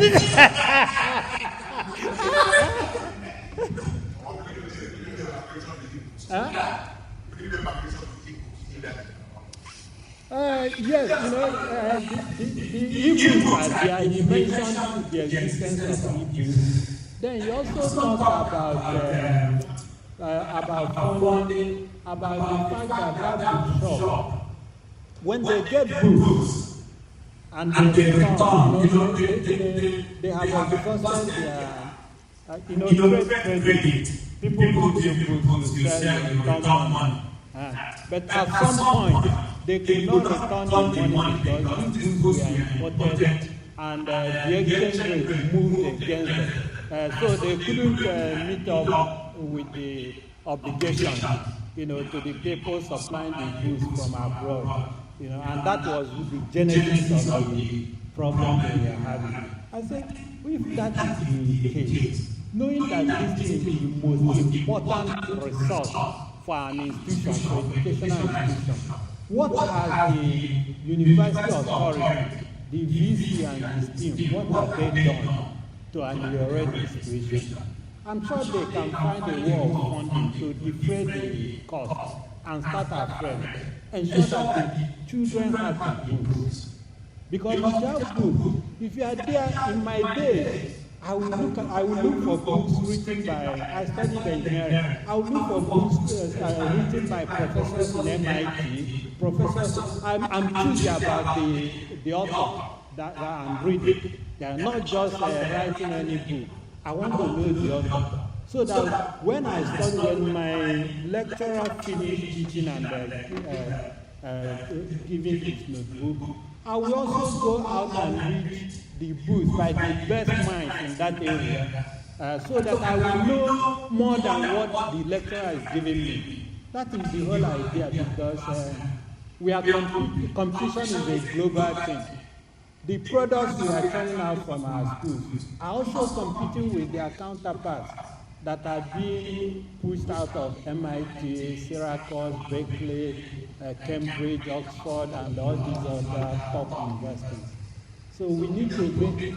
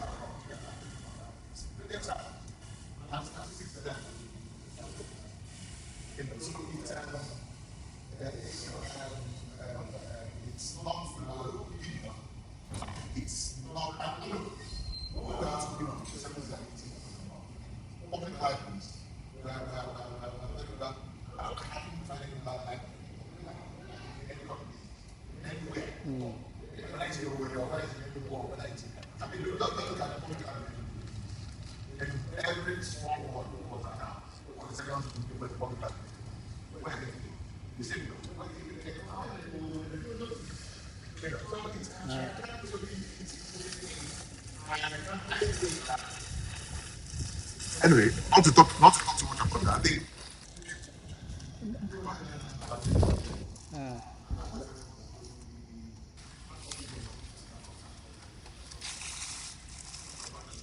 yes, I agree with you that most of them, when they get out there, they compete effectively. But I will ask you a question. Why should we rely on this educational tourism or medical tourism? Why shouldn't we reverse it so that they come to us? Why should our children be going to Ghana, be going to South Africa for all these things? Now, if you don't have the opportunity to go out there, for the kids that we want to know, let me ask I'll ask the girl that ordered. Because majority of them are the people that will handle our economy. Those people going out there, most of them, greater percentage of them will settle there and start working. So majority of the people that will build, that is the human capital, that will build our economy, are those people that are trained here, who didn't have the opportunity of moving abroad, to brush up their skills and become relevant. So what do we do as a nation? Because the way our political leaders and planners are moving, they don't care about healthcare system. They don't care about the educational system. They are happy about the tourism in those happening in those two areas. And these are the things that will make the nation as a whole, as a group, make us as a nation competitive in the coming years in the global economy. Because you can't rely on just a few of those your diaspora people for the workforce that will handle the economy. So that is the major challenge.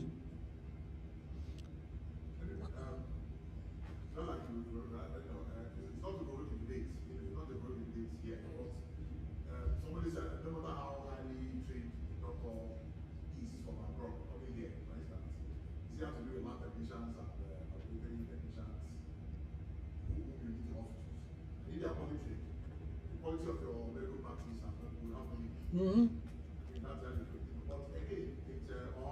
When politicians like we get money, when they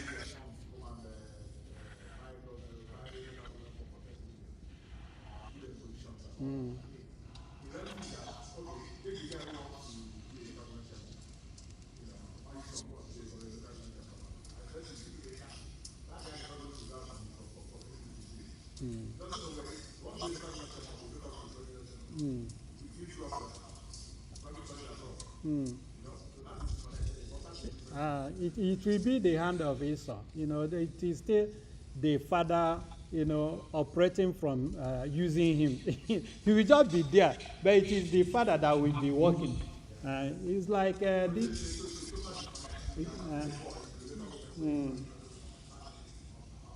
I think we need to do something about our political culture in this country.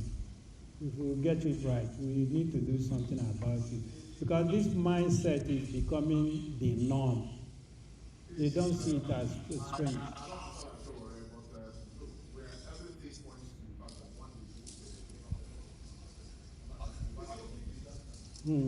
Total disaster. Total disaster. Total disaster.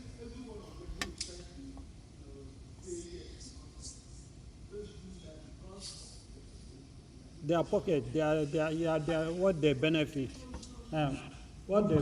their interest.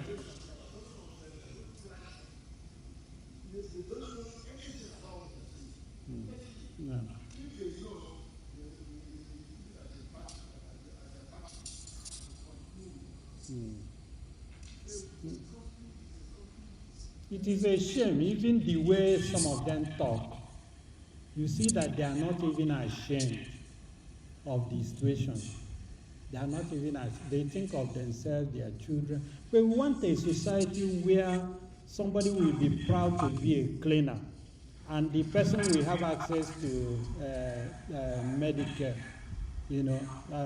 through insurance, a system that is working for everybody. We want a situation where somebody will be the child of, the child of a lowly person, and the person will aspire to be the president of Nigeria. A place where things are working. Because every child is a talent given to the nation, not just the parent. You don't know what the child will do. You stifle the talent, the skills, the potentials of the child. A child that would have been an Albert Einstein will end up being a beggar just because of the way the society is structured. No opportunity. It shouldn't be. It shouldn't be. But there are people that are not reasoning that way. Otherwise, why should one person take 50 billion, for instance? What does he need it for? What does he need it for? And that money is enough to... I was reading about the healthcare, the budget, the capital budget, 30-something million. the healthcare budget. Can you imagine? It means they've given up because all of them fly abroad when they are sick. They don't care what happens. People are dying for ailments that 5,000, 10,000 can take care of. It's a shame, and something has to happen. You know, that's why I'm happy that some people, some right-thinking people are moving into politics to redefine the value that people hold in politics.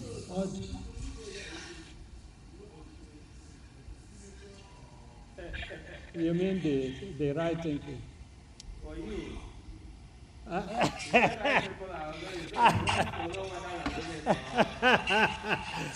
No, I'm not going into any elective partisan politics. I just want politics from the view that things should work in this country.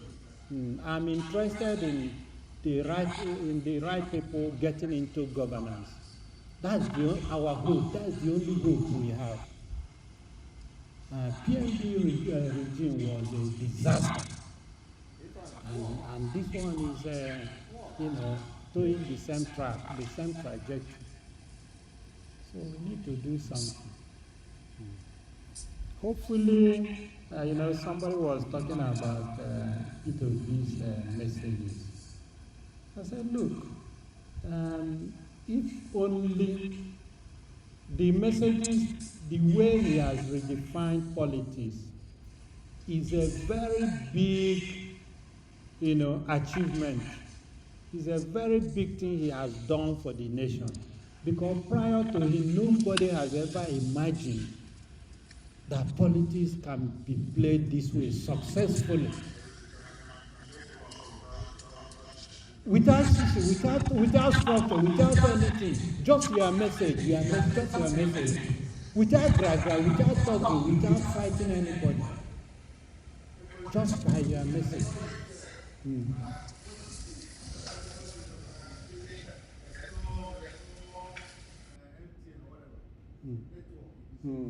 Those are the people that are living in the past.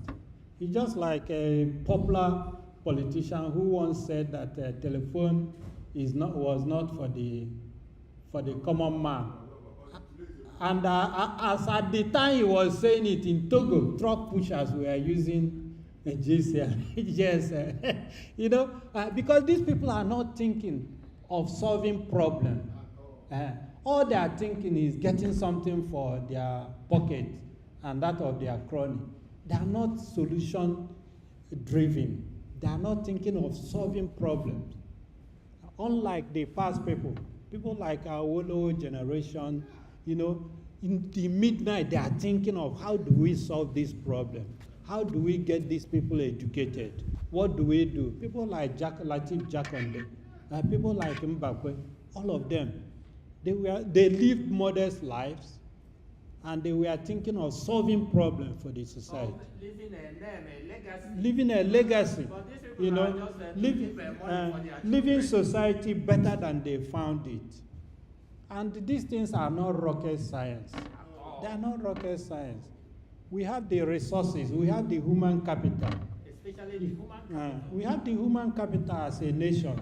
The wonderful people are in diaspora who are willing to come and assist. But the political environment, does not make it conducive for them to come. Huh?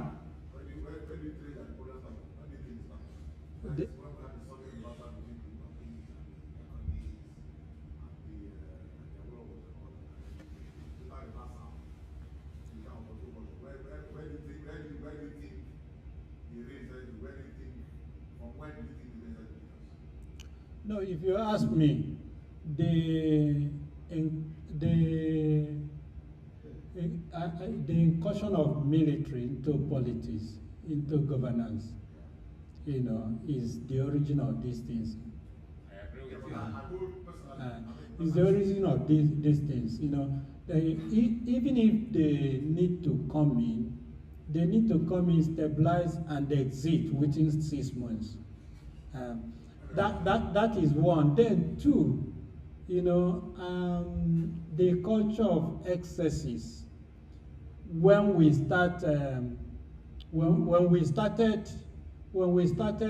worshiping money, however it is found, from the petrodollar days, when Nigerian problem was how to spend money, you know, our value system changed.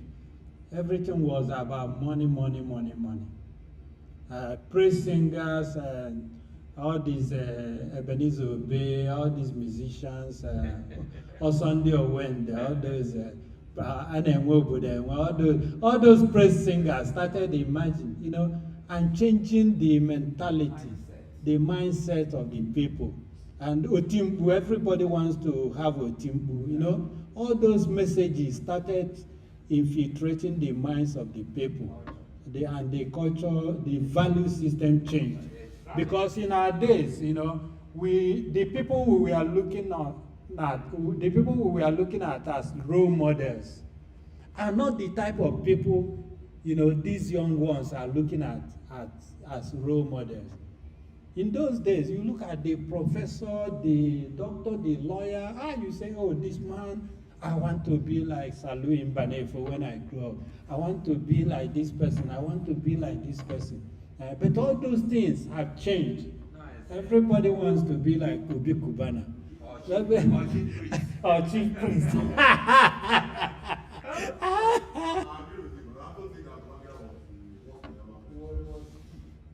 He was key. That's when I say military. When I say it stayed the longest, about 9 years. No. He was key. And if you look at Nigerian constitution, because constitution is key. Constitution is the primary document that defines the structure of a nation. So if you look at the constitution, for instance, the shifting of power, saying that so and so area will produce so and so number of senators, so and so number, shifting of power was structured by these military guys.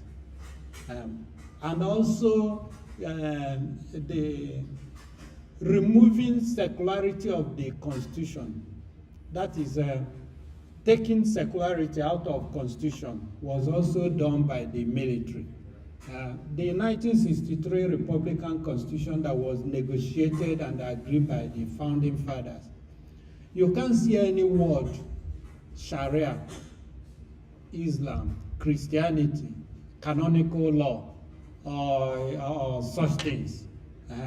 And the Constitution is sacred. If you say your nation is a secular nation, why should you have such things being dumped in the Constitution by a few people? So until we get a Constitution that we can call we the people agree, not that a few military boys gave us this one to be running with. You know, until we get it like as our founding fathers did, we may never be in a position to replicate what the likes of Michael Obara did when it was said that the economy was the fastest growing economy in the world. Because, you know, Constitution is the foundation of everything. Then flowing from that Constitution will now be the values, the value system, and the type of people that are moving into politics.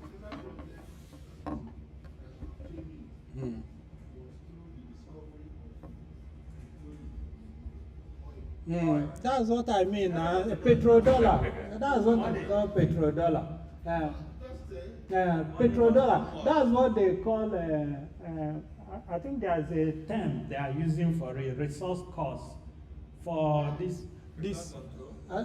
Cost. You know, something cost for petroleum, because there was a study and they discovered that those people that discovered petroleum, that most of them, you know, left the development of other areas of the economy, and we are just taking rent.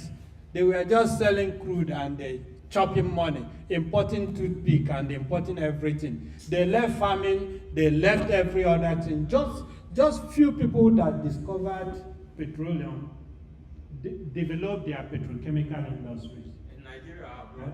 No, abroad now. I'm not saying Nigeria is one of the people that this cost. No, it is an economic term. One professor worked on it, and it is a popular term. You know that he studied all the oil-producing countries and discovered that most of them ran into trouble. They stopped developing other sectors. They were just exporting crude oil, getting the money and blowing it. You know, that is indolence everywhere. Intellectual indolence, leadership indolence everywhere. You know, so those people eventually they sank the nation to the rock bottom, and that is what happened in Nigeria. When petrodollar came on board, people forsake their farm. Everybody became a contractor, as Ebenezer or was it Sonny Ade was saying. You know, I'm a director and all that. Everybody became a contractor. You register company, you go there, you supply sand, they pay you. You supply toothpick, they pay you. You go and import, everything was being imported. All the industries that were set up by our founding fathers started going down because they were being neglected. Then White Elephant Project, because we don't know how to spend our money. You know, all these nations, Russia, they will come and sell us this turnkey project. We pay them money, go and develop a larger steel company. We pay them huge money, go and develop this. And today all of them are White Elephant Project. The White Elephant Project that have been abandoned is currently valued at about 17 trillion naira. 17 trillion naira. Yes. In Nigeria? Yes, there was a study. Abandoned project, 17 trillion naira. You can imagine if we can unlock that type of money, inject it into education, into healthcare system. We will have first class, you know, healthcare system and education in this country, and there will be reverse tourism in those areas. So thank you, gentlemen and ladies.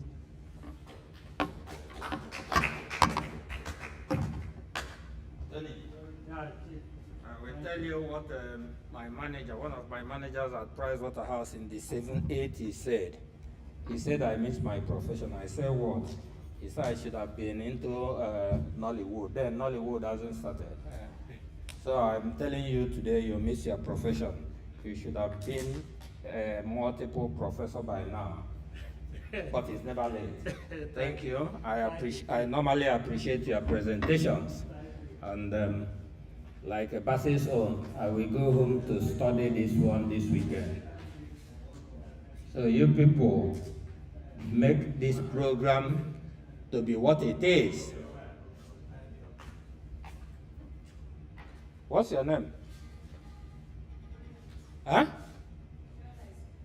Joy Light. This is the second time you're attending, but you came late today. You have a church program today? Okay. So Tony, thank you. Basse, thank you. You people are what make me to be resilient in organizing this thing. Wait first, because no, I will talk. You will still talk. I will still talk again, because like Basse said in the morning, he will benefit something from coming today, and he's indeed benefiting. So I'm a very selfish person. You know? I'm organizing all these things and calling other people to come so that I will be learning from them, but some people don't know. Thank you very much. Like I was saying in the morning, early morning about stocks. You know, I keep having on Banquet, I keep having on MTN and WAPCO. The stock market closed, and MTN has moved up again to 700 and something. In the morning I was saying 680 something, so it moved by almost 10%. and the WAPCO equally moved. You follow? So what am I saying? We are here organizing this conference, but my money is working for me. When I say my money is more, but it's something. So today, my portfolio has moved up a bit because the stocks I bought last year are still moving up, because the capital market will, results are trickling in, though unaudited, but it's a bearing to what will happen when it's audited. So people are keen in, buying, the market is moving, the World Bank, that is what they will see. They will not go to Oyibo Market or My 12 to see the pulse of the masses. So they will say the economy is improving, etc., etc. And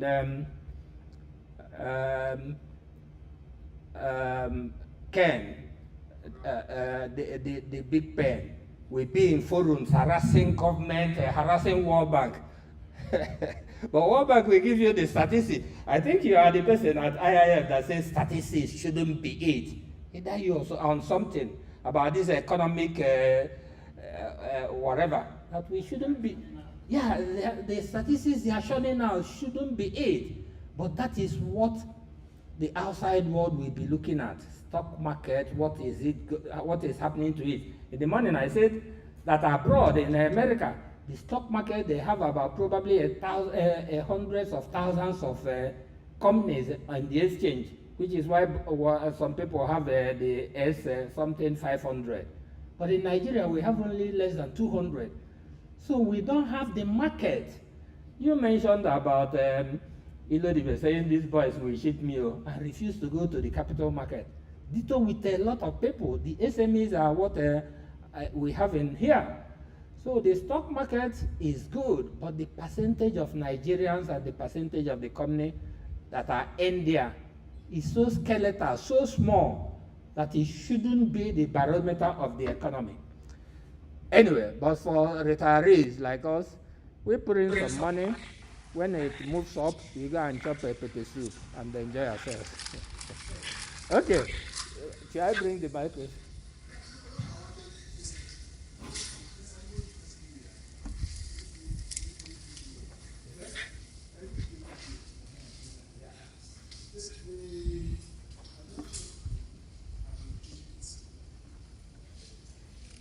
Joylight, is there another microphone?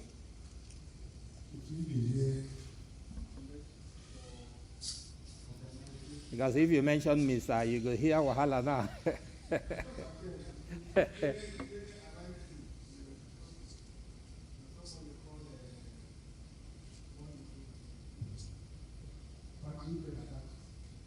Mister, you said it.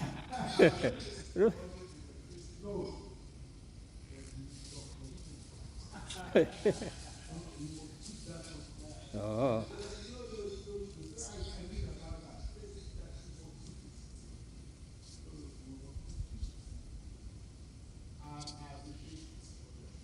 Thank you, sir.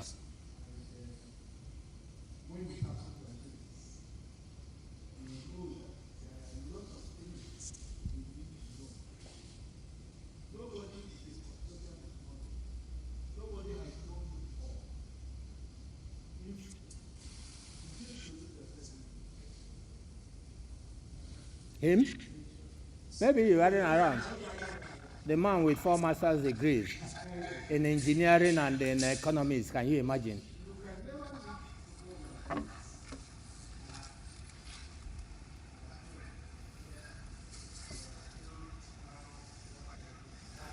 Okay, put this in.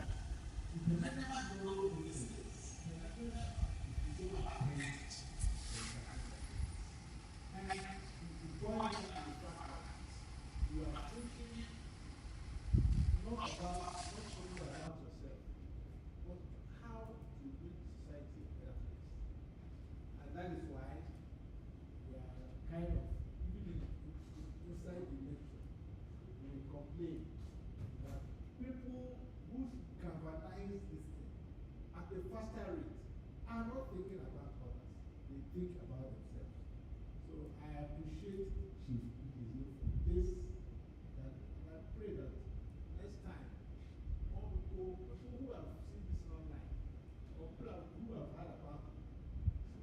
together so that we will hear more and brainstorm. It's very, very important. And I don't know how we are going to publicize it. It's a, Different fora. I don't know. it's a problem. One, the location. When I was doing it in Anthony, the place, the first time, the maiden edition, we have about 65 people. It's the distance.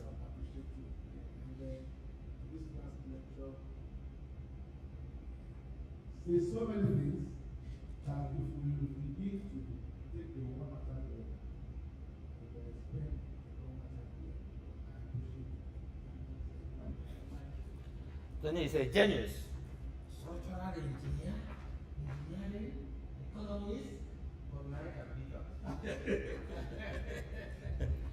Yes, we have come to the end. Like I said, this is 331. The last paper, or one of the papers, by Mr. Emeka Atuma, SCA.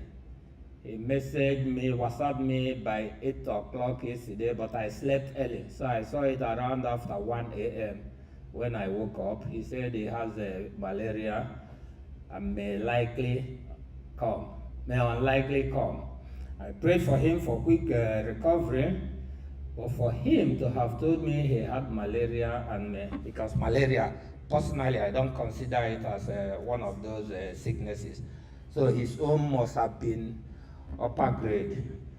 And you know, women, the wife probably will, say they don't go anywhere, etc., etc. We miss him, but I know next time he will come because he's giving us the technological aspect of it. If he had come today, he will be talking basic. He's a data scientist. He will be talking mainly about technology. I'm a finance person, so I usually talk on finance. You are a registrar, you talk on data as. I don't know where to place Tony, but because he's a SME, his name of company is the SME Enterprises. He's now moving into SME because that is where the money is. He's an engineer, but engineering is something else. You saw when he complained that there are no textbooks again. So we will keep in December, I must be frank, I thought of stopping what we did today. But at a point, I said, if I stop it, what will I be doing now? Like I mentioned to you, when we were working, I can go to CNI, go there, branch in the office, just talking. And out of those talking, something could crop up in terms of job. But this time around, if I go, like I mentioned to you, if I come to your office or go to some people's office that are still working, anyway, my mates usually are not working anymore. If I go, what will I be doing in the person's office? I will feel I'm disturbing the person. So I say, if I stop this thing, that this thing could go whatever, before you know it, etc., etc. So I said to start it. Just like I said, the person I wanted to do paper one was doing hide and seek for me, so I had to do it myself. And we will continue. April 16, this same location, the day Banex, the owner of this mall, came in mid last year or so. So you were there that day. We all snapped pictures. I felt so bad. He was asking me, hasn't the day started? Because he saw few people. I said it has started, but that because we have been doing online. And it's people outside Lagos and Nigeria that made me to start doing online, because they say since they can't come, why don't I do online? I started. Then those people in Lagos here now felt, why would I take excuse from work to come? Or why would I leave where I'm staying? Transport myself here. So it's a problem. Most people are online now. I can tell you, at least 20, 30, 50, 100 people will be online. But we will still be doing it this way, and I'll try and get more newspaper people. It's just that some of them would want us to give them so much. I will try and get some of them to serialize the lectures, so that other people who haven't come will get to know about it. Definitely, not everybody will come, and we are doing it on a weekday, etc. So like I said, the lady that demands your numbers, Tony, I will pass on the number to you and her own as well, so that when she calls, you know it's not all these 419 people calling. Ditto. She says she wants, she would have come, but the same malaria. Maybe this is the season of malaria. That you people, I should give your number so that she does interview, because ordinarily if she was around, she will do interview on areas where she wants to position the write-up. So thank you everybody, and normally after this one, by weekend, early next week, we will determine the topic we will do next time, and let's just be moving. Let's just be moving, and the generation, is it the Z generation, people who are between 25 and 35 that I'm disappointed in. They are not interested at all.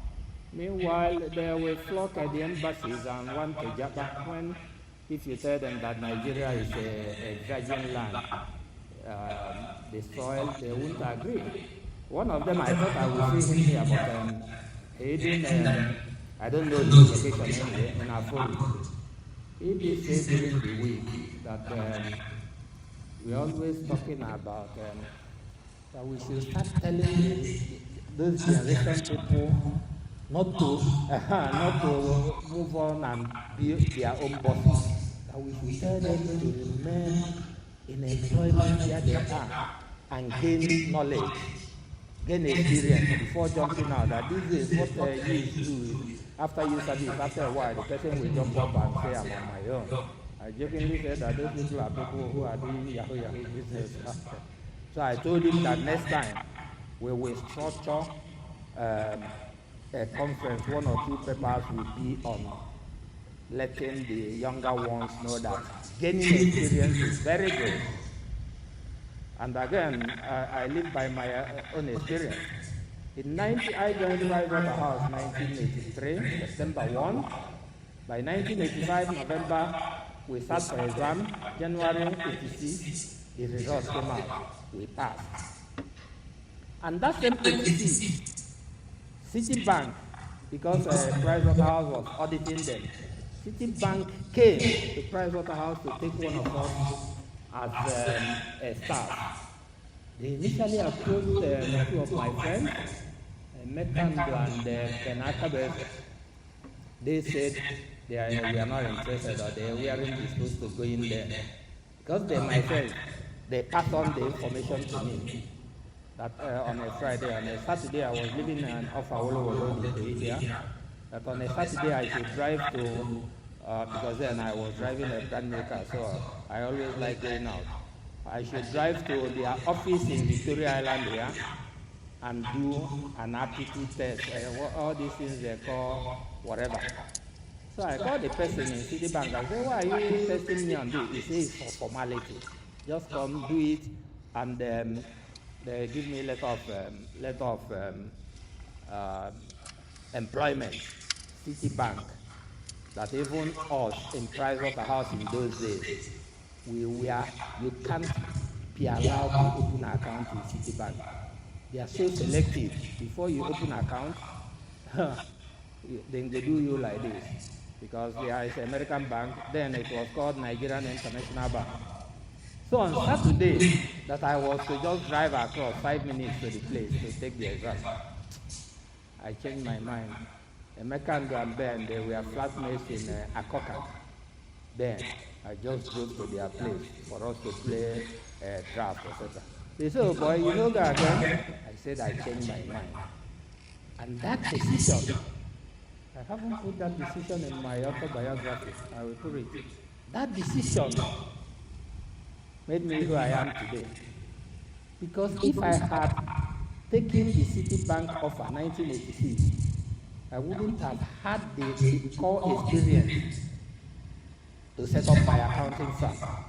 Because I later stayed in the Pricewaterhouse in 1990. We did an Allstates Trust Bank audit. I was a manager there, so I led the audit. Allstates Trust Bank audit, December ending 1989. And in January, February, we finished.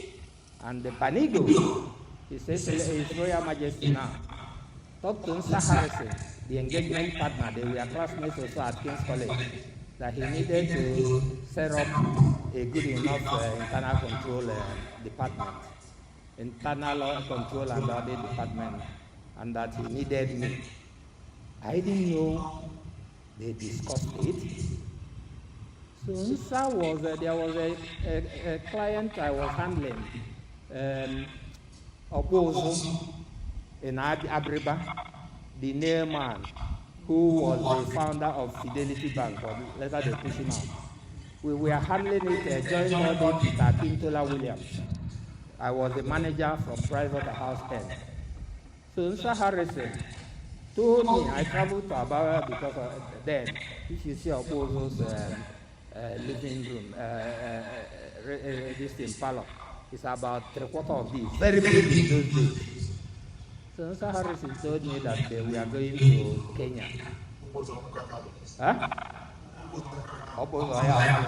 That we are going for, because Pricewaterhouse, the regional office in Africa was in Kenya then, that they were going for partners meeting, that I shouldn't leave him run away. I couldn't understand what he meant, because I never knew. Then I had started discussing with Allstates, but I wasn't very keen. I loved audit, but I didn't know that he was the person who even approved my going to Allstates. And he has been waiting for me to drop letter of resignation. Are you following? So when he said that thing, I didn't understand what he meant. My good friend who later took over from Mr. Harrison, Ken Ibokwe from Oreste, who later became the managing partner of Pricewaterhouse. Then he was a senior manager. I now went to Ken's office and we were chatting. I said, see you waiting, Nsa told me. Ken laughed. I said, Nsa doesn't want you to resign in his absence. That it was him that approved that you go to Allstates. Are you following?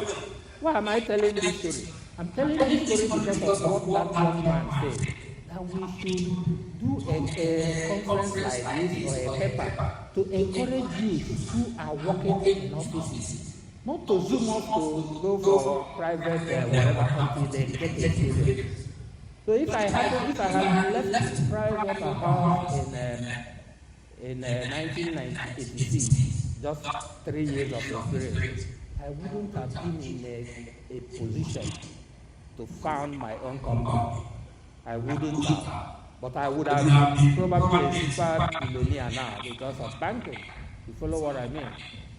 I would have been. But such is life. I enjoy what I'm doing. Money is good. But when you have it, when you are contented with what you have and you are thinking instead of just money.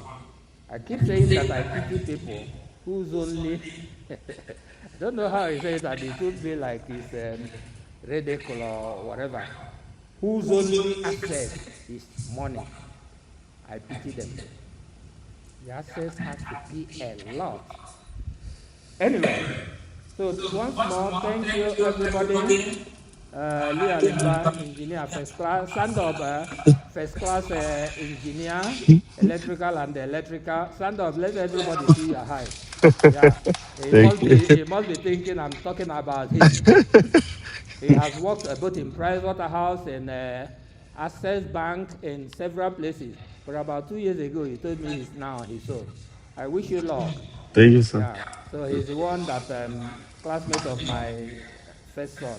The one that is helping us with this tech, with the tech, and just like my son took after him. My son, I have twin duplex. I stay in one. I left the children to stay in one. One day, my son carrying goods. I say, where are you going? He says he's found an apartment in Lekki because Leo was living in Lekki. So all these people, they are thinking, just like one of you said, their mindset is different. They are thinking if they stay in Anthony, it's a rural area, as it were. But if they stay in Lekki here, that's it. But that's the marketing man, care. But that's what you people encourage in marketing. Perception is reality, Abi. Yeah, basically, I think when the person like people are worrying, we are over 60 years old. Huh? When people are, all these are 60 years old, when people are worrying ourselves too much. The reality that these young people will shape the world the way they want to do it. The world they live in, they will shape the world they want to live in. I know. I mean, when 60-year-olds and 70-years are involved in making constitution, I think it doesn't. But they have refused to come to join the politics. 30-year-olds are people who are okay. It's for them to shape the world they want to live in. That's what I'm saying. And that world is a global world. That world they live in is a global world. Yeah. Where it wouldn't make any difference if the person who lives in Accra or in New York or in Bangladesh. So, Tony, yeah. So, Ken, we're talking boss. April 16 is on a Thursday. If you are in town, we'd like you to come over here so that you people will assist. The day I'm tired, you people will take it over. We need something like this to be going on. The soft copies of this one, I have them. You'll get them. Then another person I want to thank is my cousin. In my village, my land is here, though we are not the same, but my land or building is here. His own is the next one. Stand up for recognition. His Chief Anes Obuneme. Destiny, sit down. Come on. His Chief Anes Obuneme Moloku. And we call him Okwudili Ijezie. He's a multiple businessman, starting with hotel, event center. His hotel is in the Bemu, event center, pool, whatever, gym. At the gym, we get hard that one day because if I read in social media about married women going to gym, the first place I remember, gym, and there are several other businesses. And he has been financing this project from day one. Today is this 15th edition. We've done 10 for task and five for this one today. Those 15 has been bringing solid money for it. And he's an international businessman. He equally has a hotel in DRC, Congo. Anytime he's in town, he would come for this conference. And he has come in, I think today makes it the 12th time out of the 15. So he's a regular. Thank you, and continue doing what you're doing. We appreciate it. Yeah. So, we're ending today, and I will pass on your papers to the journalists, and something tells me not to pass it to our forums, but I'm a very kind-hearted man. I will give it to them. All the three forums are Kuluno, Itaozobolo investment, and Itaozobolo intellectuals, so that everybody will see what we're doing. People who couldn't come for a lot of reasons. When we were coming, because he came to pick me, that's Okwudili Ijezie. I told him, if I wasn't the one doing this thing, would I be stressing myself from Anthony to come here, since I can stay in my bedroom and watch it online? So I appreciate people who are not coming for a lot of reasons. Some are sick. We thank God that some of us are healthy, amongst other things. So the guest speakers, don't be dispirited that the attendance has slowed down. Like I said, the day Banex attended it, he was wondering, when is the conference started? I told him the conference has started. He said, what? You should find a way of getting people here, etc., etc. I tried, but you can't force people who have other engagements to come in here. Thank you. There's a lady, depending on the course, we are going to do in April 16. There's a lady who is a managing director of Gebatra, one lady from Delta. She's in our forum. Managing director of this real estate company, one big company. If we are going to do something relating in that area, I will lobby her to come and present paper on real estate so that people can have a diversified income source. Till then, thank you very much. Leo, come and pack and go.